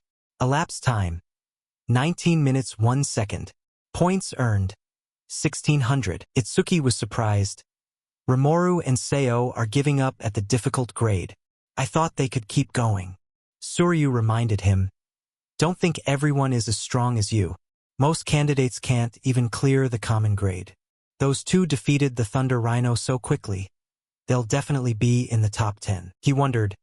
They've technically failed to continue, so why haven't they come out yet? The man replied, "Unless they're severely injured or there are special circumstances, candidates cannot leave the test zone. You, however, were an exception." Hitenakira looked at the screen with interest. "It seems another candidate has climbed to the Nightmare grade," he predicted. "With his rare ritual artifact, Gakuj will probably take down at least one Purgatory Colossus. The Shikigami summoner Shion Akagami has also made it this far. Their prowess is quite impressive." As the Colossus near Shion prepared to attack her, it suddenly froze in place. In an instant, Shion's cat dragged the remaining Colossus over, redirecting it toward the one currently attacking her. The two beasts proceeded to slaughter each other. Itsuki asked doubtfully, "A Shikigami can change its form? Can Ajiha's bitch Deep do that too?" Ajiha denied it. "No. This is the first time I've seen one with transformation abilities. Shikigami have many types. Their powers are truly full of mysteries. Be especially careful if you ever encounter another Shikigami summoner from now on." He thought of the death dog. Up close, Shikigami look quite powerful. I've been ignoring the death dog I stole from Charles all this time. From now on, I'll dump all the experience stones that drop into it. He thought to himself. Seo and Rimorou have given up. There's no need to stay here. Let's go. But Itsuki had to change his mind when he saw something. Iberia's battle was still not over. Looking at the mysterious armor, Itsuki asked in surprise, "Iberia? What is that armor? Is it from your father?" The boy thought to himself. "This is the strongest epic artifact the old man ever made for me." System information displayed. Epic grade dragon armor. Attack and speed increase by 100. Epic effect. After 1 minute of being equipped, attack and speed increase by an additional 20. Maximum stack limit reached at 15 minutes. Iberia understood well. This artifact is sentient and chooses its own master. I had to go through a lot of trouble to get it. It adds 20 to attack and speed for every minute equipped. But wearing it for more than 15 minutes triggers insane penalties. I have to finish this within 15 minutes. The notification displayed. Stats increased. Current bonus. Attack plus 120. Speed plus 120. He deduced that the notification about the nightmare grade clear earlier meant Itsuki-san had worked even harder, so he shouldn't be a hindrance. His friend's victory added to Iberia's strength. He blurred toward the Colossus and slammed a foot into its face, determined not to embarrass Itsuki. We are the E-duo after all. Seeing this from the outside, Itsuki smiled and remarked, "He's really going all out, isn't he?" The mechanical announcement voice rang out. Round 2 has ended. Suryu Fujiwara declared. Only the top 10 scorers will proceed to the national tournament finals. Additionally, the top 2 will receive special rewards during the final round. Gakuj lay flat on the ground to rest, feeling utterly confident. Besides Kana, no one has more points than me. That special reward is definitely mine. Suryu Fujiwara reminded them. Now, announcing the top 10, the information board displayed. First, Itsuki with 3 minutes 55 seconds. Total points over 100,000. Second, Kana with 23 minutes 43 seconds. Nearly 17,000 points. Third, Gakuj with 24 minutes 15 seconds. Total nearly 7,000 points. Fourth, Iberia with 27 minutes 59 seconds. Total points tied with Gakuj. Then followed Cheyenne Akagami, Rimuru, and Seo. The others were stunned. Over 100,000 points? Even the top pro only had about 60,000. With a score like that, he'll easily take the national first place, right? Each Purgatory Colossus is 5,000 points. How many did he kill to get 100,000? Gakuj was shocked reading the rankings. What? I'm third? Who is this Itsuki guy? I've never even heard of him. Kana blurted out. Itsuki, I really want to cross swords with him, Seo said sadly. The gap between me and Itsuki is so huge. I guess I'm not suited for a close combat class after all. Suryu Fujiwara shouted joyfully. The regional qualifiers have ended. The national rankings are in. Itsuki is leading in first place, surpassing second place by a staggering 65,000 points. Ajiha glanced at the masked Nento, regretting she couldn't see his face but sensing her father was very happy. The new sun of humanity was shining brighter and brighter. Iberia was ecstatic at the news. Over 100,000 points? I knew Itsuki would be first, but I put on a performance worthy of the E-duo name. Beside him lay the corpse of a colossus. Itsuki stepped up to praise him. Yeah, you did great. You really surprised me. Iberia's eyes were spinning with exhaustion, but he still smiled and asked, Right, in the arena, Suryu Fujiwara officially announced, the 21st Salvation Alliance National Tournament qualifiers have concluded. Itsuki carried an unconscious Iberia out of the qualifier zone. At that moment, in a luxurious room at the Southern Continent Army Base 1, an old man sat motionless with his eyes closed. Kaori asked unhappily, We were dragged out here at the crack of dawn just to watch an old man meditate? The person next to her warned her to mind her tongue. That is the Supreme Commander of the Southern Continent. He has the ability to foresee the future. He is a prophet. The person they were waiting for was the Southern Continent Supreme Commander Balgar. Kaori was confused. Then why is the barrier always erected before the announcement is made? If he can really predict the future, tell us where the points will drop before it happens. He explained. It's true that Elder Balgar can only foresee a small part of the future, but he is still a monumental figure for humanity, the only one who can stand on equal footing with the Northern Continent Supreme Commander Nento. Suddenly, Balgar's eyes snapped open, sweat pouring like rain down his aged face. He shouted, It's him! Because his prophecies were 100% accurate. Balgar collapsed to his knees, mumbling, The Northern Continent. Two disciples rushed to support him, Elder Balgar, are you all right? Balgar rasped. The northern continent is in danger, he gasped in terror. A massive spirit beast invasion is about to hit the northern continent, including several over level 100. Night fell, and outside was a picture of peace. He checked his stats. Finally, my total stats have surpassed 1500. Itsuki's updated info. Itsuki human level fixed 0. Class, Eraser.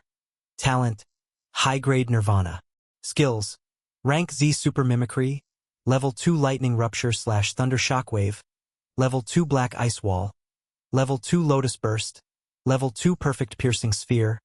Level 1 Mana Sensing. Level 1 Shikigami Devour. Stats, Attack 330, Speed 380, plus 35%. Defense 462, plus 40%. Mana 330. Total, 1502. Itsuki remembered.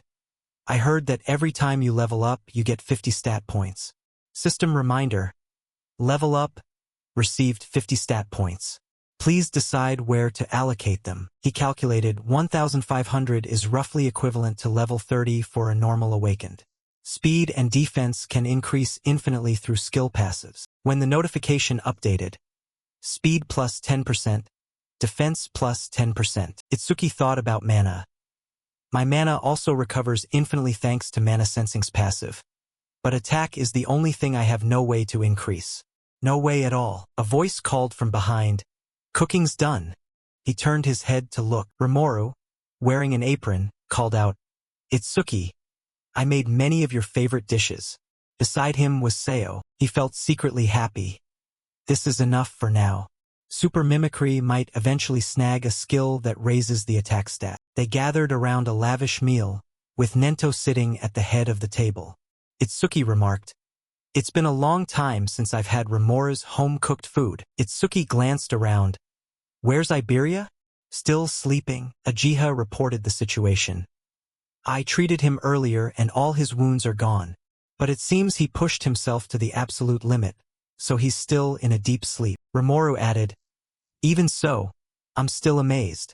A nightmare grade that even Seo and I couldn't clear, and a level 0 like him conquered it. Seo snorted. He's misunderstood. Is my cooking so good it made you emotional enough to make a sound? She teased. A person with a gloomy aura appeared behind him. Rimuru looked back. Is something behind me? He saw the person was famished. Food. Give me food. Rimuru fell off his chair in a fright. Seeing Iberia eating like a ravenous beast, he scolded with hands on his hips. You scared the life out of me. Sneaking up like that is bad for my heart. And why are you eating in someone else's seat? The boy finished a large bowl of rice, his head still bowed. Rimuru was spooked a second time. What's wrong? Are you mad at me? He looked like a child as he licked his lips and said happily, Delicious. The other exhaled. Back to normal? You should be grateful for my cooking skills. Iberia asked with a bright smile. You cooked this? Why don't you quit being an awakened and become a chef? You have more talent in cooking. Rimuru got annoyed again. Is that a compliment? Nento suddenly spoke up. You two also want to become saviors, right? Then I want to ask you something. He posed a question to the two of them. What is the thing you fear most? Rimuru rubbed his chin thoughtfully. The scariest thing is probably the opposite of what I'm looking forward to. My dream is to become a savior, save a lot of money, travel the world while I'm young, and enjoy delicious food. The opposite of that must be aging. Once you get old, you won't have the strength to travel anymore, and your sense of taste might even deteriorate to the point where you can't distinguish flavors. He shook his head vigorously and said with a grimace, Just thinking about it gives me the creeps. Nento turned his attention to Seo. And you? She recounted. Me? I was born into a family of doctors and grew up in a hospital. In my memory, ever since I was small, I saw many people suffer through illnesses large and small. She had seen patients die right in front of her as a young girl. She continued, It became an obsession for me. So even a slight cold or fever makes me feel incredibly afraid. Itsuki understood the reason. So that's why you ran away the other day, just because I sneezed a little? He remembered the event and her fearful expression. Nento said, The awakened have a lifespan about twice as long as normal humans and almost never get sick. You can already say goodbye to the things you fear. Iberia panicked as the man glanced at him. My turn, he hesitated. What I used to fear most was not being able to pass the qualifiers. Now I'm afraid of not being able to stand by Itsuki's side anymore. Iberia asked curiously, Itsuki, what do you fear most? Itsuki replied, Why are you suddenly asking me? Seo looked at him and thought, I wonder if he fears anything at all. The boy pressed him. Tell us, you aren't fearless, are you? Rimuru was also curious. He couldn't imagine Itsuki being afraid of anything. Itsuki opened up. After my parents died, I was truly worried about how I would continue to live. Helplessness, anger, sadness, hunger. My body was possessed by those negative emotions until Seo and Rimuru appeared before me. Back then, they had approached the young Itsuki with concern. Why are you sitting here crying all alone? The sky is so beautiful. It's a waste to just keep looking down at the ground. Seo sat down to ask, Do you have a cold? Should we go to the hospital? While Rimuru held a lunchbox. Eat something and all your worries will vanish, Itsuki said emotionally.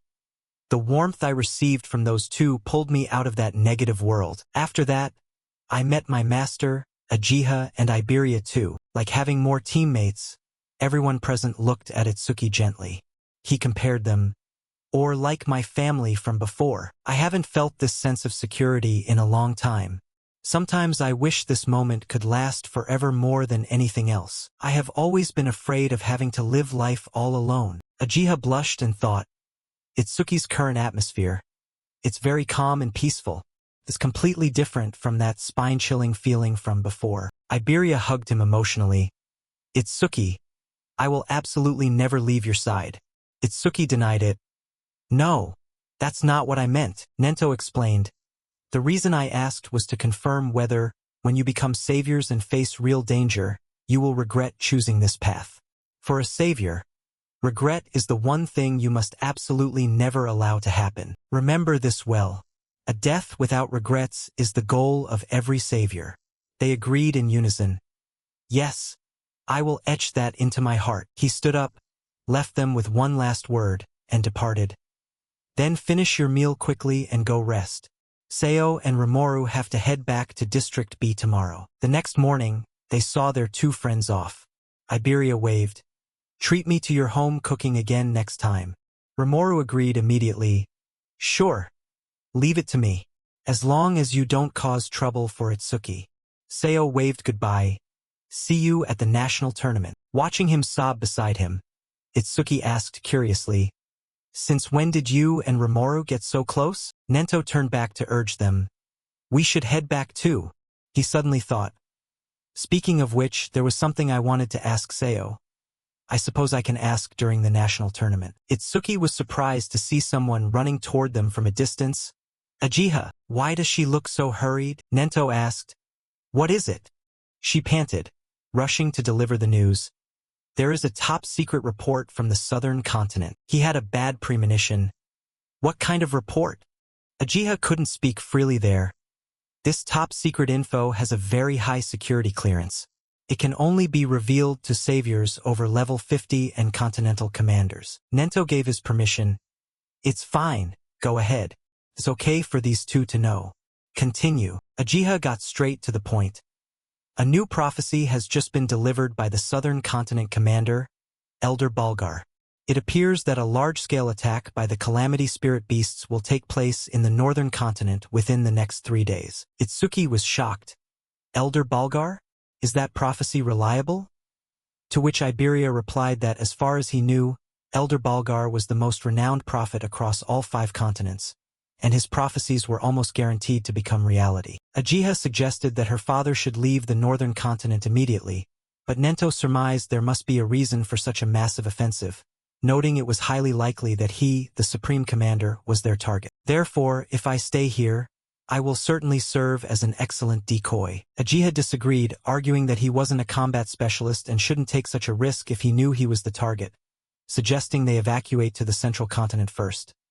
Itsuki agreed, adding that if they were short on people, he would stay and fight. The old man refused to listen, stating his decision was final and telling Itsuki he had another task for him, which made the boy wonder what could be more important than protecting his master. Nento brought up Iberia's father, explaining that Aiden was the most outstanding blacksmith in all 5 continents and it would be disastrous if anything happened to him, so he wanted Itsuki and Iberia to take responsibility for his protection with support from other Awakened. Iberia was surprised by the mobilization of a special task force just for his old man, while Itsuki wondered if his master was simply trying to keep him away from the main battlefield. Seeing his children were unhappy, Nento reminded Uchiha that he had 3 specific requests for her. He issued a series of commands.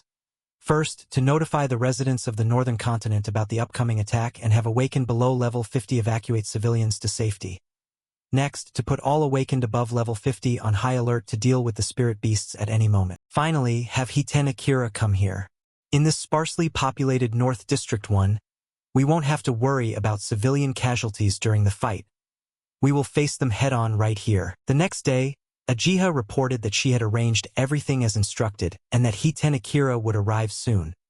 Nento expressed his regret for all the trouble. Uchiha remained silent and sad, not wanting to talk. Nento read her mood and asked if she was worried, noting that even though Aiden already had experienced guards, his plan was for her to wipe out the small fries and lure out the boss. Uchiha admitted, "As expected of you, father.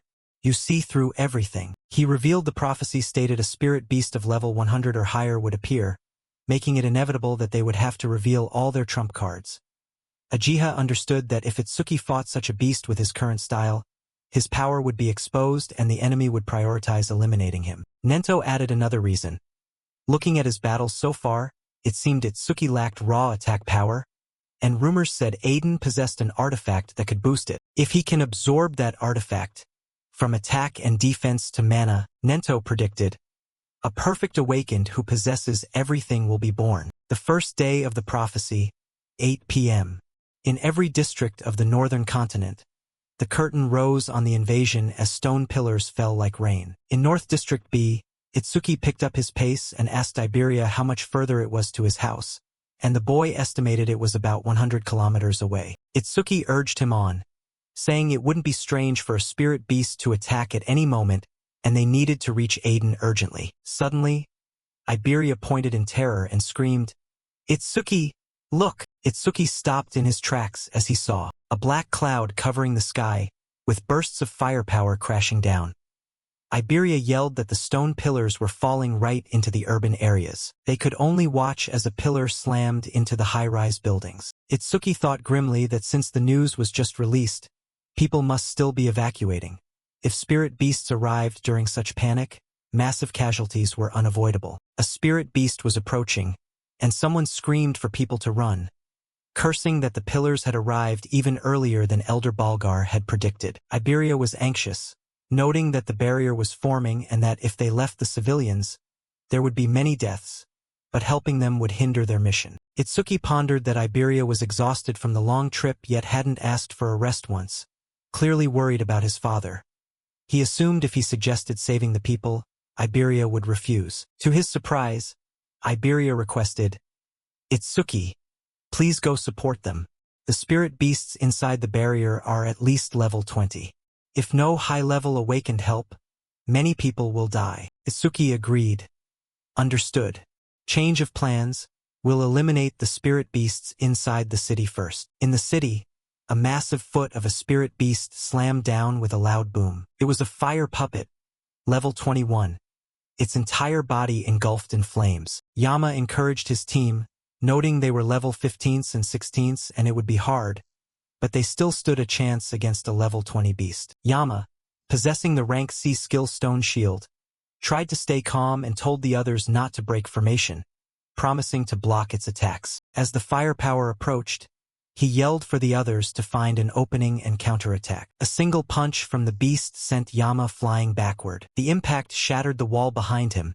Yama rasped in disbelief. His teammates fell into despair, realizing that if their best defender was taken out instantly, they stood no chance. Someone fled, screaming that fighting such a thing was suicide, while another shouted a warning. Nam Ki sneered coldly, telling the others they should be more worried about themselves. Only then did he feel the danger closing in from behind. Nam-ki fired a blast at it while begging for his life.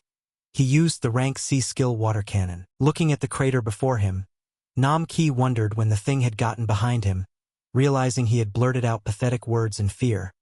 He tried to regain his composure, thinking that, as a water elementalist, he was the natural enemy of fire spirit beasts. The others crept forward to check, thinking he had actually succeeded and offering to finish it off. Nam-ki stopped them, insisting that since he defeated it alone, he should be the one to deal the killing blow. The spirit beast resurrected, flames surging from its body.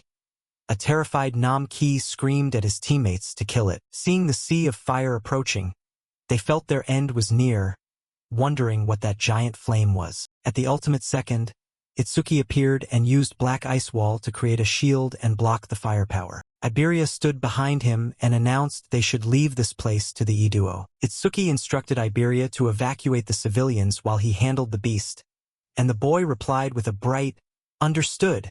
System display. Black ice wall defense plus 10% for blocking a rank B fire skill. The onlookers buzzed about them blocking a massive flame so easily, asking if they were saviors.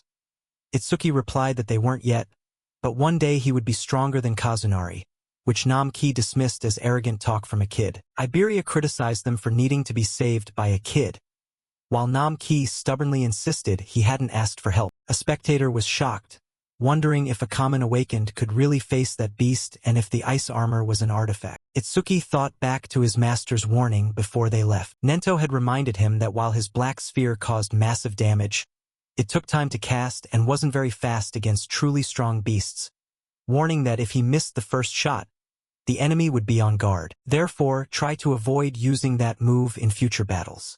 Keep it as a trump card for when it truly matters. He evaluated the situation, realizing he couldn't use the perfect piercing sphere in front of a crowd. The people behind him continued to gossip about his armor and his rank. Itsuki lunged forward for close combat, deciding to defeat it with brute force. Lightning coiled around Itsuki's fist. System update. Activated thunder shockwave. He teleported toward its head. The entire spirit beast was sent flying backward, crashed to the ground, struggling to get back up. Itsuki gave it no chance. His entire body became massive as he was enveloped in black ice wall, leaping from above toward the beast's head. The stomp made the ground shake and shockwaves spread out. Everyone watching began to doubt reality, wondering how the spirit beast was being totally suppressed and speculating if it had been previously injured, noting Itsuki looked only 18. Someone broke into a cold sweat. They were in disbelief that a level 21 fire puppet couldn't even fight back, wondering who this boy was. Seeing Itsuki had disappeared from his sight, one asked where he went. Someone in the back recounted that he had left with the blonde boy immediately after winning. Nam-ki tried to take credit, claiming the boy only won because Nam-ki had already drained the beast's health. A level 15 teammate marveled that even he couldn't track Itsuki's speed or match his barehanded power, noting that level 0 boy was comparable to a level 30. Itsuki was still unsatisfied with his performance, thinking that failing to finish it instantly was a problem and deciding he must increase his attack power at all costs. Day 1, 10:30 p.m. Iberia ran after Itsuki, excitedly marveling at his speed, but Itsuki simply remarked that speed was meaningless without power. Stopping at a safe place, a panting Iberia hesitantly admitted he had never thought about it like that. He said there was an effective way to raise his strength, and a curious Itsuki asked him to elaborate. Iberia guaranteed that his father's warehouse was full of artifacts and surely had some to boost attack power, suggesting Aiden would be willing to give one to Nento's disciple. He began to daydream with a creepy smile about Itsuki equipping an artifact, prompting Itsuki to ask what on earth he was imagining. Iberia told him they should leave and he would have his father prepare a suitable artifact. Itsuki pondered that even though he had held back his speed, Iberia was clearly struggling just to keep up. Itsuki suddenly picked Iberia up.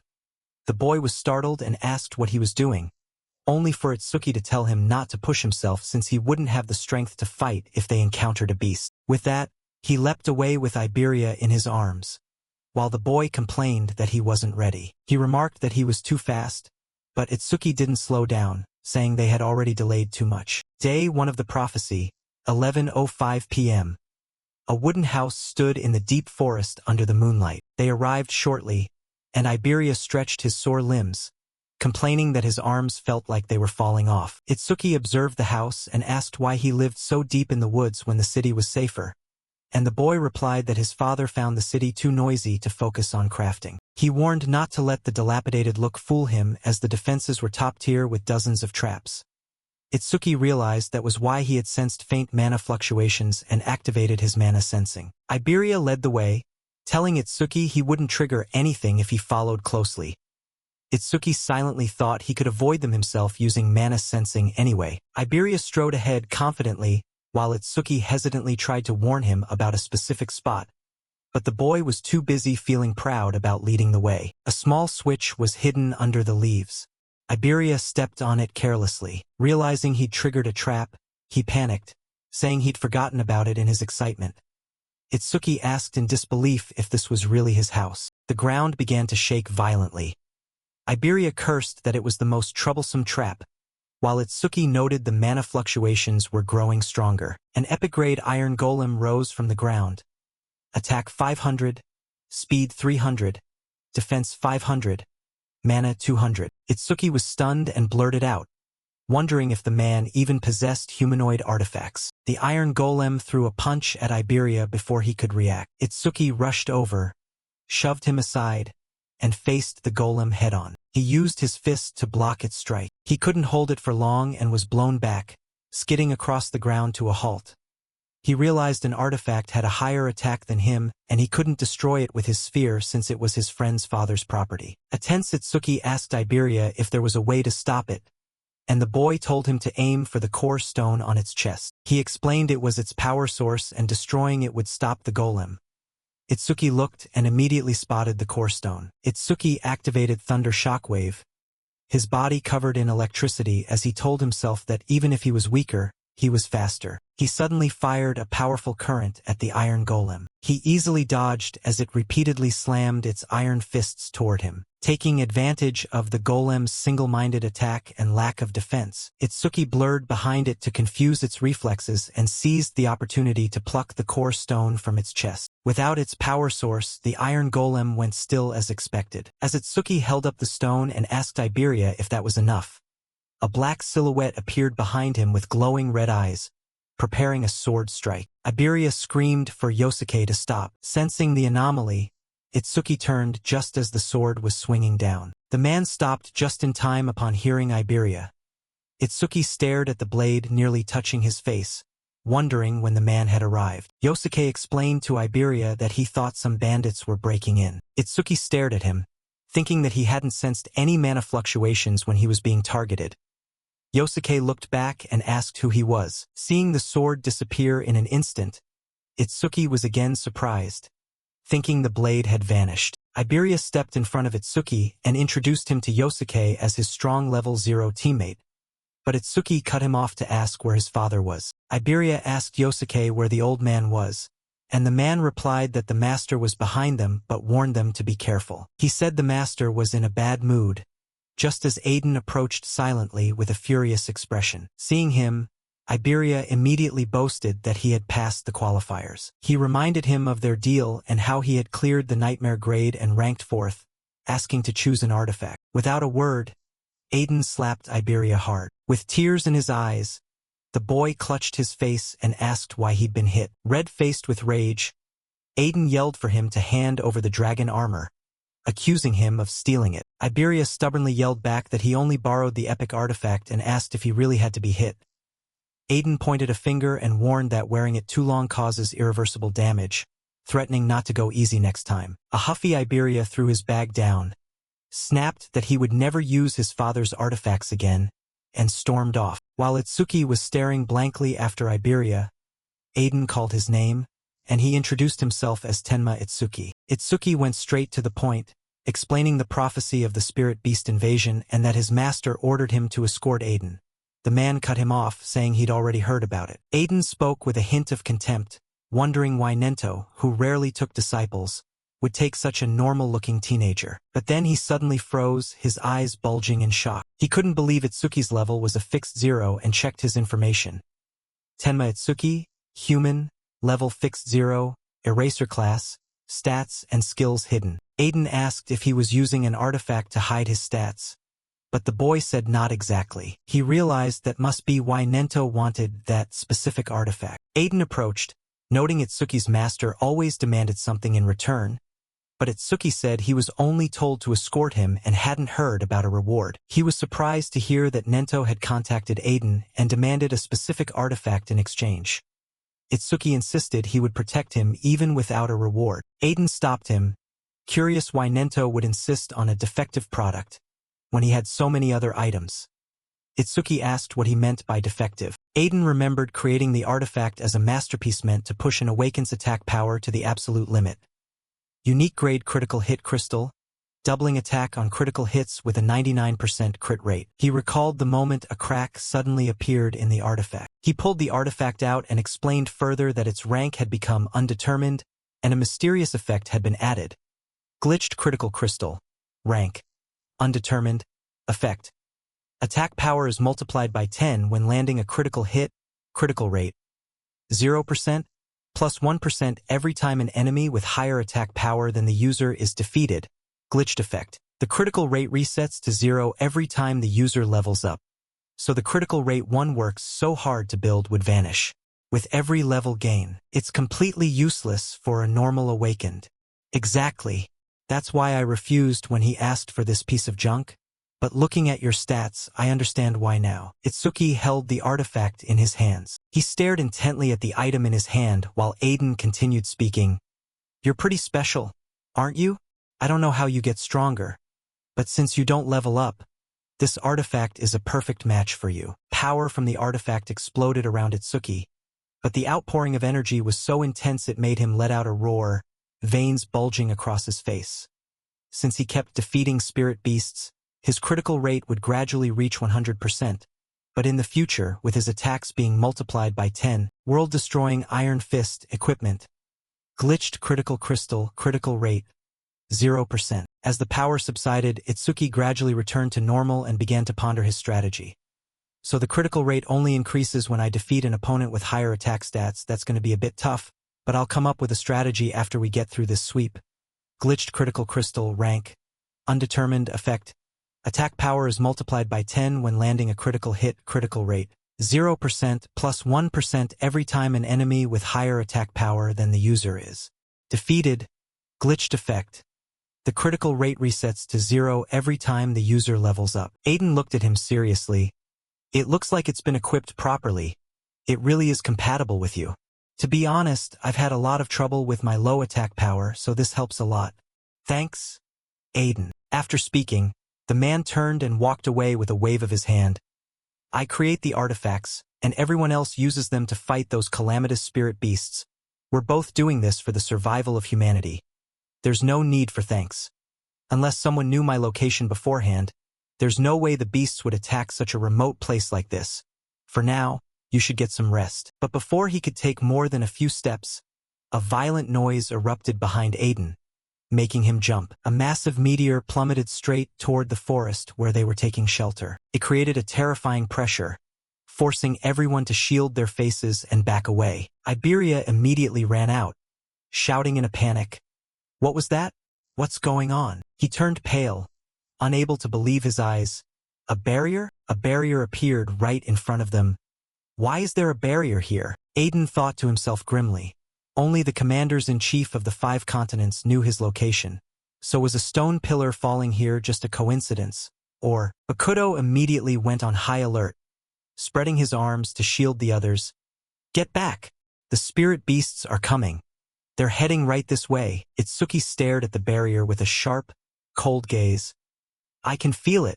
Something is approaching at an incredible speed. From a distance, the heavy footsteps of spirit beasts echoed rapidly. 6 of them. They were rushing in at a terrifying speed. No, 8. As soon as they arrived, the beasts immediately lunged to attack. One-horned demon, 3088. Swift-horned demon, level 14. They're here. But in a split second, he blocked the beast's strike with a chilling look in his eyes. Itsuki immediately drove his blade through the spirit beast as blood splattered everywhere.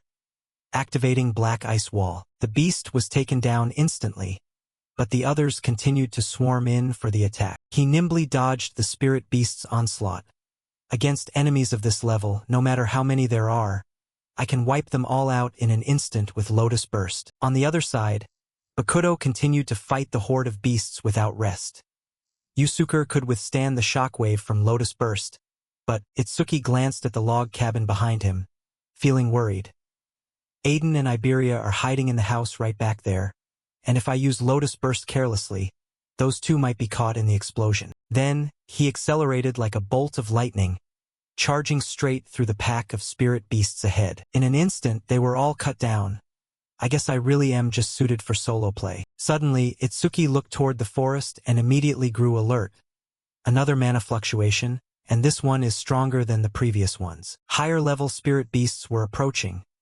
Dual-Horn Guardian Beast 815, Level 24 Swifthorn Demon. A hellish landscape unfolded with churning lava and monsters twisting within a glowing, fiery abyss. The Demon King sat on high, his darkness and overwhelming pressure filling the entire space. We have teleported the first vanguard, including the low-level slaves, to the human world. Which of the 8 Demon Kings should we task with leading the main force? A cold voice echoed through the chamber. Thanks to the eye I left behind during my last descent to the human realm, I have sensed the existence of someone important. Capture him. Another Demon King with a deformed face and 9 eyes appeared. This one had 9 eyes on his head and was truly terrifying. One of the 8 great Demon Kings, Enma Rakuyama. Should we entrust this task to one of the 8 Demon Kings as well? The Demon King sitting above gave a cold command, and Enma Raku immediately knelt to receive the order. A Demon King class might end up destroying the very eye I left behind. I shall entrust this task to a demon general. As you command. Then he continued, his terrifying gaze scanning the area. And I will grant full command of the main force to Enshokuma, the eclipsed beast. A massive eclipsed beast appeared. They usually eat stone, but it had been a long time since it had tasted live human flesh. I'm sure he's nearly starving by now. A scream rang out, startling Itsuki. It was Iberia's voice. Had a spirit beast broken into the house? A monster lunged straight at him, and Itsuki quickly brought both hands up in front of him as the system appeared. Dual-Horned Guardian Beast 815, Level 24 Swifthorn Demon. He furrowed his brows and told himself, if it's come to this, I have no choice but to use that move. The demon swung its arm to attack Itsuki, but he quickly ducked to dodge it. As he raised his hand to form an energy sphere, he thought, its attack power is likely higher than mine, so if I defeat it, I can increase my critical rate. The system appeared again. Glitched critical crystal. Rank. Undetermined. Effect. Attack power is multiplied by 10 when landing a critical hit. Critical rate. 0%, plus 1% every time an enemy with higher attack power than the user is defeated. Glitched effect.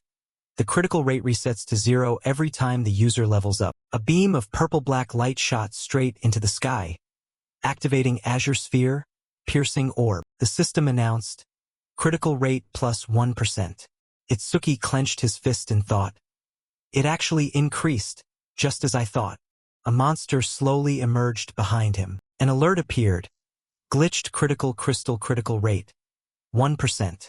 Itsuki shouted, Yusuke, I'm going to take out the beast that broke into the house. I'm leaving the rest to you. He answered with a heavy slash toward a monster. Leave it to me. Itsuki sprinted straight toward the log cabin. He shoved the door open with force. Inside, Iberia was covered in wounds, leaning against the wall and gasping for breath. It's useless. Without the dragon armor, I can't win. A claw swiped toward him, and Iberia muttered, if it's come to this. The monster thrust its claws at him, and Iberia cried out at the top of his lungs, Itsuki, save me. However, the person who appeared was Aiden, who swung his hammer straight into the monster's head. Iberia stared at him blankly, thinking that the old man was a non-combat class but seemed completely unafraid of spirit beasts. Aiden rested the hammer on his shoulder, looked at the monster and said, You're a tough one. The monster turned around in a rage to glare at Aiden. He stood there calmly, waiting for the monster's attack. I'll leave the rest to you. He called out, Tenma, and Itsuki appeared instantly before the monster's attack could touch Aiden. Itsuki grabbed the monster's wrist tightly, The system appeared, activating Black Ice Strike. A long blade emerged from Itsuki's hand, and he quickly used it to pierce through the monster's body. Itsuki stood up and said to Aiden, "Sorry I'm late. It took a bit of time to deal with the ones outside." The old man calmly asked, "How's the situation out there?" Itsuki looked up and sensed the area. "I can't feel any more mana fluctuations outside." He then replied, "I think Yusuke has wiped out the spirit beasts." Aiden and Iberia stepped outside, and when Iberia saw the monsters lying all over the ground, he shouted in shock, "Did Yusuke do all this by himself?" Yusuke looked up and warned everyone, "Don't get complacent yet. Unless we destroy that barrier, the spirit beasts will continue to spawn from within it indefinitely, and as time passes, they will only get stronger." He turned around and said to Itsuki, "I plan to go destroy that barrier while wiping out as many spirit beasts as possible along the way, but if even one gets past me, you're dead." Itsuki's face darkened and he snapped back angrily, "No, I'll be the one to clear the beasts inside the barrier. Yusuke, you stay here to protect Aiden and Iberia." Seeing this, Aiden was secretly amazed. That look in his eyes. There isn't a shred of fear, instead, he's absolutely brimming with a thirst for battle. He spoke up, "We'll leave the task of destroying the barrier to Tenma." Yusuke questioned him, "If that's a green barrier, the beasts inside will be at least level 25. Are you sure you're strong enough to handle this?" Itsuki, wrapped in a faint layer of white mana, stated firmly, "I'm certain." Then he bolted off, and in a flash of light, Itsuki's silhouette vanished. Itsuki thought to himself, "Finally, I can fight to my heart's content." Iberia stood there and shouted, "If Itsuki is going, then I'm going too. All right, Yusuke, keep an eye on my old man for me." Aiden commanded coldly, "You're staying put." He immediately protested, "Why? We're a team." Aiden explained, "Quit that team nonsense. It's ridiculous. You and Tenma live in two completely different worlds." Iberia yelled, "We've come so far on this journey together. What do you mean by different worlds?" Aiden shouted back, "A team is meant to support one another and make up for each other's shortcomings." He sternly declared, "But you don't provide any support. You're a burden." At this rate, Aiden continued, making Iberia freeze in fear, "You're going to get Tenma killed." He walked past Iberia and said, "And of course, I'm not just talking about you. Tenma is special. No one in this generation can stand on the same level as him." He said coldly, "Did you see the look in his eyes when he faced the spirit beasts? That look is the look of someone drowned in hatred." On Itsuki's end, the system appeared. Mana Sense detected 5 enemy units, restoring 50% of the user's mana. Itsuki smirked to himself. 5 spirit beasts, huh? They must have just crawled out of the barrier. Thanks to them, my mana is fully restored. 5 monsters lunged out to block Itsuki's path. Unfazed, he charged forward and shouted, "Get out of my way!" An explosion erupted, smoke and fire billowing up. The system then announced, activating Lotus Burst, defeated 5 enemies with Lotus Burst, overall skill scale plus 5%, currently plus 1106%, critical rate 1%, glitched critical crystal critical rate 2%. Itsuki continued to wrap his body in mana, thinking as he ran, "The defense of the dual-horn guardian beast is way too high. It took 80% of my mana just to take it down with Lotus Burst, but I won't let a single one of them touch Iberia or the others." Iberia saw the explosion from a distance. Yusuke quickly stepped in front of him, blocking the shockwave while shouting in surprise, "Where did that explosion come from?" Iberia answered loudly, "That's Itsuki's skill. He must have run into spirit beasts in the forest." Yusuke frowned in thought. An explosion of that scale isn't something a mere level 0 should be able to cast. Could the reason Tenma can't level up be a debuff from his talent? On Itsuki's side, he stood before a blue-green screen and thought, so this is the green barrier. It seems these spirit beasts are on a completely different level than the ones I faced. The system announced, activating Mana Sense. Itsuki muttered, "I didn't expect Mana Sense to be blocked. I can't measure the number or strength of the spirit beasts inside." He recalled, "Come to think of it, Master said you could guess the spirit beasts inside a barrier based on its color. Dark barrier. Spirit beasts level 1 to 25. Green barrier. Spirit beasts level 26 to 50. Blue barrier. Spirit beasts level 51 to 75. Purple barrier. Spirit beasts level 76 to pink barrier. Spirit beasts level 101 and up. Since it's green, the spirit beasts are between level 26 and 50. Itsuki looked at the mark on his hand and muttered, "If I kill them all, they'll drop a ton of experience points." He raised his hand, and petals of light fell to the ground. The system appeared. Summoning Shikigami, Shadow Hound. The black dog let out a long howl, and an info panel appeared. Shadow Hound. Rank B. Level 16, 0%. Skill. Death Scent. Rank C. Detects all traces of mana in the area to locate and track the source. Will of Death. Rank B. Significantly reduces respawn time after the Shikigami dies.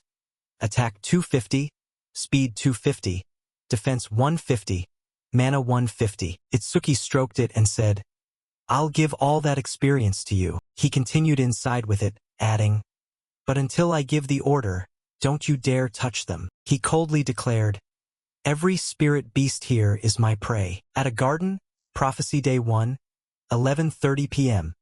A girl announced, "Father, the escort awakened has arrived." A blue-haired man with a long scar on his face bowed.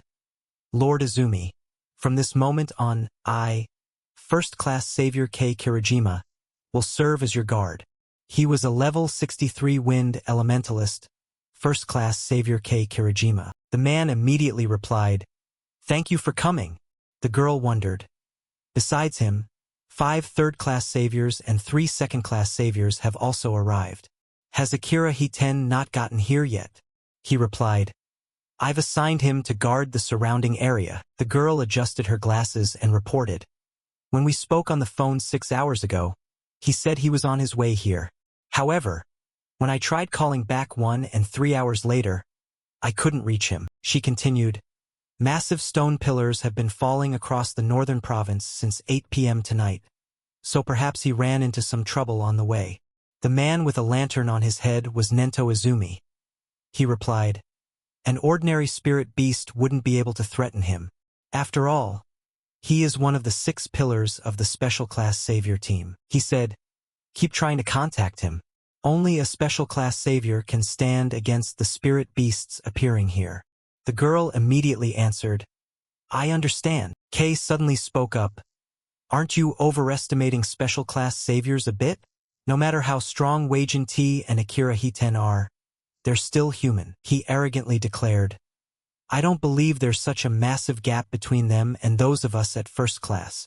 We might struggle a bit, but there's no way we can't take down a spirit beast that they can." Hearing that, Nento said, "Confidence is good, but if you think you can stand on the same level as a special class," he continued, "it seems it's because you've never fought a truly powerful spirit beast."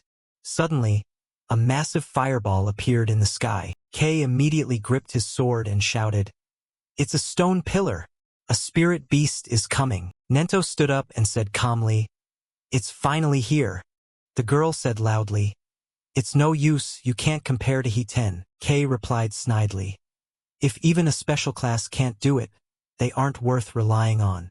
Don't worry, we'll wipe them out." He narrowed his eyes and thought to himself, "Now I'll prove that a first class is just as strong as a special class." On Itsuki's side, the green barrier glowed brighter and brighter. He entered with the Shadow Hound, observing his surroundings as he walked.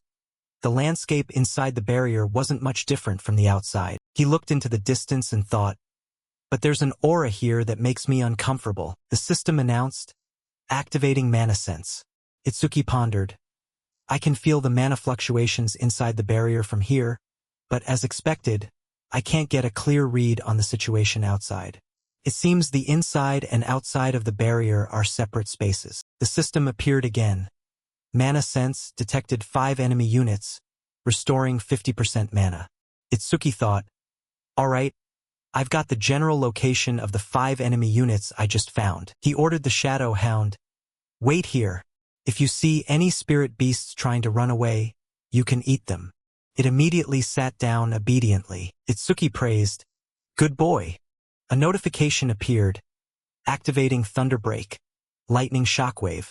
He gave a faint smile and shouted, "I should get moving too." Just then, two monsters came charging wildly toward him. A bolt of blue lightning struck directly at them. Itsuki appeared and quickly dispatched the monsters.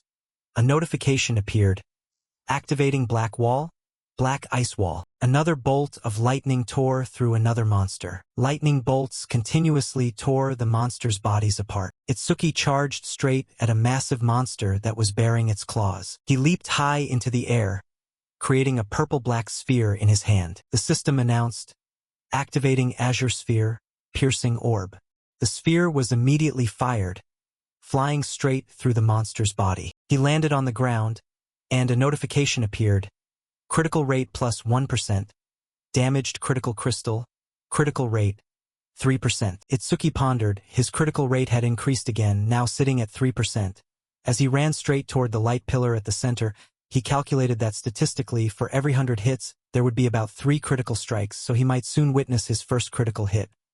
Even so, this was the first time he had seen a stone pillar this close. He calculated silently that if he broke the stone pillar, the barrier would disappear, right, and surely one hit would be enough. The system suddenly appeared, detecting one enemy unit and restoring 10% of his mana. Itsuki immediately skidded to a halt, realizing there was still one more left. He stopped, and a bolt of lightning immediately enveloped his body. Black tentacles lashed out directly toward Itsuki. As they stabbed straight down, he quickly leaned his body to dodge the attack. Itsuki thought to himself that if he hadn't detected the mana fluctuation and remained alert until now, he would have been skewered just a moment ago. He looked toward the distant pillar of light and realized it had been hiding behind the stone pillar.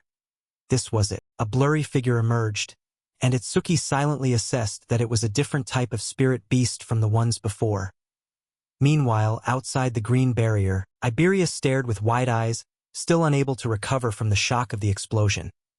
Yusuke advised him that even if Tenma couldn't stop all the spirit beasts, it was too dangerous outside, so he should wait indoors. He asked sadly, "Yusuke, will I really cause Itsuki to lose his life one day?" Yusuke immediately replied that the master was just exaggerating, so he shouldn't worry too much, but Iberia hesitated, reflecting that he truly seemed to be nothing but a burden. He looked toward the barrier and said that the level of spirit beasts inside a green barrier ranged from 20 to 50, then asked if he had the confidence to defeat a level 26 beast, to which Iberia sadly lowered his head and replied, "I'm not sure." Yusuke patted his shoulder and said not to be too sad, as he wasn't calling him weak. When he was Iberia's age, he didn't even have the courage to enter a green barrier and fight spirit beasts. Iberia cried out in surprise, "Even you, Yusuke?" And the man explained that the difference between spirit beasts in a dark barrier and a green barrier wasn't just about their levels. Iberia wondered what else there was, so Yusuke told him that spirit beasts inside a dark realm have no intelligence. They are merely creatures that repeat an endless cycle of slaughter and destruction. He recalled a giant tiger and said they were strong, but with a plan, there were many ways to kill them. However, inside a green barrier, just like us humans, there can exist spirit beasts with intelligence. Inside the barrier, a monster slowly walked toward Itsuki and spoke coldly. "Did I miss? It seems he has a sensory type skill." As the system appeared, 4 directions, General 336, Level 34. On this side, Yusuke said that among the young people of Tenma's generation, only a few could stand against a spirit beast of that level, while Itsuki muttered grimly that as he thought, the beasts in this barrier were different from any he had faced before. Yusuke explained that the reason he was a burden to Tenma wasn't because he was immature, but simply because Tenma was far too strong. Itsuki spoke coldly, noting that it had seen through his skills in just a few seconds and, moreover, could speak human language. He had finally met one, an intelligent spirit beast like the ones he had heard about. The monster chuckled dismissively, asking what he was babbling about and if he was begging for his life. It looked at Itsuki and remarked that it thought he was strong, but he turned out to be just a level 0, a coward who could only tremble upon seeing it. He smiled and questioned it, saying he was just excited and had wanted to ask its race something for a long time. Since it could talk, why not give him an answer? It stepped forward and replied that fine. If that was his final wish, it would grant it to him. A flame erupted from Itsuki's body as his eyes flashed a bright red, and he asked loudly, "Do you know what pain feels like?" Hearing the declaration of war, the Four Directions general laughed mockingly, telling him not to be arrogant for a mere human thinking he could cause it pain. It powerfully declared that inflicting pain was their sole privilege. Next, the Four Directions general released tentacles as sharp as knives, sweeping through everything they touched. Meanwhile, Itsuki was looking for a way to get close to it. As fast as a flash, he struck with a surprise blow, forcing the Four Directions general back a distance. Itsuki silently asked himself if it was down yet, but no. Its mana was erupting even more intensely. He keenly noticed that its tentacles were also becoming faster. However, Itsuki believed that when it came to speed, he still held the advantage. Taking advantage of a moment when his focus wavered, it quietly moved a tentacle behind Itsuki's back for a sneak attack. Fortunately, he dodged in time, cursing inwardly that his strength was too weak since he couldn't even cut off its head, and his attacks were doing almost no damage. The Four Directions general was quite surprised, noting that at his level, he shouldn't be that fast, and asked what his real level was. Despite that, it remained contemptuous, saying it didn't matter because no matter how fast he was still just an insect to it. While attacking, the Four Directions general continuously taunted him, saying that even if he hit it 100 times with that strength, it wouldn't even be enough to tickle, but if he took just one hit, he would die. Contrary to its leisure, Itsuki was struggling to dodge the constant attacks. Tentacles were attacking from multiple directions, including from behind. When he blocked one, he was hit from the side.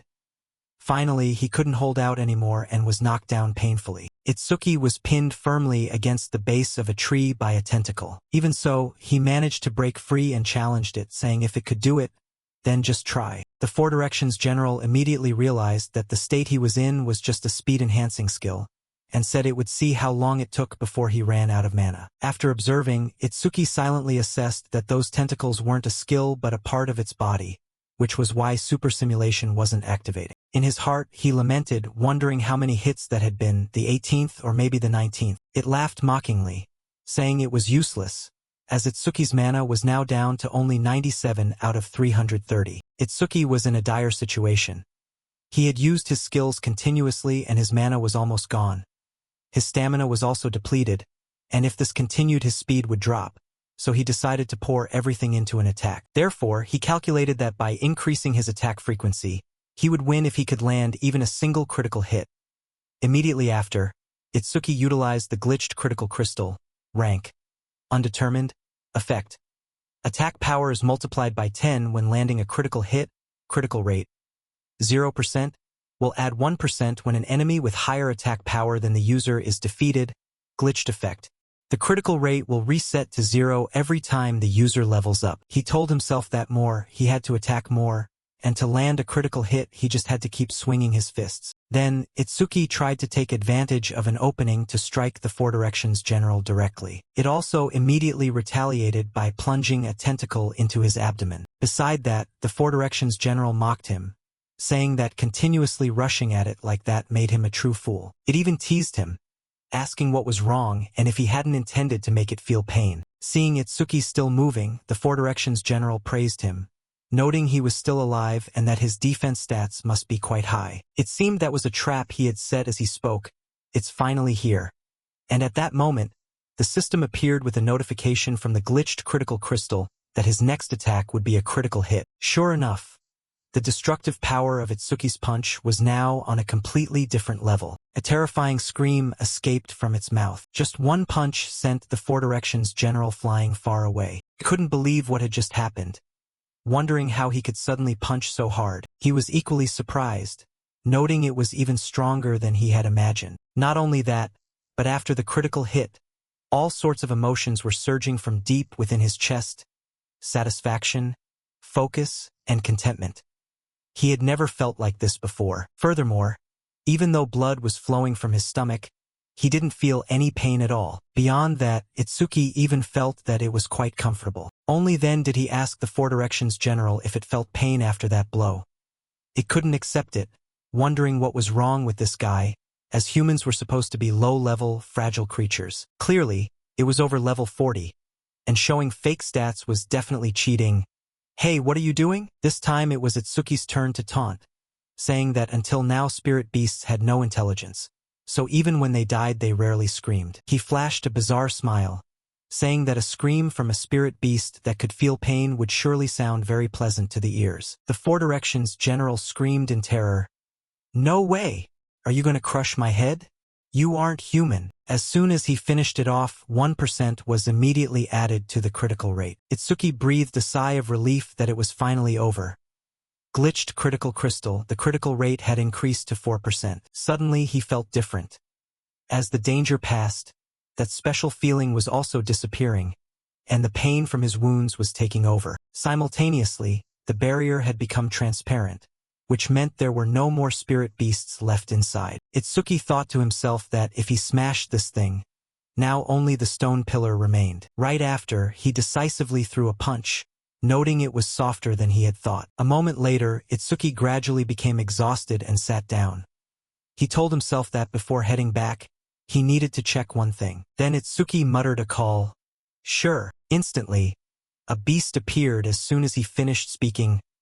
Come forth. Itsuki's jaw dropped in surprise, asking if it had gotten bigger than before. He was even more surprised, and Itsuki's mind was shaken to realize it had gone up 3 levels and 150 points.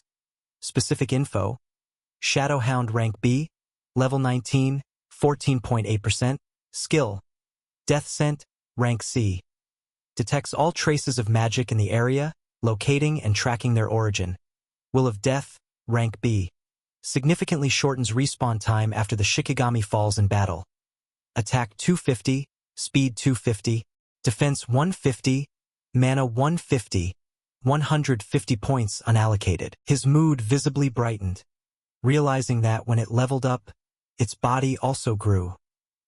He wasn't hallucinating, which meant Itsuki silently speculated that if it gained dozens more levels, how big would it grow? He was really looking forward to it. Scene changes to the Izumi estate. Prophecy Day 1, 11:35 p.m. Night shrouds the forest alongside a dense, dark aura. Iberia points to the sky, telling Yosuke in amazement, "The barrier, it's gone." Itsuki actually pulled it off. Yosuke quietly observes the shifting atmosphere. He destroyed that silver barrier in only about 10 minutes. Perhaps there weren't any intelligent monsters inside, but regardless, that speed is unbelievable. At the very least, Itsuki is much stronger than he was before. Back to Itsuki. He sits slumped against a cliff, his breath fading. After the long journey and consecutive battles, his body is nearly depleted of stamina. Having lost too much blood, he has truly reached his limit. Despite being severely injured, Itsuki still tries to cling to his Shikigami's shoulder. Sure, you can track mana traces, right? Follow my mana flow and take me back to Iberia. The loyal black wolf lets out a roar, then dashes through the thick forest canopy under the silent night sky. At the same time, Yosuke stops on high alert when he hears a howl echoing toward them. The roar of a calamity spirit beast? The barrier was supposed to be destroyed, wasn't it? Sensing approaching danger, Yosuke immediately turns and shouts to protect his teammate. Iberia, get back to your room now. Iberia stands frozen, his face etched with anxiety. He whispers, "This roar, I've heard it somewhere before." From the deep shadows, a massive dark figure with razor-sharp claws lunges forward at terrifying speed. Yosuke draws his greatsword, taking a stance full of killing intent in the darkness. It's getting closer. I don't know where it came from, but if it's a calamity beast, I'll hack its corpse to pieces. Clash erupts. Yosuke swings his sword forcefully at the beast as it pounces. Iberia suddenly gasps in shock. That's the wolf Itsuki turned into a Shikigami the other day. Seeing Yosuke about to deliver a finishing blow, he hurriedly screams to stop him. Wait! Yosuke! That's Itsuki's Shikigami. The sharp blade tears through the air, narrowly missing the lunging black wolf. Yosuke freezes, staring in shock at Itsuki's unconscious body lying right next to the beast, his own Shikigami. Yosuke begins to think more deeply about the anomalies surrounding this young man. Only a Shikigami user can command them, right? His combat power far exceeds his peers, his level never increases, and he even possesses skills from multiple different classes. Iberia rushes over, tears welling up. Are you okay? Seeing the pool of blood on the ground, Iberia frantically lifts his friend's head. What happened? There's so much blood, Itsuki. Itsuki's lips move slightly, his voice as faint as a whisper. Let me rest for a bit. Itsuki's eyes closing causes Iberia to break down. He sobs loudly. What should we do? Itsuki wa. Yosuke checks Itsuki's condition and speaks coldly yet reassuringly. He's not dead yet, so there's no need to cry like that. Iberia stops crying, looking up at Yosuke with eyes full of hope. Yosuke? He's still alive? Yosuke points to Itsuki's chest, which is rising and falling slightly. Look, he's still breathing normally. Iberia, you have Kodama bandages, don't you? These wounds need immediate treatment. Iberia replies, Yes, I'll take care of it. In the quiet room, Itsuki lies motionless with bandages wrapped around his midsection. Iberia thinks with determination. It's true that I might never catch up to Itsuki in combat power, but I have something that only I can do. He remembers the nature of his own magic. His class is Wind Mage, one who controls the air and the currents of the wind. This is a versatile class, capable of both combat and support, but the stat window that appears reveals his special talent. Rank 2 Healing Focus Talent. Wind element attack damage is reduced by 50%, but the recovery speed of wind element healing skills is increased by 50%. A low-level rank 2 talent can only heal oneself or teammates. Iberia stares at his own hands, his eyes burning. I used to hate it, so I never used the skill even once. But for Itsuki's sake, I'll use it as many times as it takes. A burst of green mana explodes around Iberia. The system announces, activating rank C skill, healing window. A warm light envelopes Itsuki. Iberia silently prays. Please recover quickly, for the sake of our duo, Itsuki. At the same time, in the area surrounding the estate, 11:35 p.m. A massive purple barrier deploys from the stone pillar that just fell. A powerful attack strikes down, shattering all layers of defensive protection. Kirijima lies defeated miserably in the gray smoke. Ajiha can only scream in despair. Kirijima! Ajiha rushes to use healing magic on Kirijima and urges, I'll treat you right away. What's the situation outside? Kirijima only mutters weakly, Run! Kirijima's face is distorted with fear as he looks at the giant shadow behind him. Size, defense, power, speed, everything is on a different level. Even a special class savior couldn't stand against it. Humanity has no way to defeat a monster like that. An entity full of overwhelming pressure emerges. Warrior Unit Number 14, Minotaur Tribe, Level 81. In the midst of despair, Nento appears, standing as a shield to protect them. Kirijima screams, Ajiha, run! The monster growls upon seeing the new opponent. That peculiar outfit? You are Azumi Nento, aren't you? It laughs arrogantly as it prepares to attack. Coming across the target like this. Talk about luck. At this rate, we won't even need to bother Enshokuma. Nento calmly replies, So your target really is me. That's a relief then. Boom! A world-shaking collision occurs. White light blanketing the entire area. Ajiha screams in panic. Father! While Kirijima despairs. It's really over. Everything is finished. The dust slowly clears. Nento stands tall, looking at the figure that just appeared.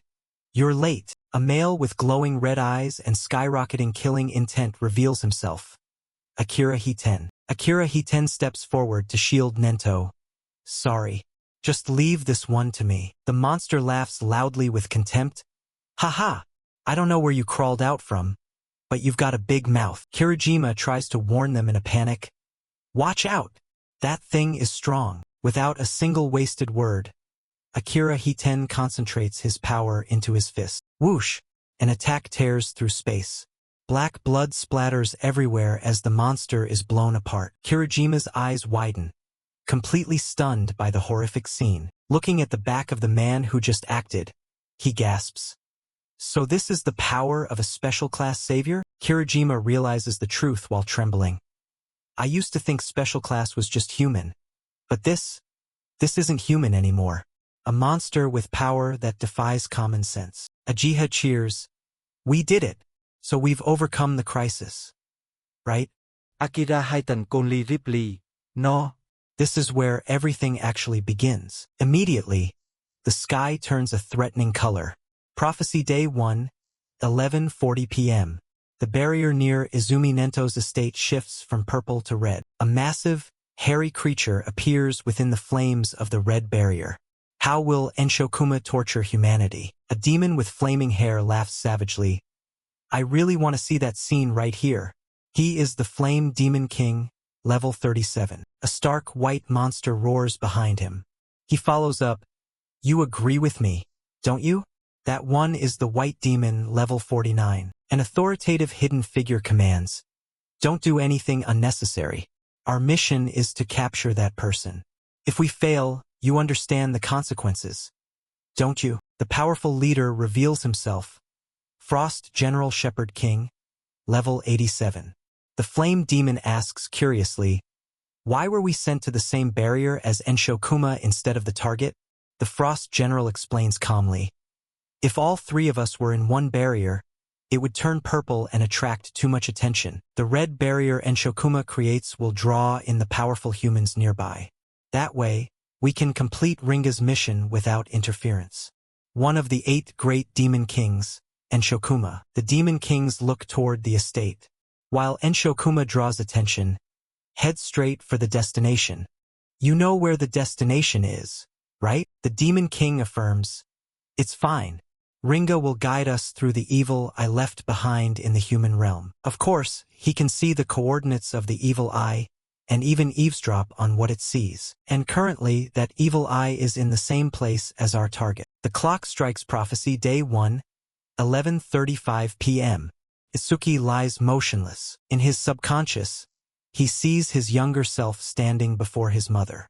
"Mom, I finally found a calamity beast that can feel pain just like we do." Young Itsuki smiles brightly, full of innocence. "I crushed its head. Now your revenge will." His mother looks at him with sorrowful eyes. "No, Itsuki," she teaches him gently. "There are things more important than revenge." Itsuki is dazed. Something more important than wiping out every calamity spirit beast? His mother smiles softly. "Power isn't meant for revenge. It's for protecting the people you love." Itsuki bows his head. Darkness envelopes the young boy. "That is impossible," he screams in agony. "I will never forgive the calamity beasts that killed father and mother." Young Itsuki's eyes suddenly turn a deep red with hatred. "I will definitely wipe them all out." His mother quietly looks away, her face showing the pain of seeing the path of hatred her son has chosen. She smiles sadly and begins to fade away. "It's time for me to go." "Where are you going?" "I still have so many things I want to tell you." She reaches out to gently touch his cheek, giving one last piece of advice. "Itsuki, please, don't let hatred consume you." Young Itsuki wails, reaching his small hands into the air. "Mother," but those hands only manage to touch spots of light that vanish into the void. Itsuki's face is filled with shock, tears falling non-stop as he realizes his mother is truly gone. Suddenly, a mocking voice rings out from the darkness of his mind. "Crying for the dead? Truly the typical behavior of weak creatures." Itsuki grinds his teeth, his eyes flashing red with rage. "You bastard!" He screams with resentment at the shadow enveloping his soul. A powerful demon appears amidst a sea of blood. The destroyer demon snarls. "Finally awake? It seems you only turn into a child when you're around her." Itsuki braces himself, killing intent exploding around his body. "You damn bastard!" He lunges at the enemy in the illusion with a thunderous roar. "I'll kill you." The mysterious figure easily deflects him. He whispers threateningly, "Calm down. I'll let you feel that again very soon." He delivers a fatal blow to Itsuki's mind. Absolute despair. Itsuki screams in desperation as he is blown away. "Ringa, I'll kill you no matter what happens." Back to reality. Itsuki suddenly wakes up, drenched in sweat as if he just went through a battle. He looks around and sees Iberia slumped over the bed, thinking to himself, "Was it a dream? My eyes. They aren't even injured. But why do they hurt so much?" At this point, Itsuki seems to realize something. "Come to think of it, my wounds have healed. I was in critical condition. Did Iberia use the Kodama bandages to treat me? Is he sleeping in a place like this? Well, he did say he was going to get some rest. I should make sure doesn't bark so he can sleep. Thinking this, Itsuki turns to signal the wolf. However, seeing his master awake, Sure barks loudly in joy. This causes Itsuki's face to go dark. Damn it, he mutters to himself, and sure enough, this wakes Iberia up. In his subconscious, he shouts, "A spirit beast? I have to protect Itsuki." Itsuki opens his eyes grorily, looking at the weak wind around them. A bit of wind like this won't even scare a calamity beast. Iberia cheers happily when he sees him move. "You're awake, Itsuki." He rushes over to hug Itsuki tightly, making Itsuki think awkwardly. Thank heavens. It seems my healing actually worked. Still hugging me whenever he gets excited as usual. How long was I out? Iberia lets go and answers. Not long, probably about 3 hours. Itsuki calculates. 3 hours. So it's about 3 a.m. on the second day of the prophecy? Are Yosuke and Aiden safe? Iberia smiles brightly and reassures him. Yeah. No calamity beasts appeared after that. Itsuki is still dazed, remembering the voice from his dream. Don't be in a hurry. I'll let you feel it again soon. Even though it was just a dream, those words haunted him. Felt too real to be just a dream. The calamity beasts are definitely plotting something. The clock strikes prophecy day 2, 3:30 a.m. Itsuki recovers from his coma and stands up decisively. We can't let our guard down. Iberia looks at him with admiration. Great. You look like you've completely recovered. Itsuki walks quickly to the door, not forgetting to advise. Master said reinforcements would arrive soon. I'm going to check the situation with Yosuke. On the way, Iberia asks curiously about the black wolf. Itsuki, what's that dog Shikigami's name? Is it just Dead House? Iberia excitedly suggests. You don't know? Shikigami users can give them any name they want. Do you want me to give it a cool name? I'm really good at naming things. Itsuki replies flatly. I'm not a Shikigami user. Iberia's face falls in disappointment. Oh, that's too bad. I really wanted to name it. Itsuki breaks into a cold sweat, thinking, there's no way I'm letting him name it. Itsuki looks at the golem just outside the yard, silently assessing his healed wounds. Kodama bandages alone couldn't have healed me this completely so fast. It seems Iberia finally used his true power. Itsuki looks at Iberia with surprise. I thought you never used your skills. Turns out you're a healer. Iberia replies sheepishly. No, I can use attack skills too. It's just they're really weak. Turning to Yosuke standing by the charred monster corpse, Itsuki asks pensively, Yosuke, did any awakened come here after I passed out? Yosuke narrows his eyes at Itsuki searchingly. Why do you ask? Itsuki explains further. Master said they would send nearby awakened. A day has passed. They should be here by now. Before he can finish, the swordsman replies. But this place is deep in the forest. You wouldn't be able to get here this fast without a Jiha leading the way. Itsuki ponders, his sharp eyes full of worry.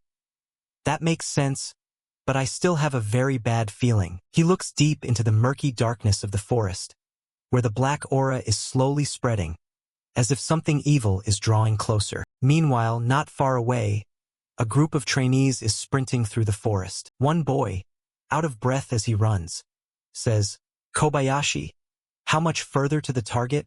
Kobayashi replies, only a few more kilometers.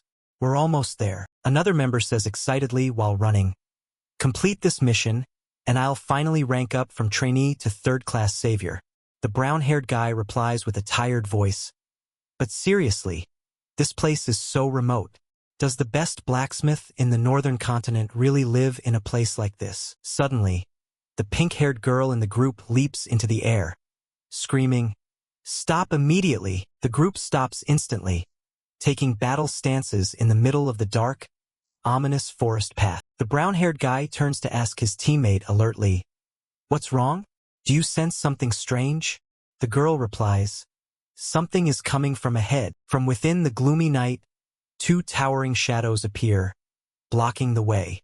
They've detected us. The group of trainees draws their weapons simultaneously, shouting to steady themselves. Calamity spirit beasts. Prepare for battle. Fast. However, the one who appears is the Demon King with a mocking smile. Where are you all going in such a hurry? Don't tell me. He draws close with eerie red eyes, revealing sharp teeth. You're all heading to the same place we are, aren't you? The outcome of the rookies' encounter with the two bosses went exactly as expected.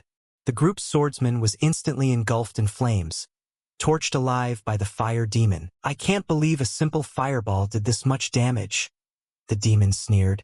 Humans truly are pathetic creatures. He turned to his companion. Hey, white demon, you done yet?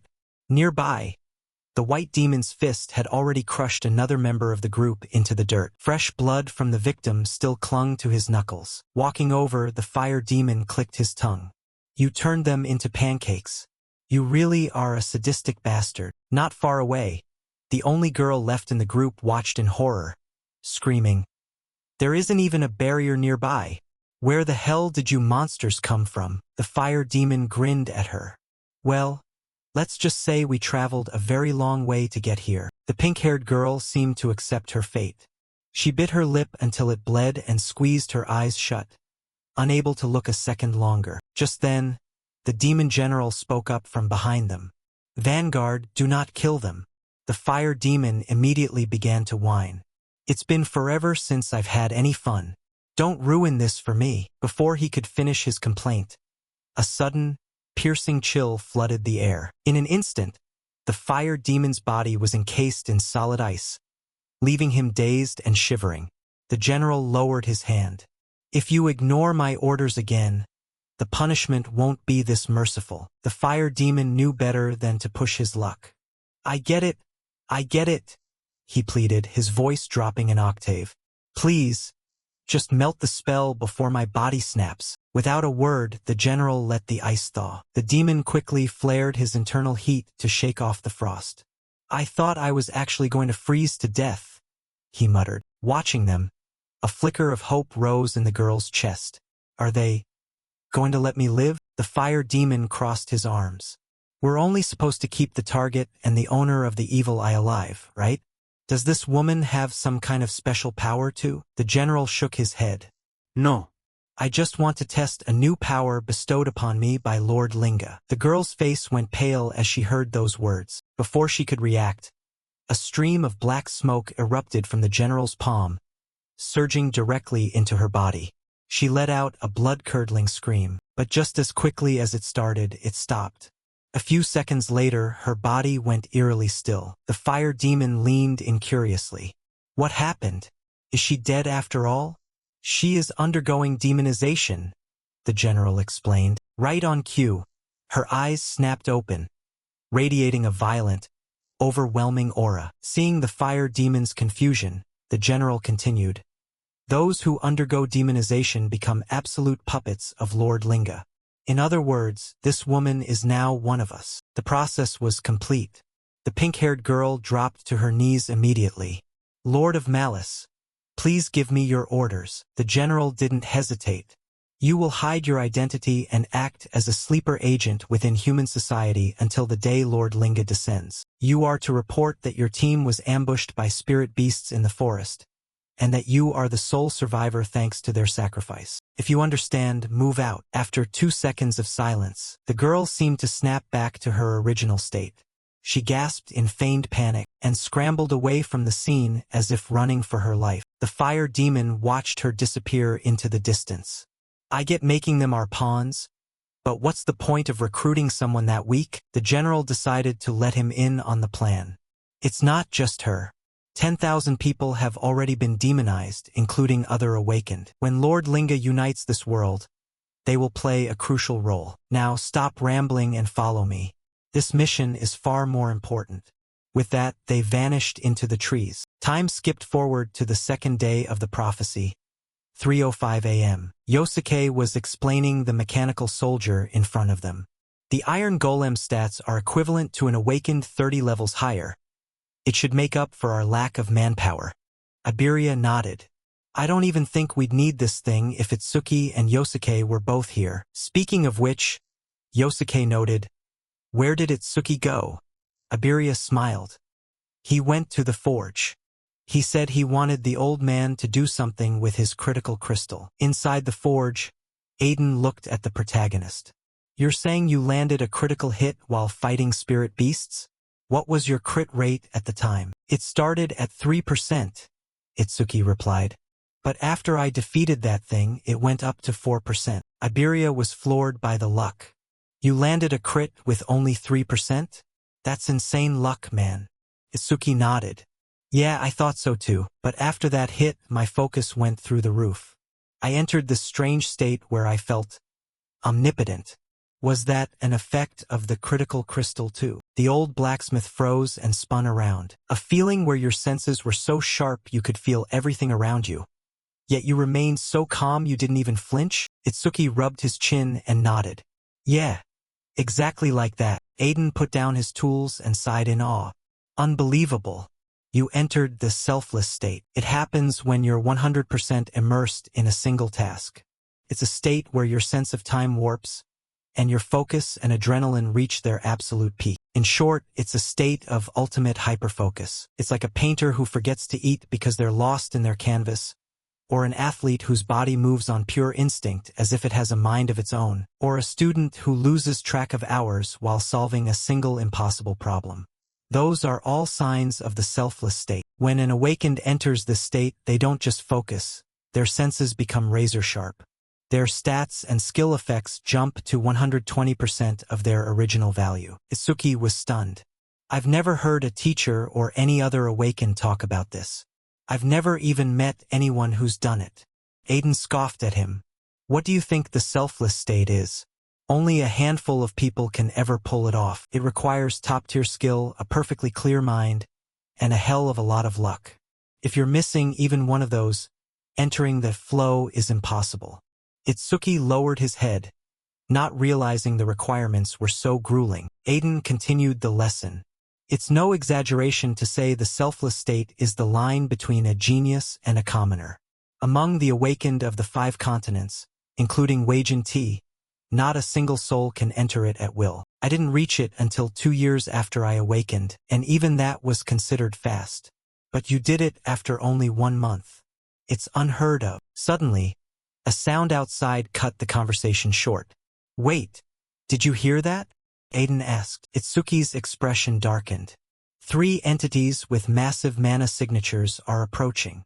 Aiden frowned. They must be the guards Nento Izumi sent for me. Itsuki felt the energy differently. No. This mana is too violent, too jagged. This feels like spirit beasts, not awakened. Without a second's hesitation, Itsuki barked, Aiden, get back to your room. He ran out to investigate, his mind racing. I cleared all the beasts in the barrier, and there's no sign of a new stone pillar nearby. I hope I'm just imagining things. Outside, Iberia saw him and waved. Itsuki, finally. What's up? You look incredibly tense. I'm picking up mana waves, Itsuki said slowly. I think spirit beasts are here. The other 2 didn't buy it. No stone pillars have dropped lately, so that's unlikely. Besides, even if it is a beast, we've got the iron golem. We can take down any ordinary monster easily. As if to prove them wrong, the iron golem's massive frame was suddenly sent flying right past Itsuki. Its chest was caved in by a deep, brutal dent. The machine was disabled instantly. The golem was taken out before it could even react? Iberia screamed. Itsuki and Yosuke dropped into combat stances immediately. The demon general squad stepped into the clearing. The fire demon looked at the 3 of them and laughed. Only 3? This is going to be a piece of cake. From Itsuki's perspective, he could tell just by looking at them, these things were on a completely different level than the monsters inside the barriers, especially their leader. He had never felt mana this suffocatingly powerful. Ignorant of Itsuki's thoughts, the general gave his orders. I'm taking the target. You 2 handle the rest. Just make sure you don't damage the evil eye. The fire demon smirked. Yeah, don't sweat it. This'll be easy. The humans were reeling as they watched the monsters talk to each other. Their target is Aiden? Since when can spirit beasts communicate? I won't let you pass, they yelled. In the blink of an eye, the general moved past all 3 of them before they could even register his movement. Yosuke spun around, eyes wide. When did he? Itsuki was equally shocked by the speed, but there was no time to think. They all lunged toward the general to block his path. Stop right there. You're not getting anywhere near Aiden. The general simply waved his hand. Instantly, a massive wall of ice erupted from the ground, cutting the group off. Yosuke was taken aback by the sudden barrier. He swung his sword at the ice, only to find it was unnaturally hard. While he was distracted, the white demon lunged from behind, fist cocked back. Yosuke, behind you! A voice screamed. Yosuke flinched and spun around just in time, raising his sword to catch the white demon's punch. Even so, the sheer force of the blow sent him tumbling backward across the clearing. Itsuki's face etched with worry as he watched his comrade fall. But he had his own problems. The fire demon was already preparing to strike. You don't have time to worry about others. Crimson flame burst. The demon roared, launching an A-rank skill. A massive, searing fireball, straight at Itsuki. Itsuki threw up his black ice wall to absorb the impact. Iberia, get out of here now, he yelled. Knowing he was outmatched, Iberia didn't argue. He turned tail and ran like his life depended on it. Back at the fight, Itsuki managed to block the fireball, but his arms were scorched black. A system notification pinged. A-rank skill detected. Crimson flame burst. Activating super simulation. Analysis. 1%. Itsuki's face went pale. An A-rank skill? I could have dodged it with lightning shockwave. But I was too confident in my black ice wall. The fire demon seemed to read his mind. You actually thought that thin sliver of ice could stop my flames? How stupid can you get? Despite his words, the demon was internally panicked. Wait, did I overdo it? If this kid is the evil eye, but then he noticed Itsuki's level was 0. A cruel smile returned to his face. Level 0. And he's just a human, a member of a lowly race. There's no way he's the evil eye. I can burn him to a crisp without a second thought. Itsuki summoned his shadow hound to even the odds. The fire demon let out a bark of laughter. You think summoning a pup makes this a fair fight? You could summon 10 more of those insects and you still wouldn't stand a chance. He launched another attack. Itsuki never intended for the hound to fight the demon. He whispered to his companion, "Protect Aiden. Go now." The demon's attack exploded right where they stood, but both Itsuki and the hound managed to dive out of the way. The fire demon tracked the hound's movement. That Shikigami, is it heading for the target? Do you really think you can take me on alone? Itsuki felt a surge of relief. He's completely looking down on me. If I keep acting weak, he won't finish me off immediately. This buys me time to analyze. But I don't think I can keep playing the coward in front of a spirit beast much longer. He let a smirk play on his lips. That's right. Got a problem with that? You look pretty pathetic yourself. Itsuki's expression was pure, unadulterated arrogance. It worked. The fire demon snapped. You lowly human cockroach. I was gonna play with you a bit longer, but I've changed my mind. I'm turning you into ash right now, he roared, unleashing an even more violent assault. Itsuki dodged with blistering speed. He's getting bigger, but he isn't getting faster. He's a long-range elementalist. He relies entirely on skills. If I can just close the distance, I've got this. Itsuki charged forward at his absolute top speed. The demon's heart skipped a beat. What? This speed? Itsuki closed the gap in a heartbeat. However, not good enough. The demon grinned. Just as Itsuki threw a kick, a red mana shield materialized, blocking the blow effortlessly. Itsuki's face went rigid. The demon cackled at his surprise. You thought I didn't know my own weaknesses? He followed up with a blast that sent Itsuki sailing through the air. Itsuki hit the ground hard but scrambled back into a stance. He scolded himself. Right? He's an intelligent beast. How could I have been so careless? The demon didn't hold back the praise. With that speed, you aren't really level 0, are you? You almost had me fooled. He watched as Itsuki struggled to stand. The monster sneered. Still want to fight? Wouldn't it be easier to just stay down and die? Itsuki's response was cold and calculated. Analyzing an A-rank skill really does take forever. According to the system, Itsuki looked up, his eyes sharp. Analysis is now at 81%. The second day of the prophecy, 3:14 a.m. The demon general successfully infiltrated the house and began interrogating Aiden. Aiden Hild, I hear you've crafted 3 unique artifacts, 16 epics, and countless rares. You are the most talented blacksmith among all of humanity. Not letting him continue, Aiden immediately cut him off, dismissing the praise. Summarizing my achievements like that, are you planning to murder me? The demon general attempted to reassure the old man. Calm down. As long as you remain useful, I have no reason to dispose of you. Aiden spoke with a voice dripping with sarcasm. I see. Unfortunately, I'm not the type who likes to listen. As he spoke, he reached for a dagger on the table and immediately turned it toward himself, intent on ending his own life. However, the demon general was not about to let him achieve his goal so easily. Before the blade could even touch Aiden's face, his entire body was frozen solid. This caused Aiden's plan to fail, and his eyes turned bloodshot with rage. He encased my body in ice in an instant. This has to be at least an A-rank skill. Opposite him, the demon general seemed to read Aiden's thoughts and reminded him coldly, give up. Whether you live or die is for me to decide. Hidden elsewhere, Iberia was so anxious he broke into a cold sweat. At this rate, father is going to be kidnapped. What should I do?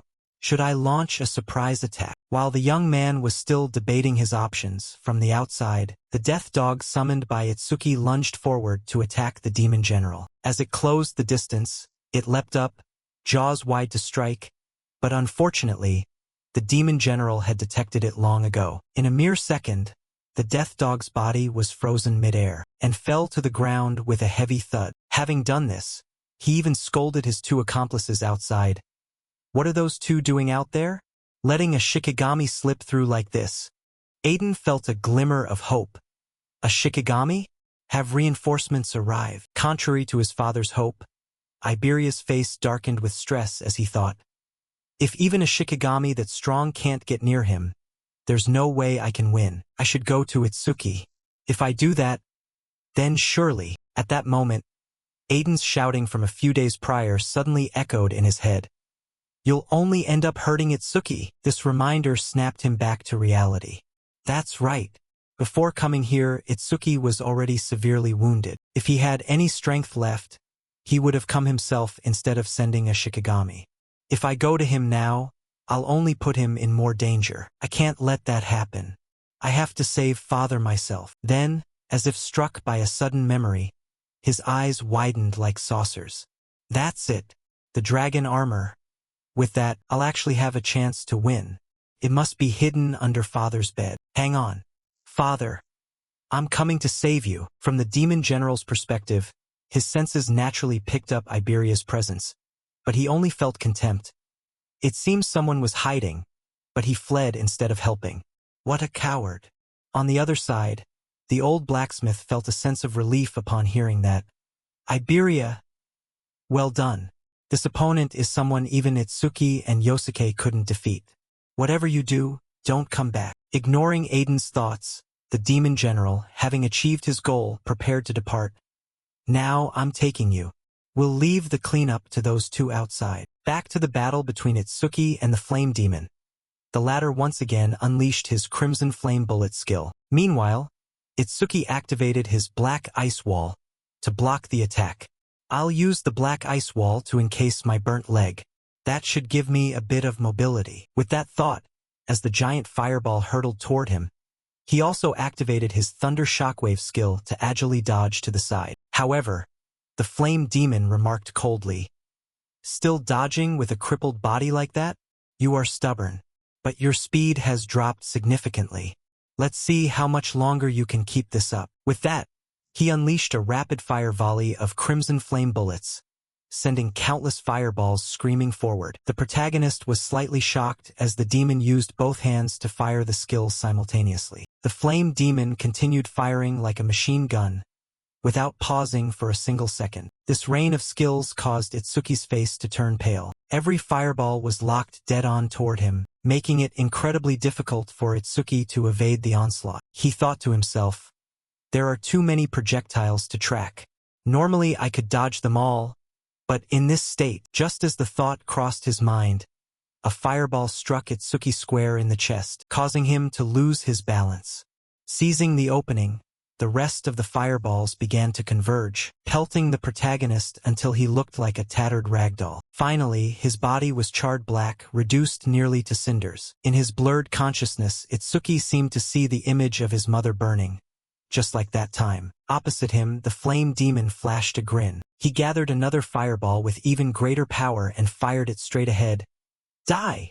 Piercing crimson flame bullet.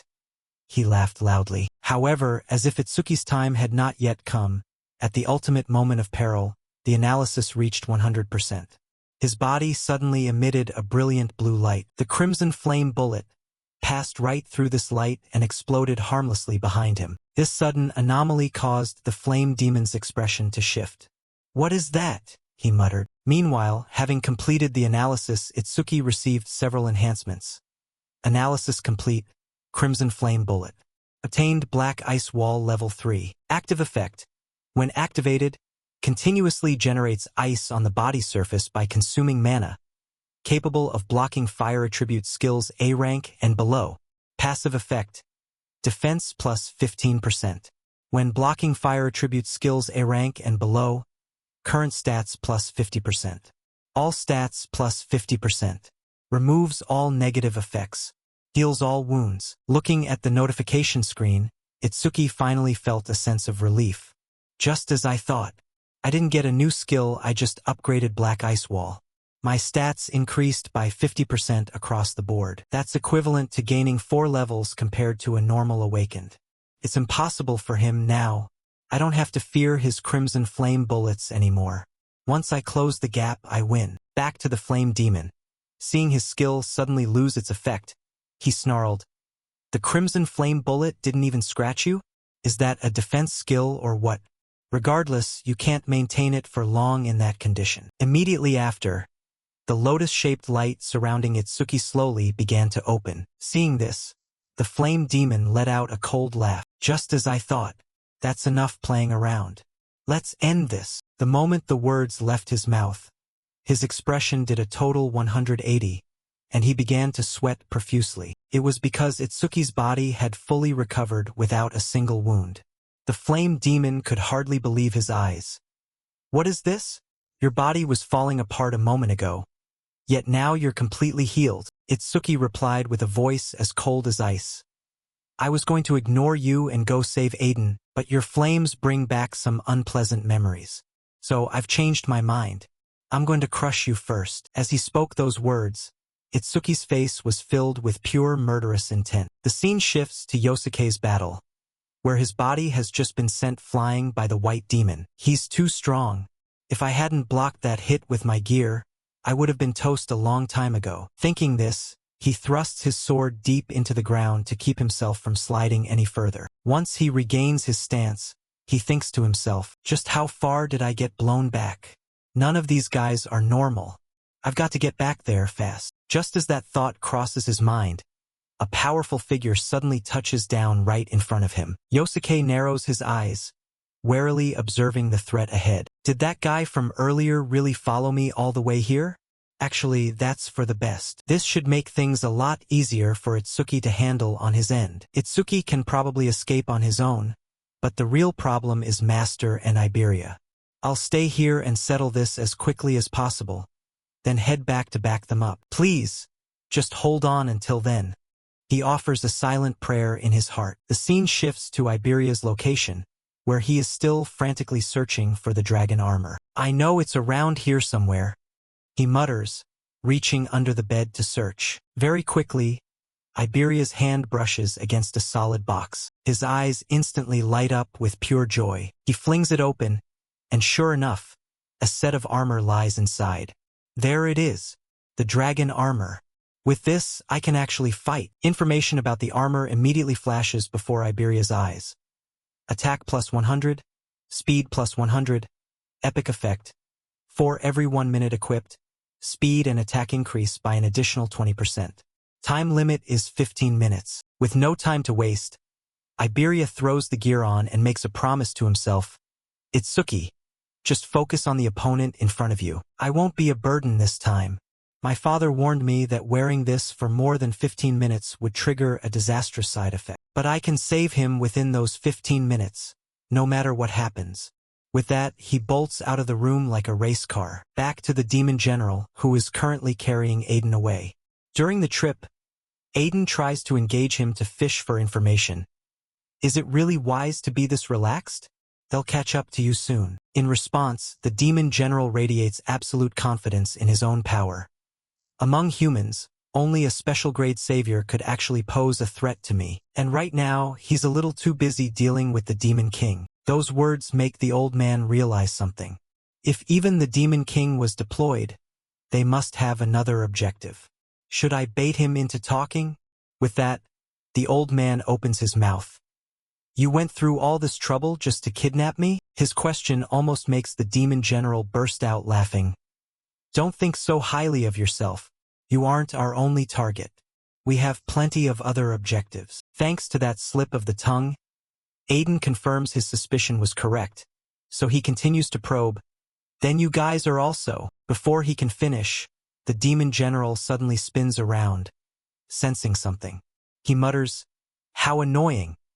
These pests just keep coming." He has already detected Iberia's silhouette moving rapidly through the thickets. Naturally, Old Man Aiden has no way of knowing this yet, and can only speculate.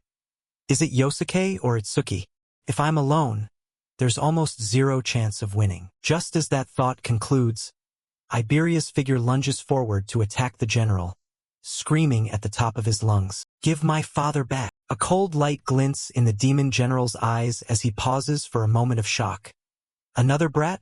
What the hell are they even trying to do? Back to Itsuki's battle. The flame demon is still in total shock, watching the protagonist recover as if nothing had happened, despite his entire body having been charred black. How the hell are you recovering like this? Fine, I don't care how many times you heal, the result stays the same. Crimson Flame Bullet Rapid Fire. He lets out a roar and unleashes a literal rain of skills aimed directly at Itsuki. Our protagonist activates his Black Ice Wall skill to tank the incoming hits. Just like that, a barrage of projectiles slams into the ground. Seeing his attacks land, the flame demon let out a raspy laugh. You really dared to take that head-on without dodging? How stupid.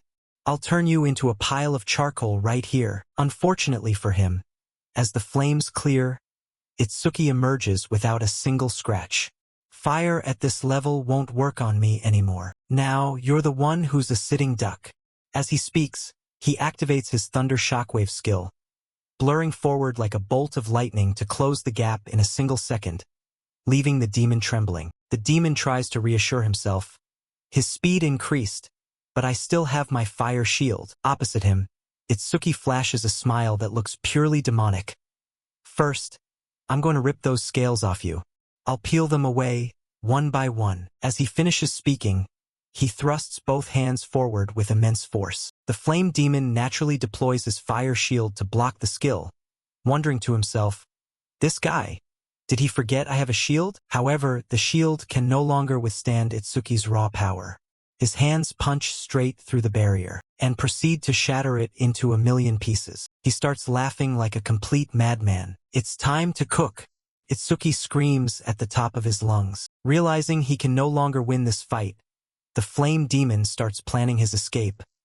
I've got to get out of here. If he catches me, I'm dead for sure. With no time to think, he frantically turns and bolts. But in a stroke of terrible luck, he trips over a jagged rock and faceplants hard into the dirt. Meanwhile, Itsuki slowly closes in from behind. Sensing that he can't run anymore, the flame demon spins around for a desperate counterattack. I can't believe a being like me is being overwhelmed by a lowly human. Itsuki simply tilts his head, easily dodging the desperate strike. The flame demon has officially fallen into despair. Compared to a level 0, you're a total monster. The protagonist gathers power into his fist. A system notification pops up. Glitched notification from the critical hit crystal. The next attack has a 100% chance to deal a critical hit. The flame demon senses the sheer lethality behind the strike. He's so terrified he's practically about to wet himself. Without a second thought, Itsuki shouted, "You monster!" Then he landed a lightning punch on him. The punch shattered his face instantly. The fire demon's body collided with the ground, creating a sizable explosion. In the end, his head was completely smashed to pieces. Itsuki looked at the body, his voice cold. Why did a critical hit happen just now? I wanted to torture him a bit more. Now I've entered the selfless state again. It triggered right after that critical hit, just like last time. Could it be that landing a critical hit automatically triggers the selfless state? He observed the system screen for a moment and noticed his status was overclocked to 120%. Then he thought, between my weapons and passive skills, my total stats have already exceeded 2,000. Just as he thought this, he suddenly saw a green light rising from the fire demon's body. Is this the pearl created from the karma of the dead spirit beast? Before Itsuki could even react, the green light suddenly split in two and flew off in different directions. The protagonist quickly guessed, it's flying toward the forest. That karma is heading for Yosuke. Huh? He glanced in the other direction. Is that house over there the forge? Because the Death Hound and Aiden are both there. The pearl was supposed to be split in two, so why is it still whole? As long as I don't cancel the summon, it'll be immortal as a Shikigami. Don't tell me Aiden has. Cut to Iberia's battle. Right at that moment, he threw a punch forward, but it was blocked by the Magic General's ice shield. This forced Iberia to pause for a second. He had to ask himself, can't even a full power strike enhanced by dragon armor pierce his defense? If one hit isn't enough, I'll keep pounding until it shatters. Opposite him, the Magic General's voice dripped with sarcasm. What a foolish child. You still can't close the gap in our power. Nearby, the old man Aiden quickly recognized the person wearing the armor. Iberia, you idiot. I don't need your help. Take off that dragon armor right now. I told you that wearing that armor would come with a steep price.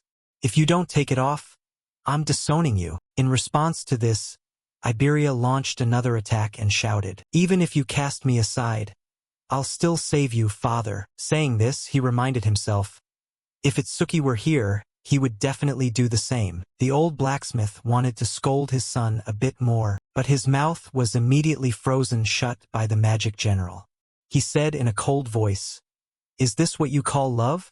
What disgusting, sentimental mortals. I don't have time to play with you anymore. With that, he gently waved his hand in the air and easily froze Iberia mid-lunge. Then he turned and walked away, issuing a final warning. Know your place, brat. Aiden looked back, trying to catch one last glimpse of his son with bloodshot eyes. At this point, the time Iberia had been wearing the dragon armor reached 3 minutes. Elsewhere, thanks to Itsuki destroying the fire demon, the Death Hound benefited as well. It leveled up from 19 to 20 and immediately broke free from the ice that was holding it. At the same time, Itsuki had just arrived at the house. It leveled up again. It seems the Death Hound was the one that absorbed all that karma. Thinking about this, he turned his head and asked, what happened to Aiden and that spirit beast? The Death Hound just turned backward, as if signaling Itsuki to see the situation for himself. And with just one glance, his eyes went wide. What the hell happened here? This terrifying wave of magic power.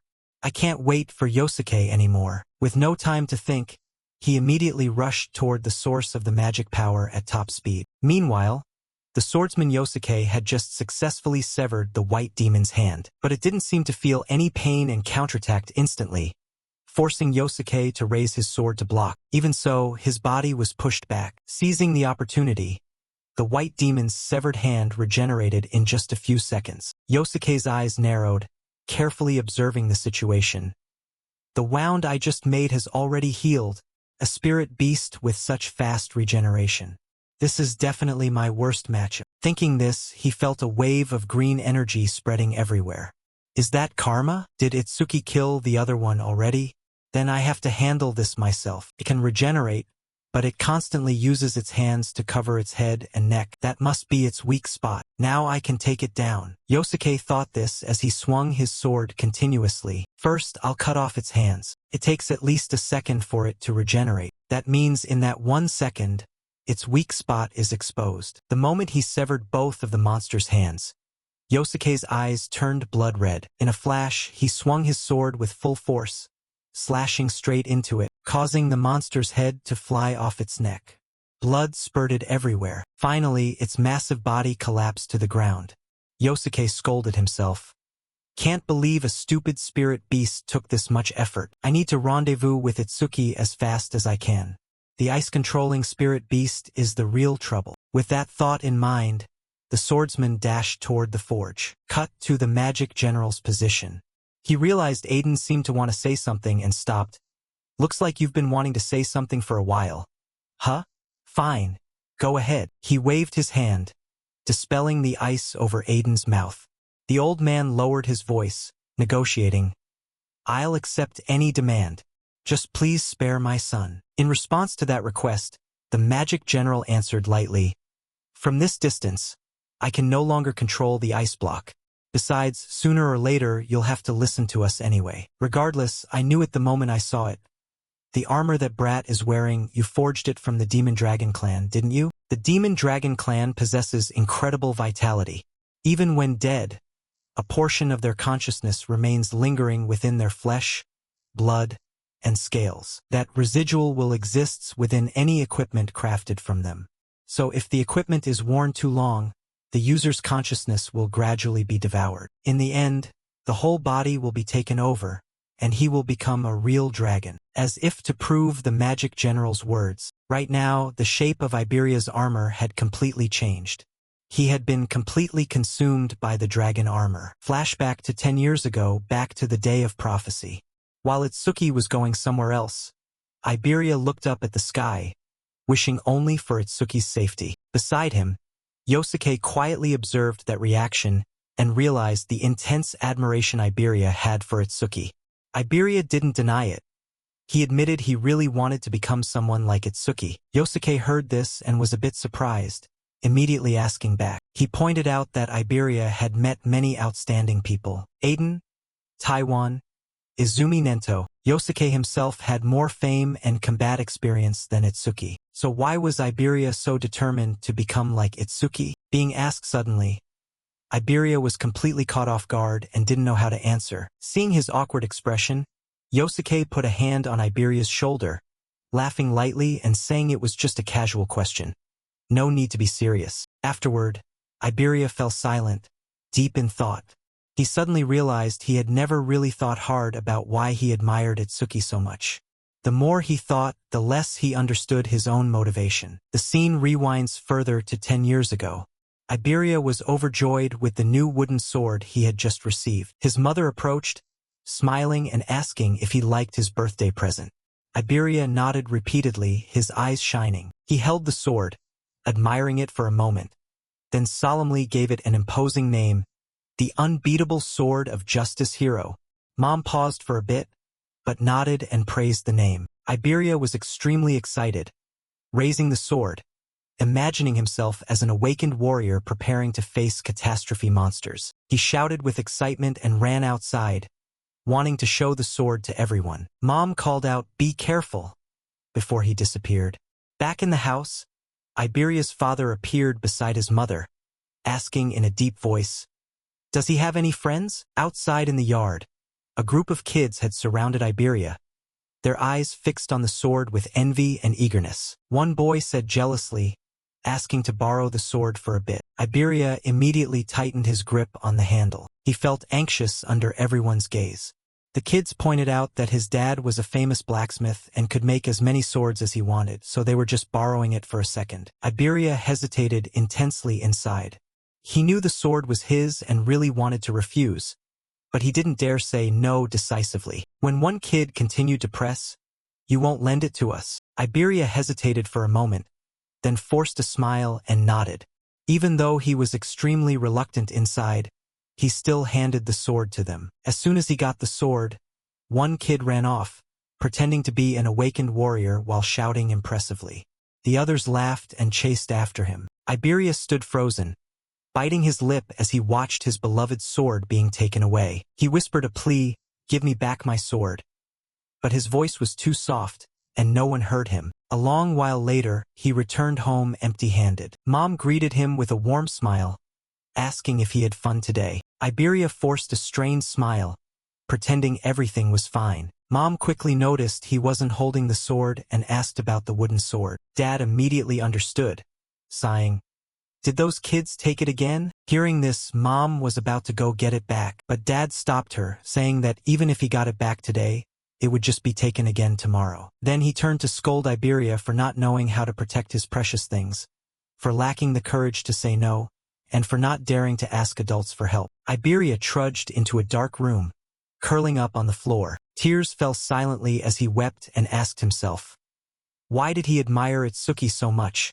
Why did he want to become someone like him? The scene cuts to a few months later. In the hospital, Iberia's father angrily grabbed the doctor by the collar when he heard there were no more treatment options.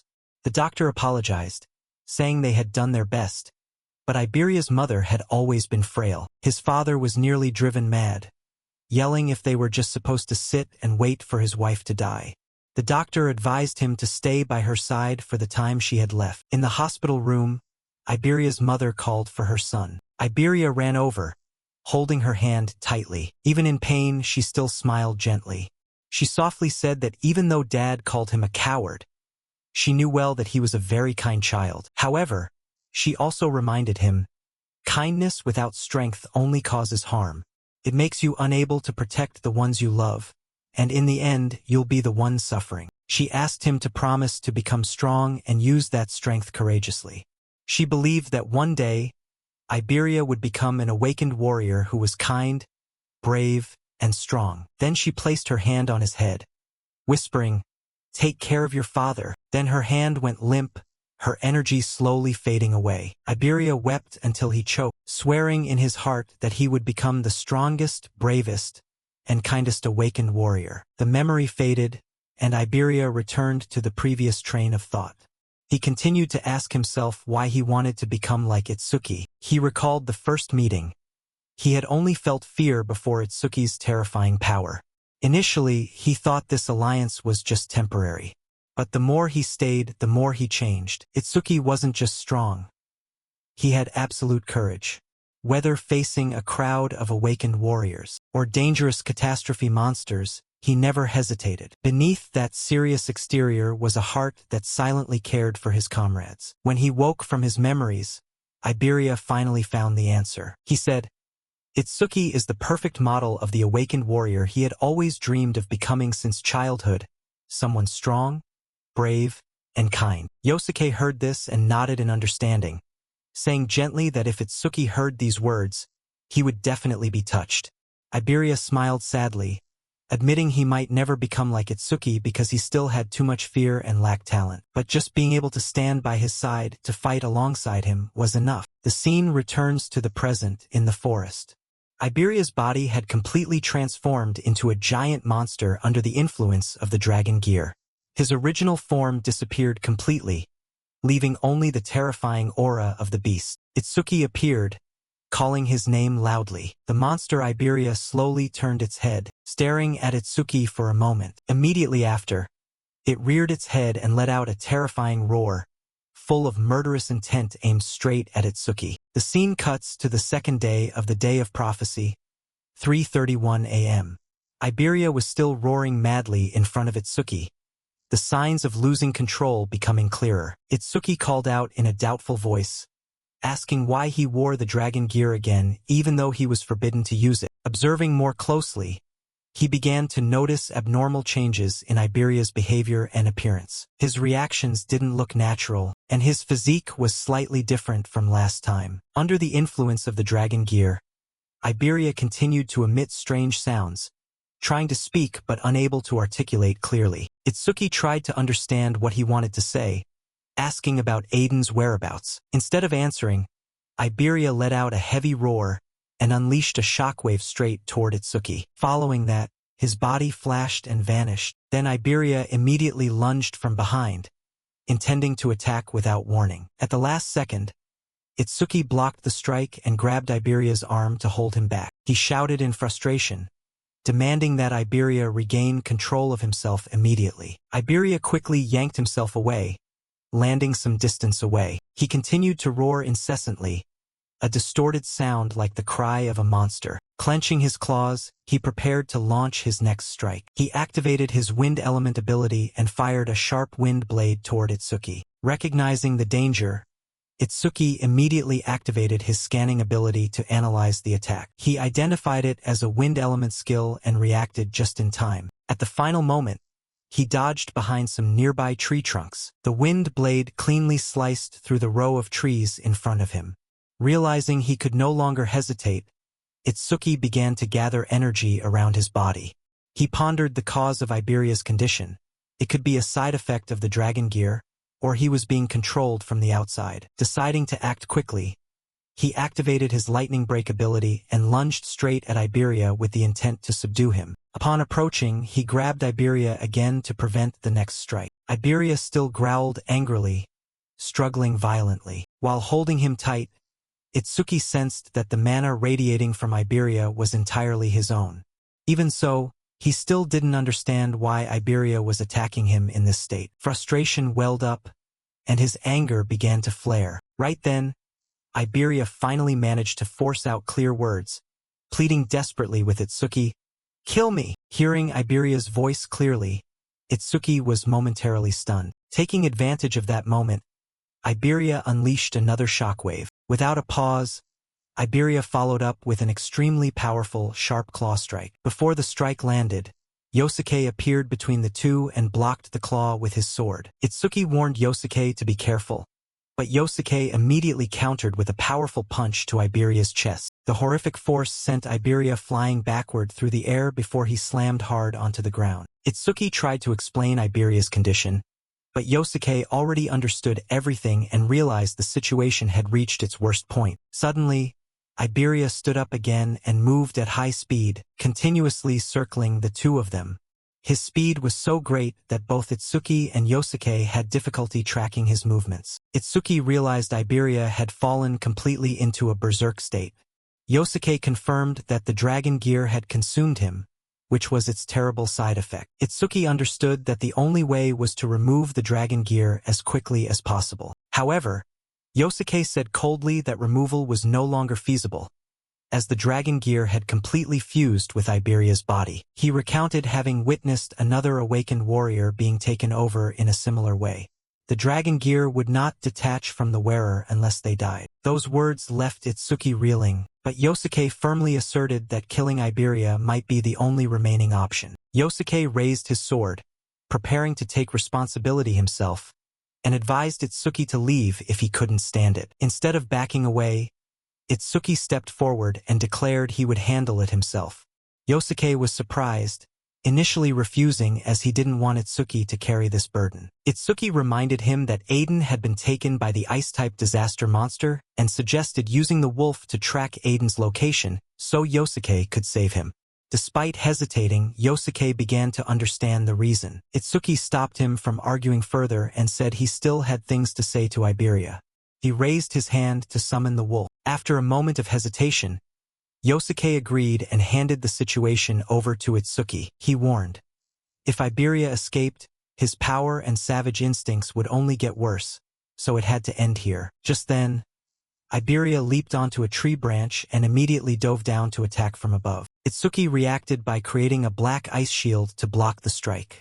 As the engagement continued, Yosuke began running in Aiden's direction, calling the wolf to follow. Unable to break the shield, Iberia retreated and continued to growl in rage. He activated his wind blade ability and launched a continuous barrage of attacks at Itsuki. Itsuki stood his ground, observing calmly.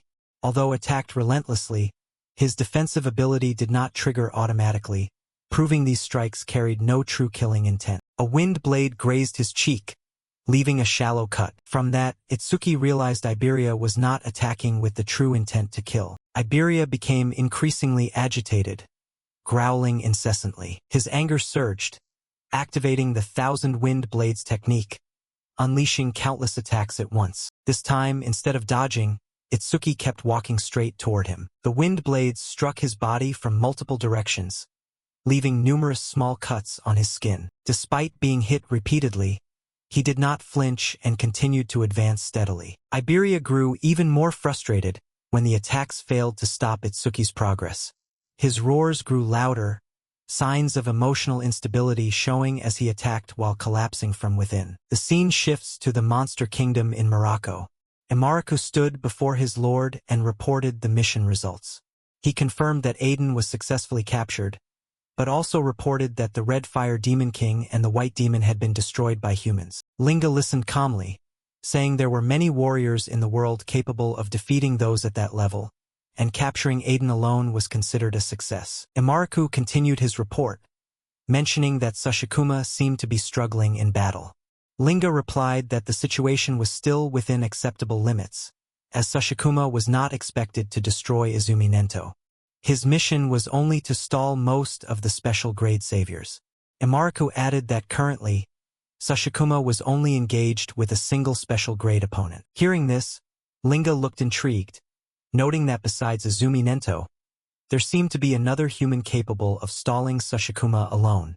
He asked for the warrior's identity. Imaraku reported that according to their mole, that warrior was famous for having the strongest body among humans, named Hiten Akira. The scene shifts to the area near Izumi Nento's residence. Hiten is continuing his fierce battle with the Yeti-like disaster monster, Sashikuma. The attacks from both sides collided repeatedly, creating powerful shockwaves that sent dust and debris flying everywhere. The intensity of the battle left the nearby observers in shock. Kirishima witnessed the ongoing engagement with an expression of amazement.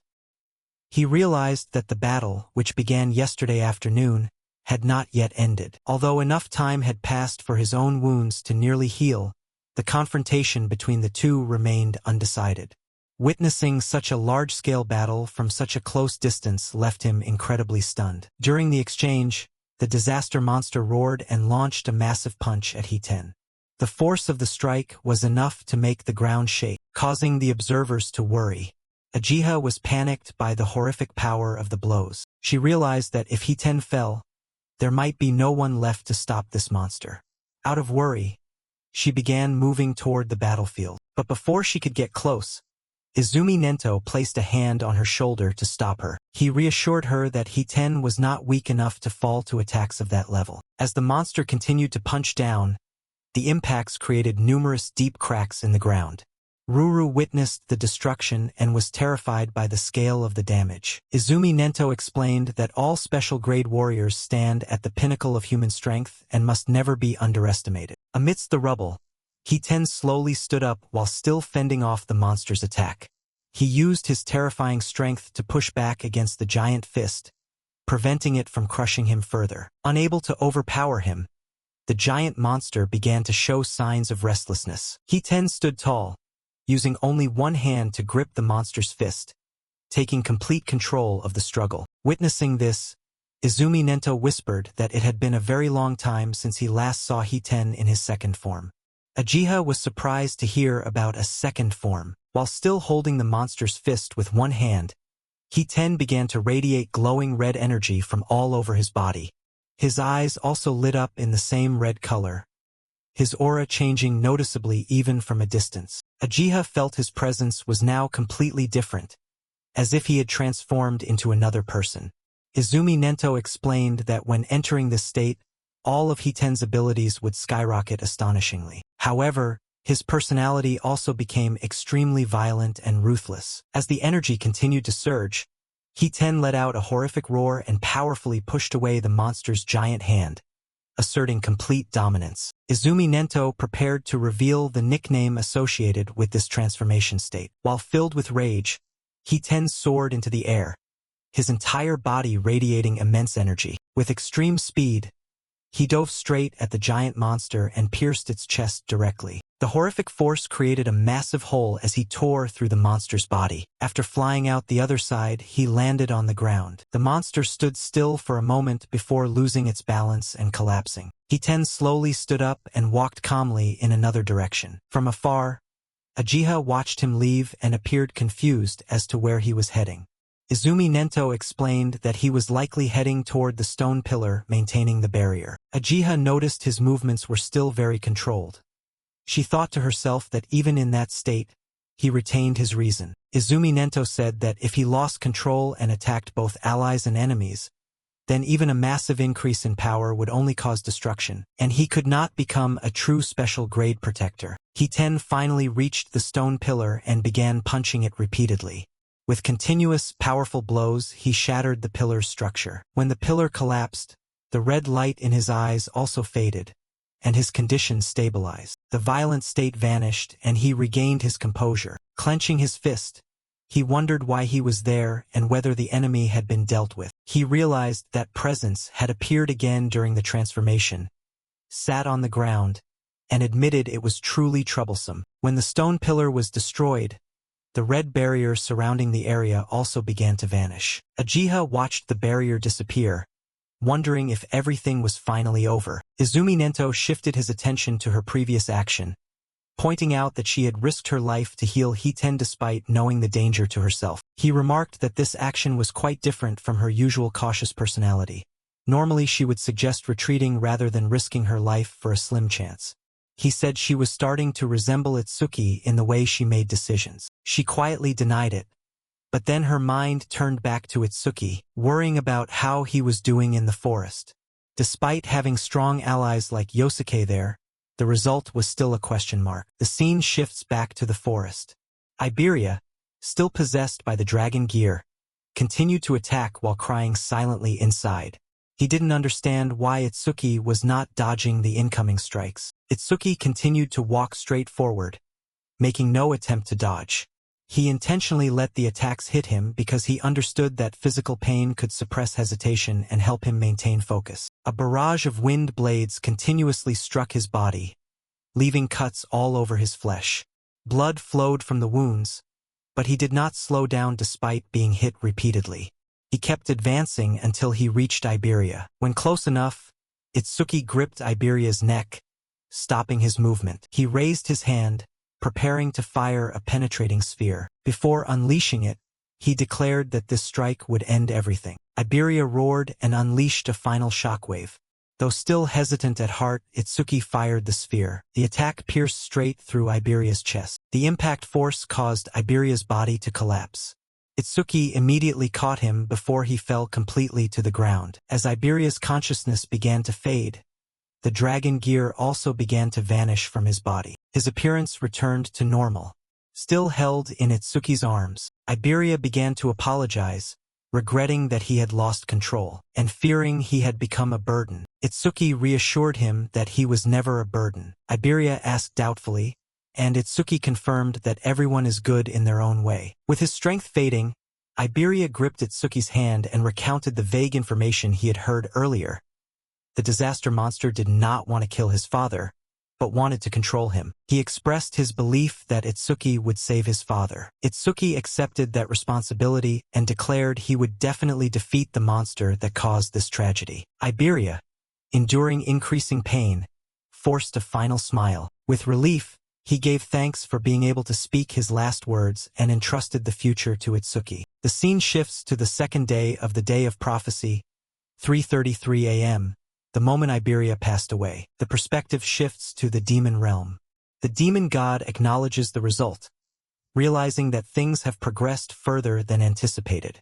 However, he says this is just the beginning of a grander plan. With a twisted expression of satisfaction, he declares that he will systematically destroy the things Itsuki holds dear, promising to bring even more suffering in the future. The scene cuts to a group of warriors threading their way through a dark forest at night. One member of the group complains that even after such a grueling battle, they still have to escort Izumi Nento across the mountain range. He explains that He-10 is so exhausted he can barely stand after their last engagement. Just then, Uchiha in the group suddenly feels an intense and strange wave of emotion radiating from up ahead. She points into the darkness and says the source of this energy is right ahead. The blue-haired warrior immediately draws his sword, shouting loudly to ask who is hiding in the dark. But Uchiha recognizes the figure sitting there from behind and gasps in astonishment. She asks, "Is that Tenma?" and sees the young man clutching the body of his fallen friend. With a face full of bruises, Itsuki looks up to greet the masters who have just arrived. Uchiha is deeply shocked to see his wounds and rushes to ask what happened here. Right at that moment, another man appears with a giant wolf and says he will explain the entire situation. The whole group is surprised, wondering who else could be in this dark forest. The newcomer introduces himself as first-class savior Bakudo Yosuke. Uchiha immediately asks him about the mission to protect the kidnapped blacksmith. Images of the three main villains appear, the ones the heroes faced on that tragic night. Yosuke bows his head, his voice heavy as he admits that they were completely overwhelmed by the enemy. He recounts that the battle ended in the worst possible way, with heavy losses on their side. Yosuke begins to explain. After Aiden was captured, he used his wolf to track the monster pack. But he and the wolf only found a few clones in the forest. The catastrophe monster is cunning. It deliberately left clones to distract us. Nento asks anxiously about Itsuki's current condition. She replies that it's just a few scratches and the bleeding has stopped, but he adamantly refuses treatment. Uchiha says fearfully that she can feel a fire of rage burning more fiercely than ever in Itsuki's heart, and fears that if this continues, her friend's heart will be completely consumed by hatred. Alone in the room, Itsuki quietly looks at the photo of Iberia's family on the table. In the photo, the blonde boy is smiling happily beside his parents on a sunny day. Looking at the photo, he remembers the first time he met Iberia, the boy who introduced himself with such excitement. He also remembers the day he carried his exhausted friend on his back after a long journey. Other memories flood back. The blonde friend saying he would never leave his side, not even for a step. Itsuki remembers clearly the moment his friend excitedly insisted on naming his wolf Shikigami. Back to the present. The expression on Itsuki's face is a mix of sorrow and silent rage. He stands up, calling the wolf in a low, murderous voice. "We have to go!" The wolf roars in response. Its level 20 stats appear along with terrifying attack and speed ratings. Itsuki turns to his companion and declares he will hunt down the catastrophe monster that caused all this tragedy. His eyes glow red, swearing he will crush the enemy with all his power. Itsuki leaves the room, the wolf following behind, but his path is blocked by someone. Master Izumi Nento stands right at the doorway, exuding a solemn and gloomy aura. Itsuki looks at the group and asks what is going on, why the atmosphere is so heavy. Everyone is gathered in the room, looking at him with grave and worried eyes. Kirishima thinks to himself that this is his second disciple, and recalls the boy's great achievements. He concludes that Itsuki is very strong, but also so cold that he had to personally finish off his own friend. Izumi Nento asks bluntly where he intends to go. Itsuki replies he is going to rescue the kidnapped blacksmith. The master simply says, "No." Itsuki gets angry, asking for the reason behind the interference. Master Nento explains that the Alliance has classified this incident as special danger level. To participate in the rescue mission, one must be a second-class savior or higher. Finally, he says Itsuki is currently not qualified. His eyes glow red with indignation. Itsuki explodes, shouting that he promised to save Aiden and he must keep that promise. Everyone is shocked.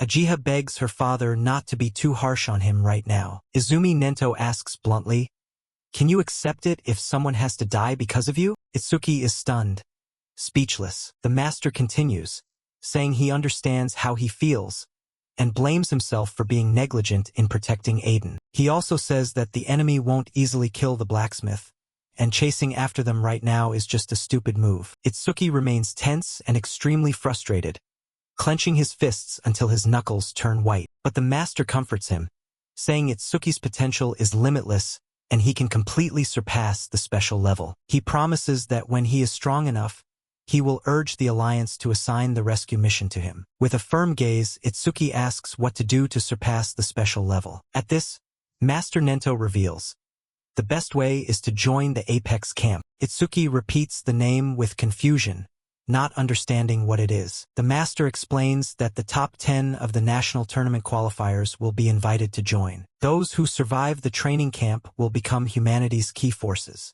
And the next Apex camp starts in 3 days. Scene continues. Izumi Nento speaks in a steady voice. If you pass the challenges there, not only will you rank high in the tournament, but you can also become a special class savior much faster. That is the shortcut. Itsuki nods immediately, his voice filled with determination. Fine, I'll join Apex camp. Master Nento nods, adding that first his body, currently covered in wounds, needs to be healed. Uchiha immediately uses blue butterfly magic to heal all of Itsuki's wounds. While being healed, he asks if she knows anything about this training camp. Uchiha confirms she knows it well, and Itsuki says the master said it was the perfect place to hone true strength. Uchiha nods, confirming that only the most outstanding geniuses have the chance to step into that place. But she continues in a serious tone. That's precisely why it's extremely dangerous. I have witnessed many who were considered geniuses, walking in there full of confidence. But when they arrived, they realized they were just ordinary people. And then they completely collapsed mentally. She defines Apex Camp as a playground for geniuses, but simultaneously a graveyard for geniuses. The training there is so brutal that every year, unfortunate events happen to the participants. Itsuki hears this and smiles. A place like that is exactly what I need right now. Uchiha is heavily shocked, freezing up because the answer was completely beyond her expectations. Now that his wounds have healed, Itsuki stands up and says he was once worried he wouldn't find truly worthy opponents to fight. With a firm gaze, he declares, I can only grow by facing truly powerful enemies. Uchiha stands dumbfounded, her face slightly flushed from being swept up by the power and confidence radiating from Itsuki's words. Noticing her flushed face, Itsuki asks anxiously if she used too much power healing him. Uchiha hurriedly shakes her head, stammering an explanation that her body just heated up from using her ability for so long. Deep down, Uchiha's heart is pounding. This is the first time she's heard her own heartbeat so clearly. Her face is burning red, her head spinning, wondering to herself what she's thinking. Itsuki, after getting dressed, earnestly thanks her for her help. Uchiha asks where he intends to go now. With a sorrowful expression, Itsuki replies he needs to say goodbye to someone important. Cut to the forest. Itsuki and Yosuke stand before a grave. The tombstone is engraved with the name Iberia, his sword placed nearby along with a few memorial flowers. Yosuke apologizes for putting him through this, but Itsuki shakes his head, saying it was his own choice. Yosuke asks if he intends to leave immediately. Itsuki nods, confirming he will go to the training camp to hone his strength for revenge. Itsuki turns to ask Yosuke what he intends to do, and Yosuke tells his story. If I hadn't met the master, I probably would have been killed by monsters long ago, and never could have become an awakened one. This armor and even this sword, even my life was a gift from the master, so no matter what happens, I will find the master, he says with a voice full of determination. Itsuki reaches out to make a promise gesture to the master, his eyes full of determination. He steps back, points at Yosuke, and warns, Don't you dare die before we meet again. Clenching his fist, he swears, I will become a savior and together with the master, save Aiden. Yosuke stands still, secretly impressed by the young man's attitude, thinking to himself that there's no way he could look cooler than that. Beside Iberia's grave, Yosuke smiles in response. I'll be waiting for your return. The two bump fists, using the gesture to cement their promise and trust. From afar, Izumi Nento and his daughter Uchiha quietly observe the entire scene with admiring eyes. Uchiha comments that even though just hours ago he was heartbroken, Itsuki has quickly managed to stand back up. Izumi Nento reveals that Itsuki has temporarily locked all negative emotions deep in his heart. He says the attack has many suspicious points, and he will summon a meeting with the commanders. Meanwhile, he entrusts Itsuki to his daughter to care for and handle everything. Uchiha smiles confidently, accepting, Don't worry, father. I'll take care of everything. Itsuki sees Uchiha beaming and asks why she's making such a serious expression. He calls her sensei and asks where they are going next. Uchiha replies that this information is confidential. She explains she will be his guardian for this trip. Itsuki doesn't like being treated like a child, so he impatiently asks what she's going to do. Uchiha points straight ahead, holds out her hand, and says, We're going straight to the central continent, where the Apex camp is held. The scene cuts abruptly with a large explosion, taking the viewer back to the recent past of an event. In the memory, Itsuki appears with a dark aura, his eyes full of murderous intent and rage. A man wearing glasses is screaming in pain as he takes a horrific blow to the face. Beaten and exhausted, the young man kneels on the ground, completely defeated. Itsuki coldly looks down at the fallen enemy, his aura so terrifying it makes people tremble. Clenching his fist, he unleashes the final finishing blow, ending the match once and for all. Back to the present. Reiji lies in a hospital bed, wrapped in bandages, screaming in pain. He thrashes in a terrifying nightmare about what happened. His mother rushes over, hugging her son and reassuring him, "Don't be afraid. Mom is here to protect you." She asks him gently if he's dreaming again about the one who hurt him. Reiji grinds his teeth, swearing he will return the pain he suffered 100-fold. He will make the enemy taste a world of suffering. His mother comforts him, promising that his brother has returned and will take revenge for him. Right at that moment, a giant silhouette appears at the room door, slowly walking in. The brother speaks up, "You must be in a lot of pain." Reiji begs his brother to take revenge for him, to defeat the one who caused it all. The figure asks back, "The name of the one who did that to you?